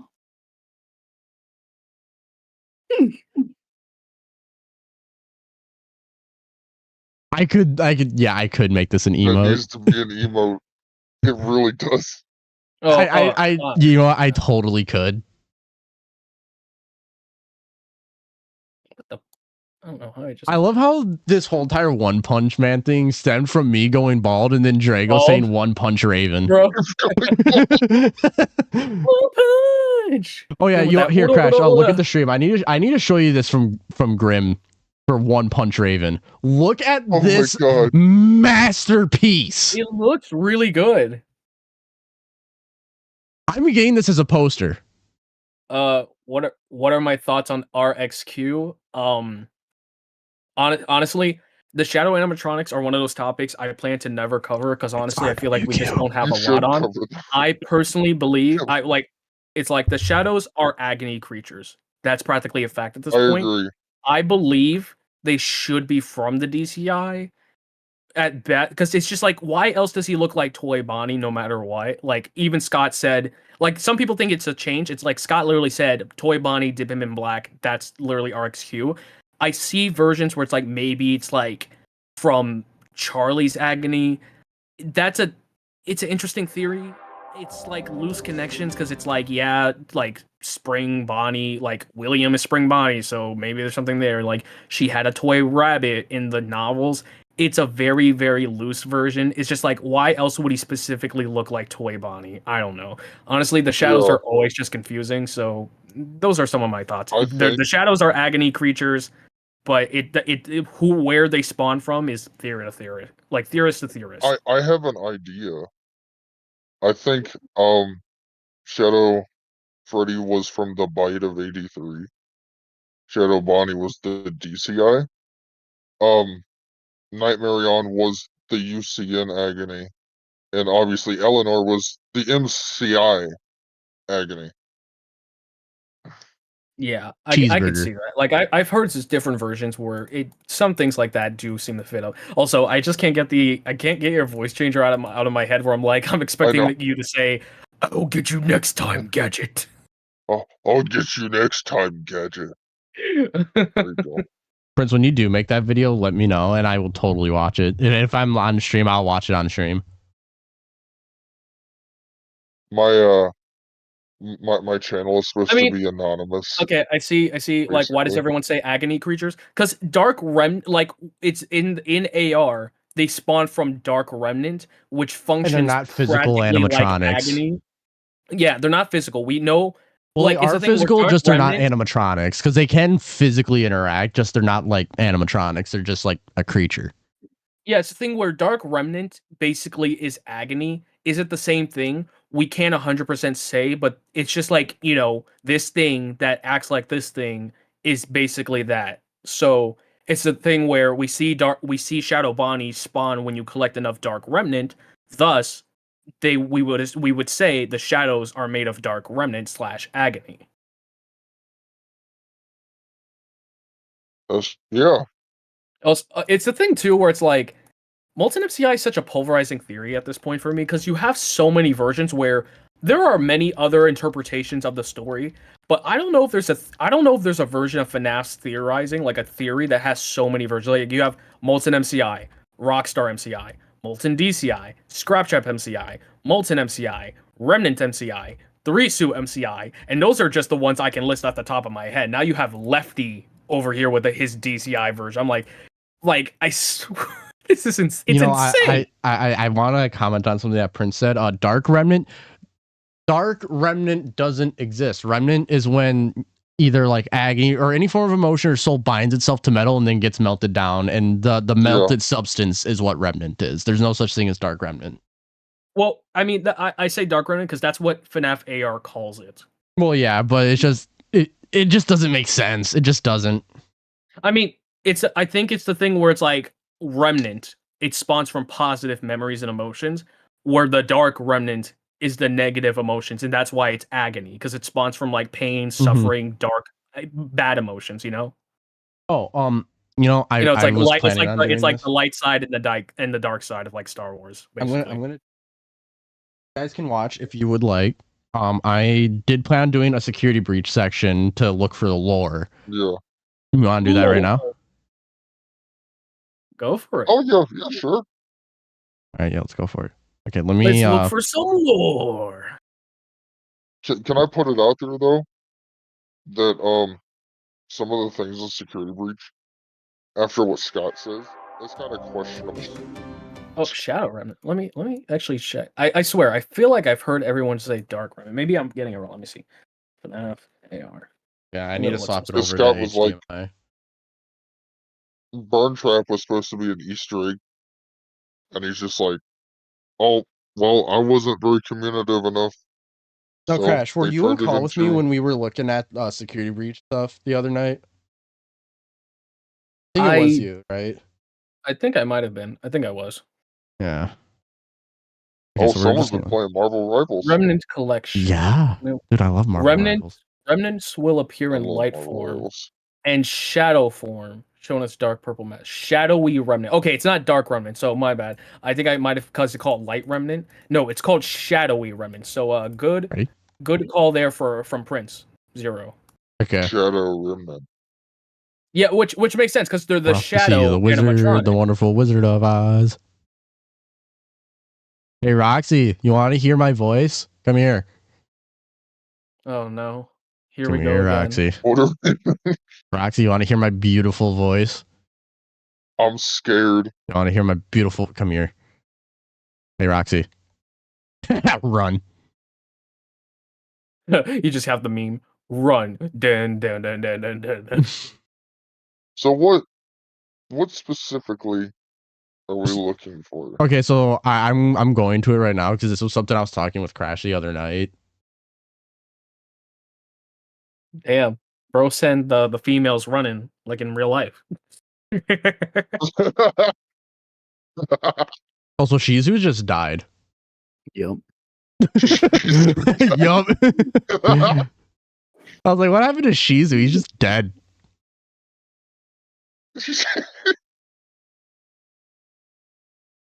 Dude's here to get subscribers off my stream. Yep, I'm just gathering thoughts. Yep, I'm just mooching off your success. Most notably, not a lot of people actually mention how in the Man in Room 1280, Andrew is described as a shadow that follows William Afton. Hmm. I was having a debate with someone on John's timeline comments where they're like, how is Andrew the one?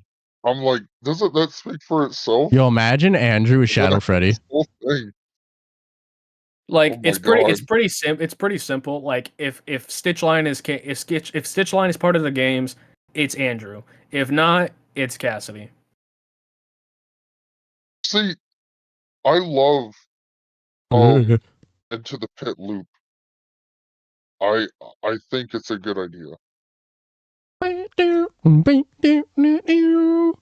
Honestly, I'm just really hoping that when I make certain videos in the future for FNAF community, it's going to be for the FNAF community, because at this point, I feel like the videos I make, we need to have, because at this point, there is such little foundation for FNAF theorizing. It feels like how much of our theories are actually like we based have on a facts, rivet. and how much of it is just assumptions. Okay, so I need.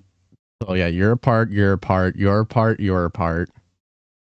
You're not, and you're clean. You're not, and you're clean. See, you're not, and you're clean. You're not, and you're clean. Clean. I plan to do a Fright Guard video. Part. Next. Part. Those are dirty. Clean. Okay. So notice how all the animatronic parts, like that are actual animatronic parts, are dirty, but the props are all clean. Yeah, like all the old school looking stuff seems to be well, practically like rusted. The things are all stuff like that. animatronic parts, like something that either would have been in or on the animatronic. Like you either have the casing, the endo, stuff like that.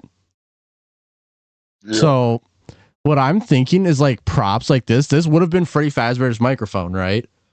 And this would have been Fazbear Entertainment's possession because there was nothing left after Henry would have gotten, you know, like the casings to burn in the Pizza Sim fire and stuff like that.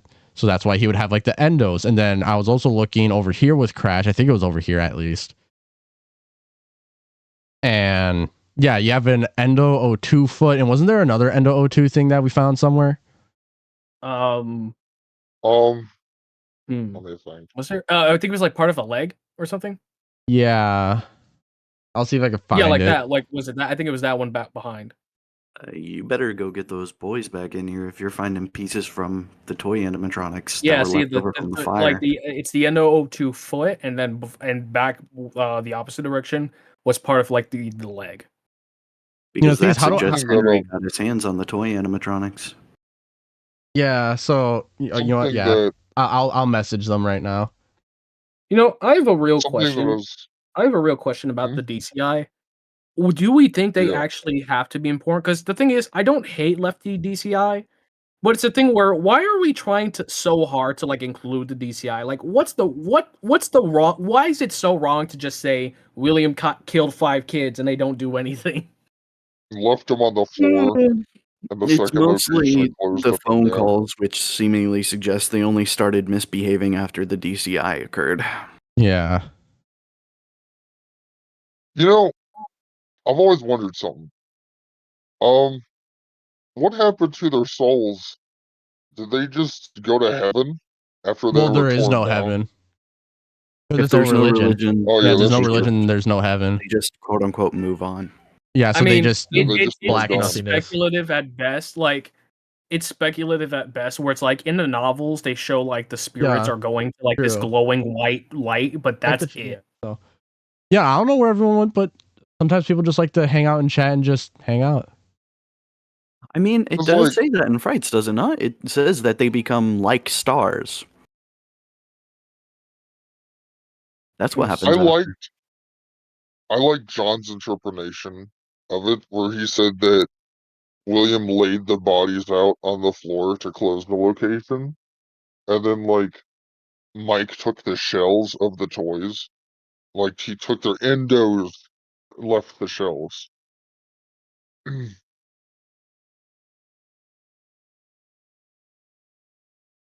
You know, and the other thing that I also want to mention is like every single other thing that's like not an animatronic part in here are all perfectly fine and clean. Like even like the papers are fine. Like, yeah, they're slightly dirty, but not by much. Like they're not like the parts in any way. And posters are tip top shape. Those are tip top shape. Like everything from the past that isn't an animatronic part is pretty much tip top shape. That could be evidence that Into the Bit takes place after FNAF 3, because they still have those posters. That's what I'm thinking. Because so I'm looking through like the calls, and I mentioned this to like Nero. So we pretty much said like after night 3, you have the day, you have the day shift, then you have the DCI happen between night 3 and 4, and then night 4, phone guy says try to avoid contact with any of the animatronics. Someone may have tempered with their facial recognition systems. We're not sure. They've been acting unusual and aggressive. So yeah, after the DCI, that's when he starts saying the toys might have been tempered. We're not sure. They're acting weird.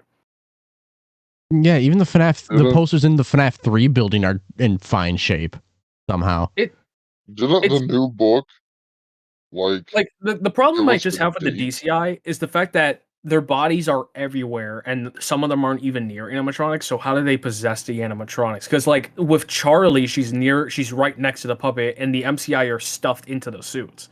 So we're just assuming dead kid in general possesses thing. I think at most it would suggest that all 5 of them go on to possess the location itself, not directly the toy animatronics. The biggest problem I have with it is that Alone Together says that when a body is undiscovered, that's when it lingers around and possesses something, but their bodies are found, so Well, That is really weird because with Charlie's body not does the kid in that story possess anything? Because doesn't he just kind of linger around? He doesn't possess anything, does he? Well, he finds his body and then moves on. Yeah, but he doesn't possess like an object or an animatronic. He Well, just is a ghost. But he lingers around, but he doesn't end up possessing anything because he finds his body before he possesses something. Yeah. Yeah, it's a thing where I'm like, personally, I feel like just the fact that the series says like you need to be part of something or have to be attached to something or near something, and the DCI aren't. It's like you have the explanation where it's like, oh yeah, we borrowed parts from the original animatronics for the toys. I'm like, that's like haunted parts going into the toys, so maybe that would explain why they're acting weird. Like, I feel like that's more solid than just like an inconsistent possession. I don't know that, but that's just me. Yeah, but and even then, I'm like, if the DC, I feel like Toy Bonnie, that would be like his agony would be from the DCI. So it's like even if they don't fully play a role with the toys, they still do have a role in spawning a shadow creature. Even in FNAF AR, he's still around. So it's not like they're pointless in the story. They still did something. The existence of Shadow Bonnie in the events of AR after everyone supposedly had their happiest day is fairly interesting. If I'm not mistaken, once again, that's one of the things why the shadows I don't want to touch on, because it's like, it's a thing where the souls can move on, but the agony is its own thing, it seems to be. Yeah, so no, that's something I've been saying for a while. Yeah, so maybe moving on doesn't really affect the agony creature. Well, another thing that I will say is that you can collect the remnant, but the agony still stays in the same spot.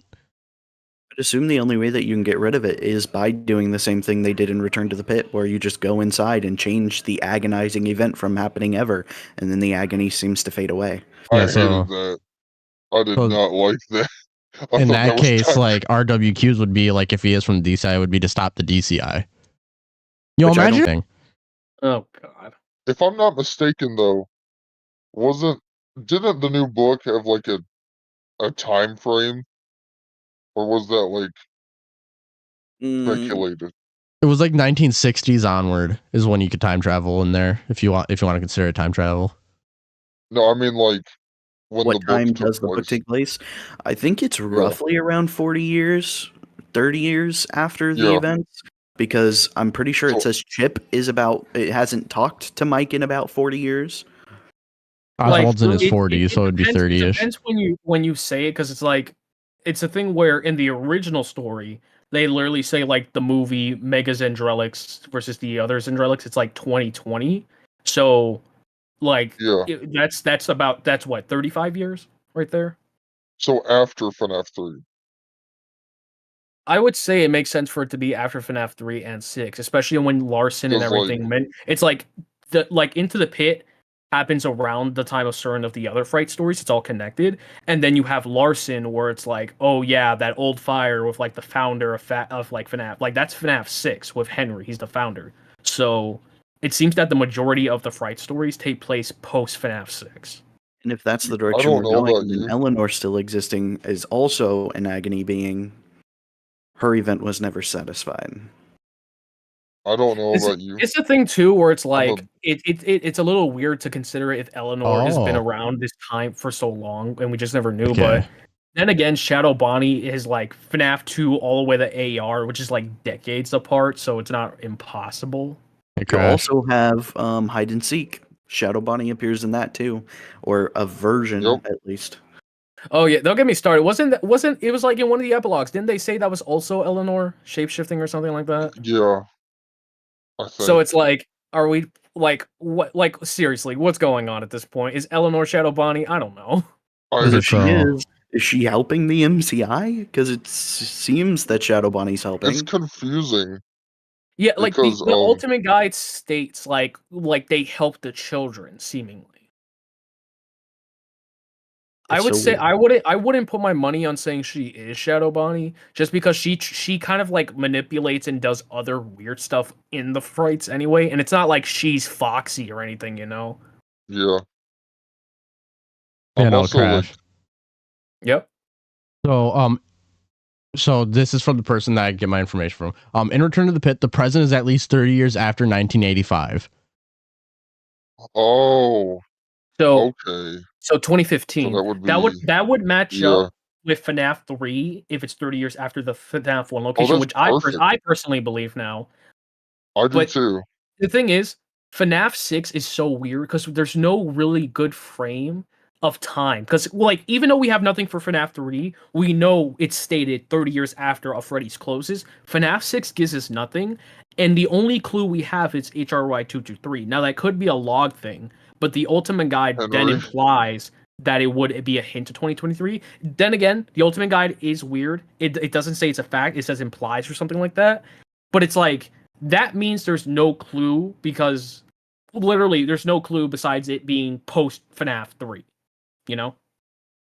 So, I don't know about y'all. Like Scott basically said 1993 is probably not the date for FNAF 1, so who the heck who knows how much we got wrong or we think we know, you know? I don't know about y'all. I love putting FNAF 3 in like 2015. Well, we have 3 possible dates for FNAF 3. It's 2015, 2017, and then it's whenever you believe FNAF 1 takes place 30 years after that. I feel like 90s. It's more like like it's basically in the 90s pretty much. That like also aligns with Vanessa Afton, if you think about it. You know, I have a question. When do we all think FNAF 1 takes place? Now with the week before. 1997. Anytime past 1989. I refuse to comment. Okay. Wow. We are. See, this is the thing. This is why I need to make some videos and these documents. I need to post. I'm gonna post like guides on documents and stuff like that in the FNAF community at some point, like unofficial guidebooks and like guide and docs. Because this is the thing. To solve FNAF, we all need to come to an agreement, or the majority of us. Because here's the thing. I don't have a set date. I personally think it's 1995 and can be later because Ralph says, based on like the thing, his daughter is 11, but she's turning 12 that year. So if he's working for Freddy Fazbear's Pizza, he's commenting on that. That's 12 years at least with 1983, which is 1995. And I find that date very interesting because that's when the first novel was set. That is interesting. Freddy game. It's very interesting. You know, something about that actually. I don't know if it really means anything, but in the film, Springtrap is spring-locked in the 2000s. And then you have FNAF 1 in the film taking place technically in the 2000s near the late 1990s. It's in the year 2000 because in the scene where Michael's being watching a camera, it says like something 2000. I forget the exact month and day. It's like April something 2000, something like that. Mm-hmm. Someone actually found something really interesting with it.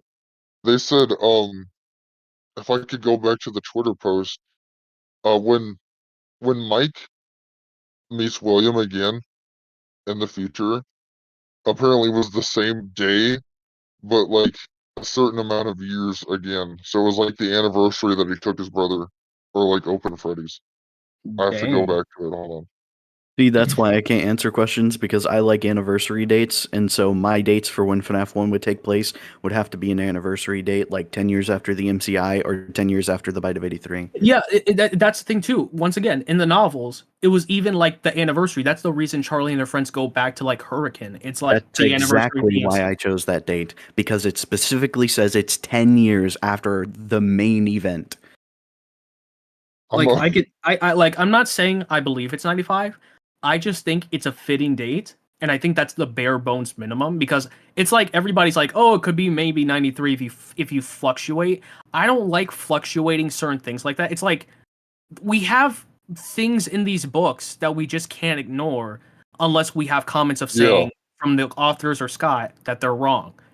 And saying that is manipulating the evidence. And since Scott has never said they're wrong or anybody else, I'm taking stuff like Coming Home. Chica has different hair, dyes a different way, different eye color.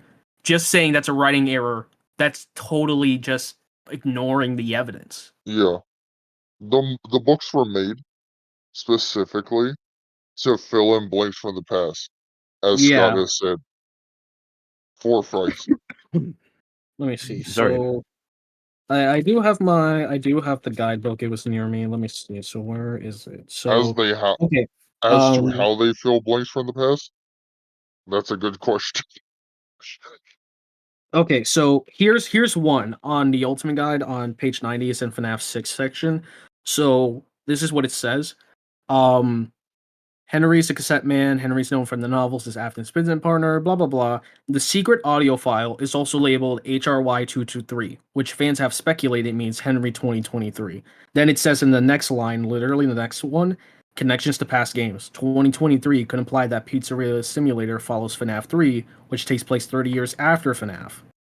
The Henry HRY seems to confirm blah blah blah. Yeah. So it's like you have this. It goes into detail. It constantly says HRY223, and this then again, this is lore and theories. This is the lore and theory section, so it doesn't mean it's factual. Yeah. It's just the fact where we have, compared to FNAF 3 and other games, we have no good evidence of when FNAF 6 takes place. So I just say 2023 because it's the only thing. We can say it's 2015. Maybe if we want to just be simple and it's like, oh, it's after FNAF 3. It's just the fact that, that's I'm just using what evidence we have, and all we have is literally one number. We have 223, and that's it. See, the problem with that is even when we think that we have a confirmed date, we still don't, because a new book always says, oh, you were wrong, because we thought specifically that FNAF 1 took place in 1993. And then the week before showed up and said, I don't think so. So that was fun. Yeah, like that was it don't get me started on the fact that I'm like, it's like Scott. It literally, like the fact where everybody's like, it's at least 1994 because her age is 11 and it's after Freddy's. I'm like, I could just imagine Scott saying it's 1994 just to piss off fans. But then it's like everybody forgets that it says her birthday's in December, meaning she's turning 12, meaning it's 1995. And that's when I'm like, holy crap, that's the novel date. That's when it got to me right there. The week before ruined me. I'm sorry. Honestly, it ruined one of my friends because he liked the idea of the wizards looking like they used to, but then you have phone guys saying like, oh, that he's glad they restored their vintage classic look. And even then, it's like FNAF never gives a straight answer, because then in one of the sections near that part, you literally have phone like Ralph saying there's different size and shape Freddy heads and stuff like that. Just like, why else would there be there unless you're talking about Withered Freddy? And then you have FNAF 6 showing Withered Freddy. It's like, no matter what, you just have to like pick or choose an answer, because Scott just loves to be like the most cryptic back and forth answer giver ever. He does. And it's so like, and it's dragged on for so long. And it's like, can't we just get one answer to even like the oldest of questions? I guess not. Even in the doco, like, interview, Doco was like, can you tell us what's in the box? And he's like, I forgot. And I'm like, bruh. He actually, it's the thing too, where it's like, it's like, it's weird. It's interesting the fact that he forgot, but don't forget the box changed the contents. The contents did change inadvertently. He said he changed the box over time, so it could be literally something new. Yeah, like here's the thing, and I'm making a list of basically all of like the 100% or borderline information we have. The only places in the timeline we have that are confirmed are the FNAF 4 minigames in 1983, FNAF 2 is in 1987, and then Security Breach is in 2035. Because the calendar and the thing, it lines up. That's it. All besides that, we have like Fall Fest 1970, Fall Fest 83, and then Secret of the Mimic, which has something to do with 1979. That's literally it. So we have 83, 87, 2035. That is part of 3 games out of like what, 10 plus now? We have nothing on FNAF 1. We have no confirmation on FNAF 1. 2, we have nothing on 3. 6, sister locations, a debate no matter what. Ultimate Custom Night, FNAF World, if you want to include that, VR, AR, Help Wanted 2, Ruin. It's like, we have a generic, besides sister location and kind of FNAF World, we have a generic placement for these events, because it's like, after 1 it's 3, after 3 it's 6, but we don't literally have like, we don't know what amount of time is in between. I think eventually we're gonna get a specific date for FNAF 1. It'll happen. In my dreams. And then I'll proceed to wake up and cry. I think it changed. In Scott fashion, reason? if we get a FNAF 3 story eventually in the future, and it just gives us some random baseless date, and that's how we get the FNAF 1 date. Oh no, we got I'm a FNAF hoping 3 story, if it does- and now everybody thinks it's Hudson, even though it literally does not match FNAF 3 at all. I think it's both. I think it's both. Look, as long as someone agrees that Michael is involved, I'll take that at least. Because no matter what, you can't unconvince me that it's only Hudson and it's purely Hudson. What we found, it's got to be Mike to some extent. You can't convince me. I'm convinced that Mike takes over everyone who either gets injured or dies.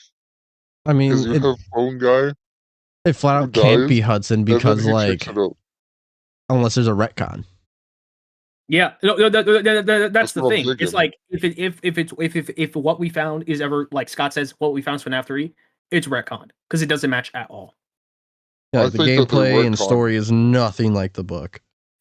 Okay, so Prince Zero, I do think that's the thing about the new era I do like compared to the old one, where generic placements, we don't technically need a year besides just like in general, because that's the thing, we don't really need a year as long as we know FNAF 2, then after is 1, then after is 3, because that's just the story, you know. It's like we don't really need a year for a lot of this stuff if we at least know what comes first and after, you know. It's like that is true. It's more just for like the novelty of like we want to know when this stuff is. But yeah, the numbers don't really matter as long as we know the placements. But yeah, I guess so. Yeah, that's about it. It's like it's just more or less like novelty or being nitpick. But we don't really need a date for all of this stuff as long as we know that like after Help Wanted, it's AR, after AR, it's Security Breach, etc.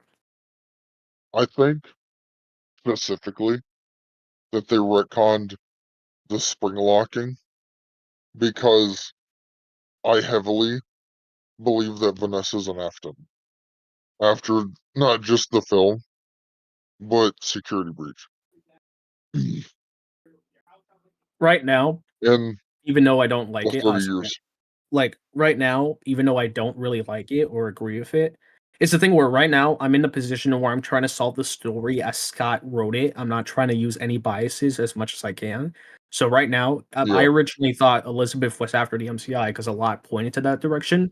But after I talked to somebody in a different group chat, they reminded me that in the novels it was this, and then I realized, wait, the Springlock suits were decommissioned and then they were retired before the MCI. So yeah, the order seems to be Bite Victim or Charlie, either or, then Elizabeth, then the MCI. Yeah.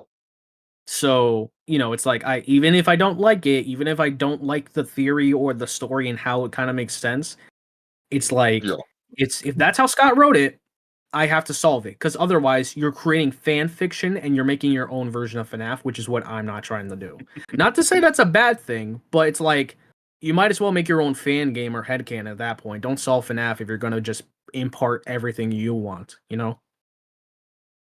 Well, Prince Zero, can I explain something real quick? So, in an interview with Scott Cawthon, they basically said that Scott wasn't very communicative, and in Security Breach, they tried to show us who Vanessa was. Like, we had Vanessa A and all that stuff. We had her backstory, but it wasn't quite clear.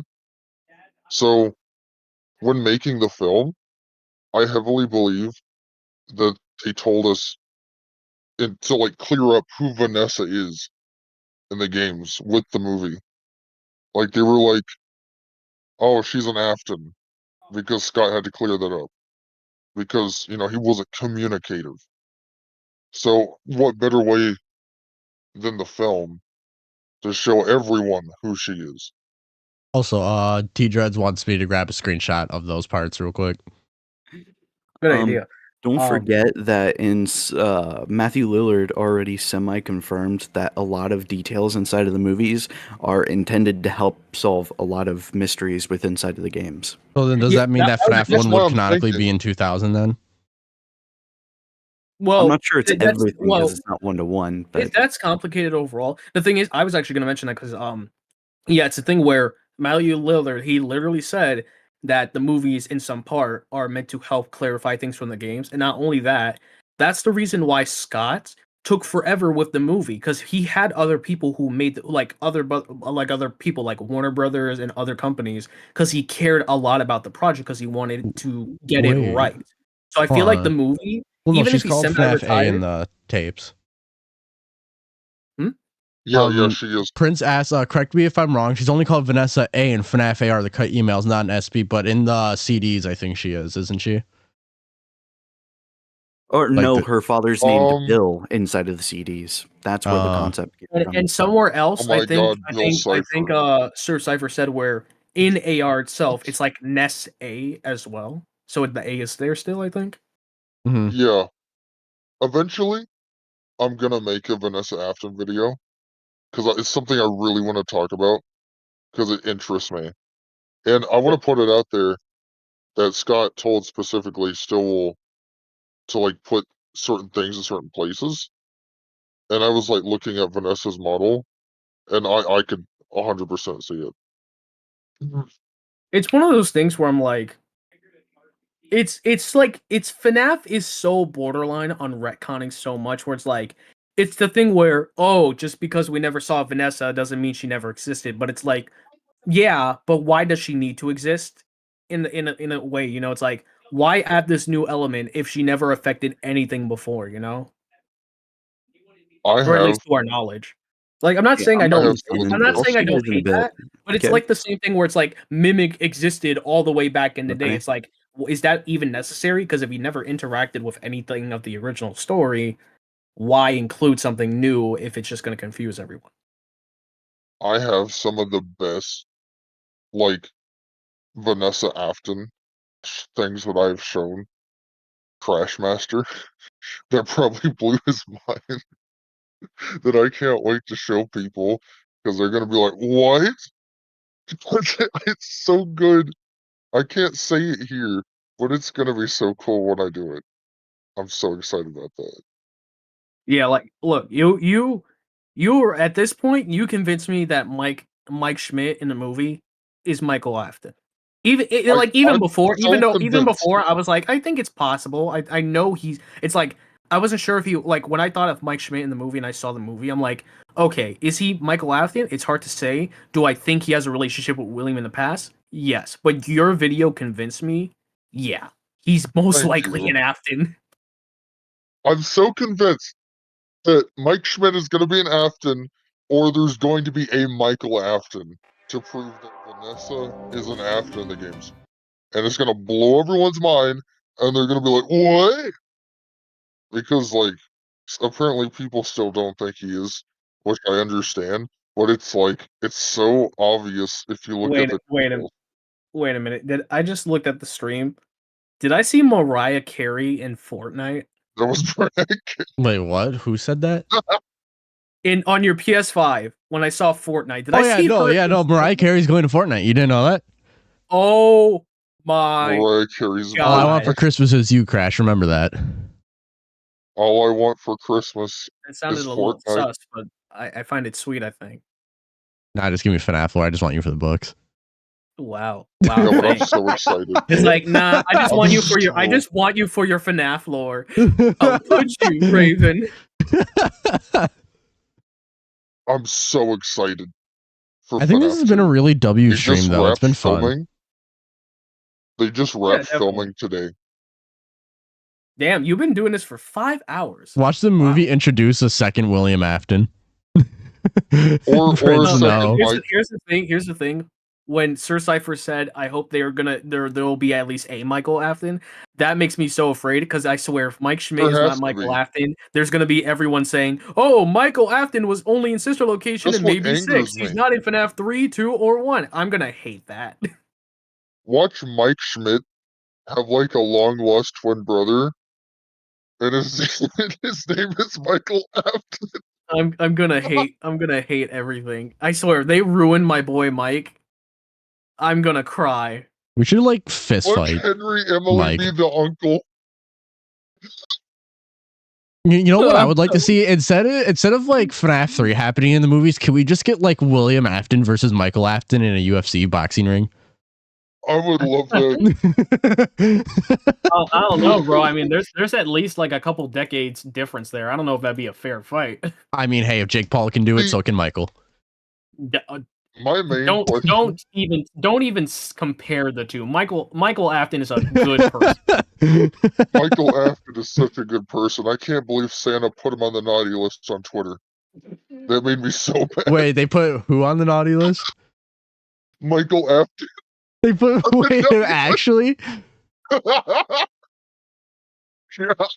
Wait, can you find the tweet? I want to see this tweet. There's no way the Santa Claus account put Michael Afton on the naughty list.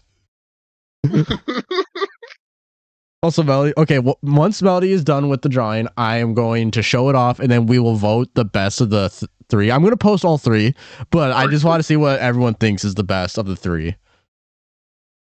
Michael Afton is on the morally ambiguous list. The morally ambiguous. Okay, here we go. Santa decides. Oh, he changed it. He changed it. Oh, he changed it? What did he change it to? Is he on the good list now? The morally ambiguous list. I feel like I'd be on the morally ambiguous. I'll send it to you. I can't. Oh, okay. I see Mellacorn said, "Damn, poor Crash." Here's the thing too about Michael. I personally identify, he's my favorite character in the series. I personally identify with a lot of his journey in any way. Because I used to have issues with my father. Yeah, we're better now, but I used to have some troubles with my dad. I have a younger sibling, two younger siblings, a sister and a brother. And literally my middle name is Michael. And my first and my last name it is there. So Michael Afton is on the morally ambiguous list. You know what? Let's look at other Santa besides. So much in common. It is morally look. Here's the thing. This is a person who has made mistakes in his past, and for the foreseeable future has been manipulated and has tried to make up with it. And he's even sacrificed his own life seemingly in 6. I'm sorry, Baron Corbin is not on the nice list. Have I told you how happy I am that John FNAF said that William does not care about his family? Jackson Storm is on the naughty list. I'm so happy. What was the guy's name that says Kachiga from Cars? Chick Hicks. Yeah, Chick Hicks. No, yeah. that's Lightning McQueen. Yeah, no, I said Kachiga. Oh no, that's Jackson Storm is on the naughty list. Mr. Freeze is on the morally ambiguous list. Because Nora. I mean, yeah, he is morally ambiguous. Yeah, Crypto the Superdog, yeah. Chained Together is on the nice list. The Superman trailer was fire. I watched only like the first few seconds. I need to see it. Because there's gotta be some funny one that he put on here.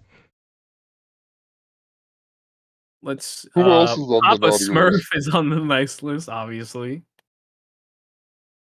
No, he put Michael on the naughty list, and then he changed it because people were outraged. Marv Merchants is that? Wait, Marv from Home Alone's last name is Merchants? What? Wait, hold on, wait. Mudkip, what the heck? What is Marv's last name? And there's no way it's Merchants. It's actually Merchants. Oh my lord! Wait, Harry Lime? His last name is Lime? Lime? So it's Marv Merchant and Harry Lime. Wow. I just learned some Home Alone lore. Kevin McAllister. So you know something I'm trying to figure out. Harry Lime is on the naughty list. What? Trevor from GTA naughty. Oh my god. Yeah, there's Michael Athens, yep. Aiden Pierce is on the morally ambiguous. That's valid. Is Mariah William Carey on the Afton on nice the list, double based. naughty list? I think Mariah Carey should have her own tier on the list. Yeah, she's like above me on. Edward Richtofen is William on the naughty Afton? list. Which Richtofen? Does anyone here know Call of Duty Black Ops Zombies lore? Not much. Okay, so basically there's like multiple versions of Richtofen, and like the one you play as is like the only good one in like the timelines that there are, and the rest of them are evil. Wow. William Afton? Like, You know, there's I two feel sides like of the he would spectrum. be- There's two sides of the spectrum on the naughty list. The opposite of Mariah Carey is William Afton. You know, I want to please tell me he did Jake Paul. Oh, please. Please. He has to be on the naughty Snoopy. list, right? That's cute. Snoopy's on the nice list. He's the goodest of I dogs. feel like William Afton broke the naughty list and went to the double naughty list. Comey's on in the nice hell list. with- Agreed. He's on the As an anime nerd, yes, Comey's on the nice list. Vacant, just nothing is on the nice Oh yeah, list. Comey is like up there, like obviously she's Clint pure. Barton is She's on the pure. nice list. I'd say he's morally ambiguous considering the fact that he was Ronin for a while. Yeah, he killed Yeah. a lot of like Yakuza people. Yeah, I'd say he's Are we morally talking ambiguous. about Hawkeye? Oh yeah, that is Hawkeye. Yeah. I mean, here's the thing. If they were like Yakuza and stuff like that, they were probably doing some bad, shady stuff. But yet again, he's also doing bad, Fortnite. shady stuff too. I mean, fair enough. Fair enough. Did you hear that Fortnite did a collab with Skibbity? I don't bring want that to up. talk about that. Don't even. You poisoned the stream. You have poisoned this stream now. Hey, let's go, Bob. Just man. It's not even Batman. It's just man is on the nice list. This man of Well, the bats. you know the meme of just man, just I am man, and it's Batman, but he doesn't have the bat ears. He's like, I'm man. No, he's like, I'm the Jonkler. Batman. You know, what does He this goes, stream become? I had like a whole schedule to play like other FNAF games. This stream turned into getting hijacked, and then now we're looking at the nice, naughty, and morally ambiguous list. Nah, bro. I'm just like, I'm Batman, and now you get I'm man. I was like, well, I'm glad Jeff you know the your Land sexual Shark is on the orient- nice list. Comic version W. Okay, the comic version's on the glad nice you list, but know Marvel your Rivals sexually instant naughty list. oriented. Bro, I'm just thinking right now, like, if someone just came up to me and said, I'm man, I'm like, well, I'm glad you know your sexual orientation.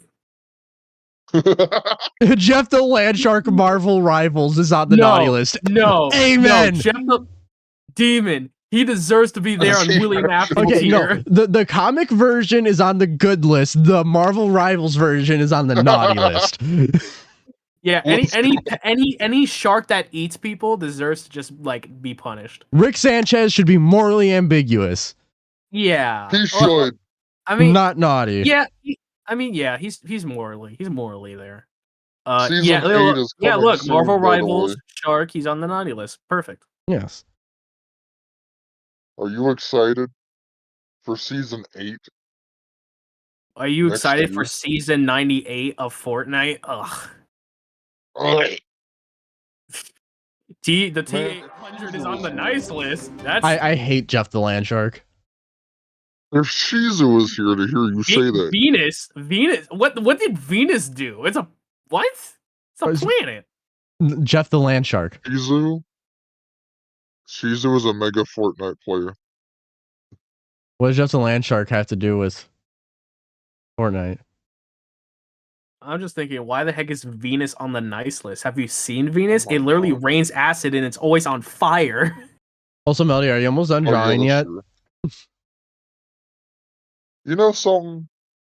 I've been trying to figure something out. Pretty fastballs. So, oh my god. no, in the games, right?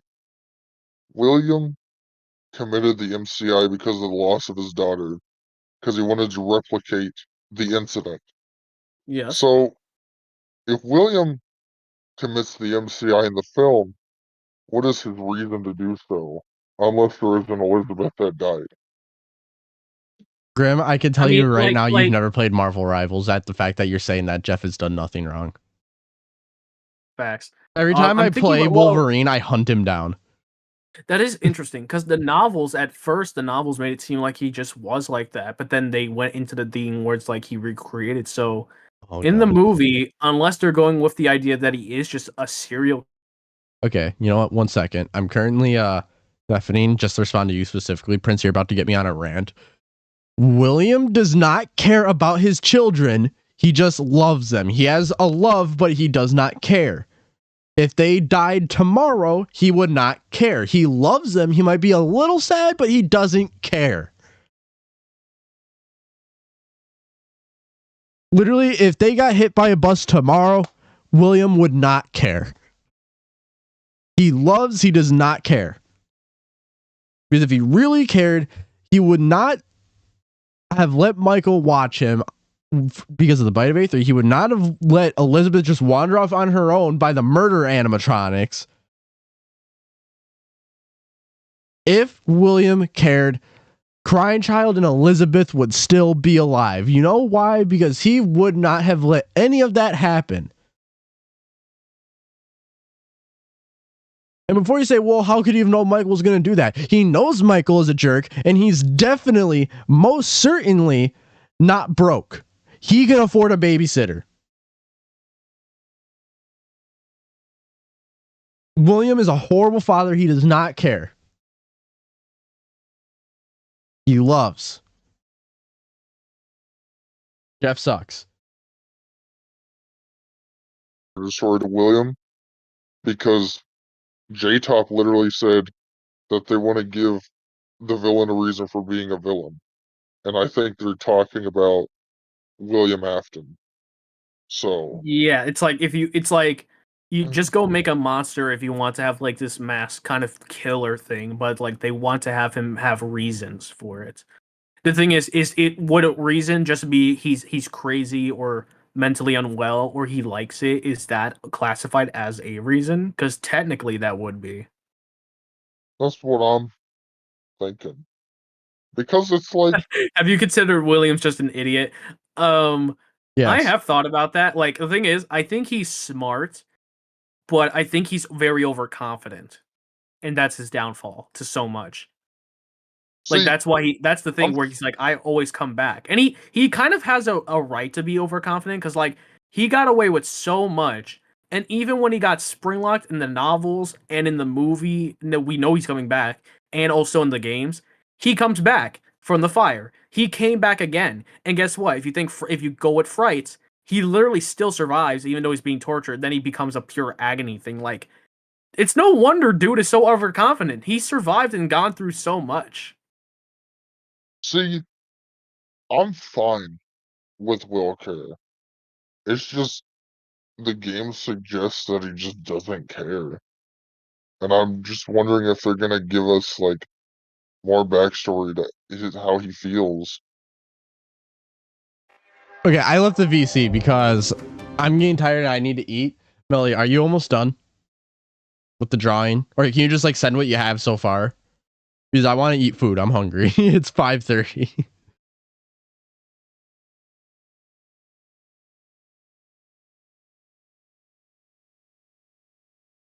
You know, Crash is fun. I love Crash. Yeah, you can be book smart and stupid in every other regard. That is very true. I know many people like that.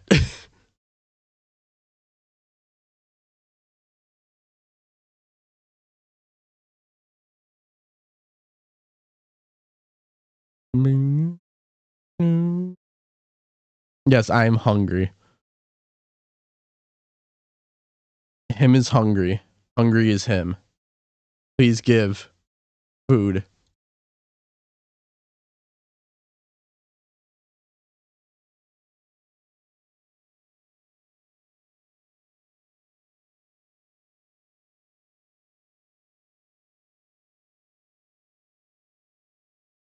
The only way will care will ever work is with love. And it's not care. There's a difference between caring and loving. I can love something, but if it disappeared tomorrow, I wouldn't care.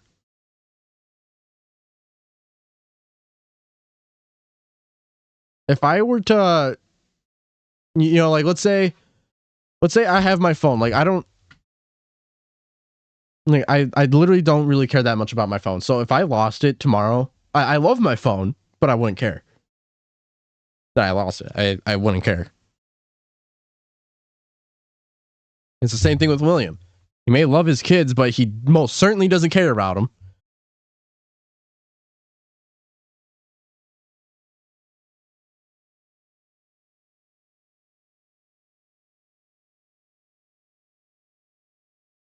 Yes, we are weighing on you.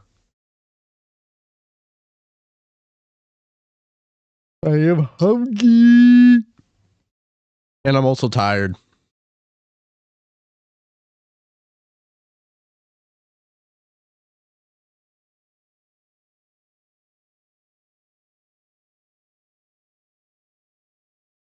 He's portrayed to have a monstrous ego and to think he's better than everybody else. He is never, yeah. Yeah, caring and, yeah, loving and caring about children are two very different things.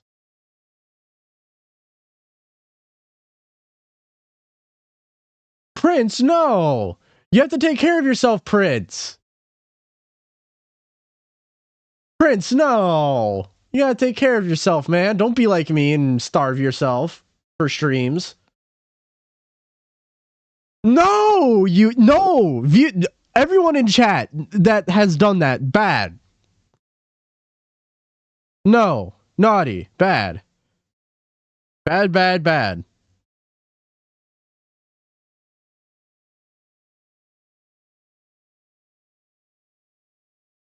Oh my god.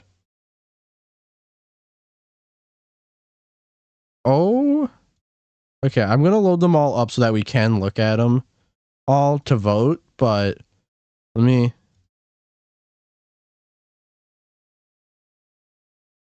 My god. I don't know which one I want as a poster now. Because this is so sick. Yo. Like, yo.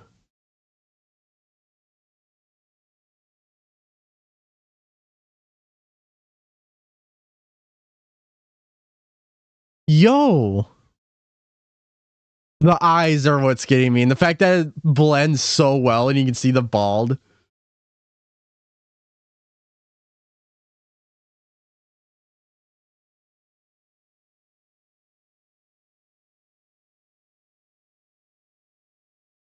Okay. Well, so we have Mellacorn submission.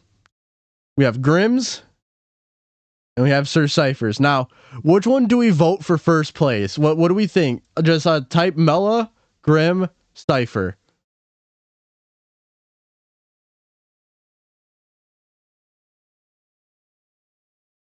Here, can I like start a poll?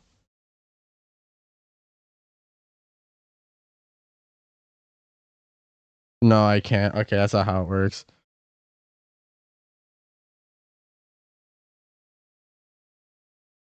Are we going? Okay. So, we're going to go with Mella for first. Okay, we're going Mellacorn for first. Okay. So, who do we go for second? We go Grimm? Or we go Cypher?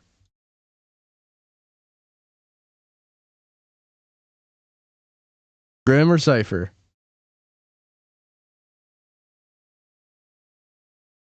This is for second place.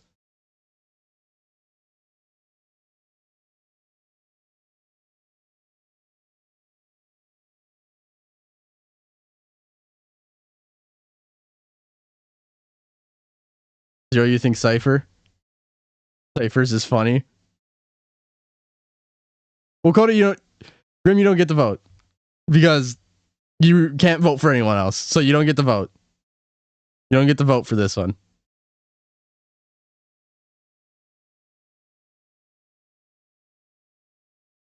Okay, Mellacorn, what's yours?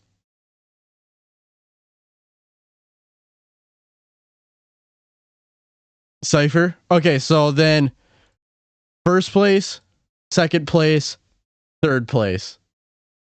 I just, I love all of these. These are all amazing.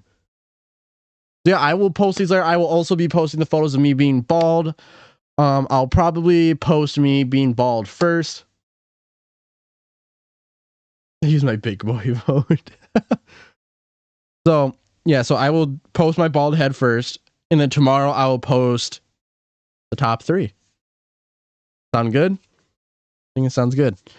All right, well, you know what? As I end the stream, we will leave this because this is amazing. I want this as a poster. Oh, it's been split. Ooh. Oh, it's been split. So does this make me the tiebreaker? Does this make me the tiebreaker? I think it does.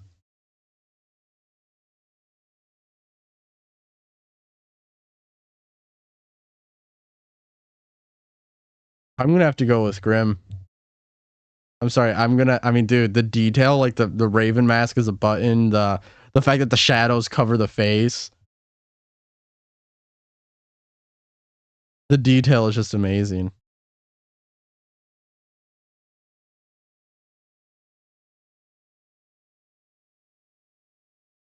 I think Grim.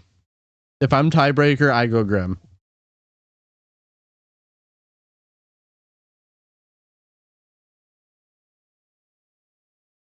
So, first, second, third. That's what we're going with.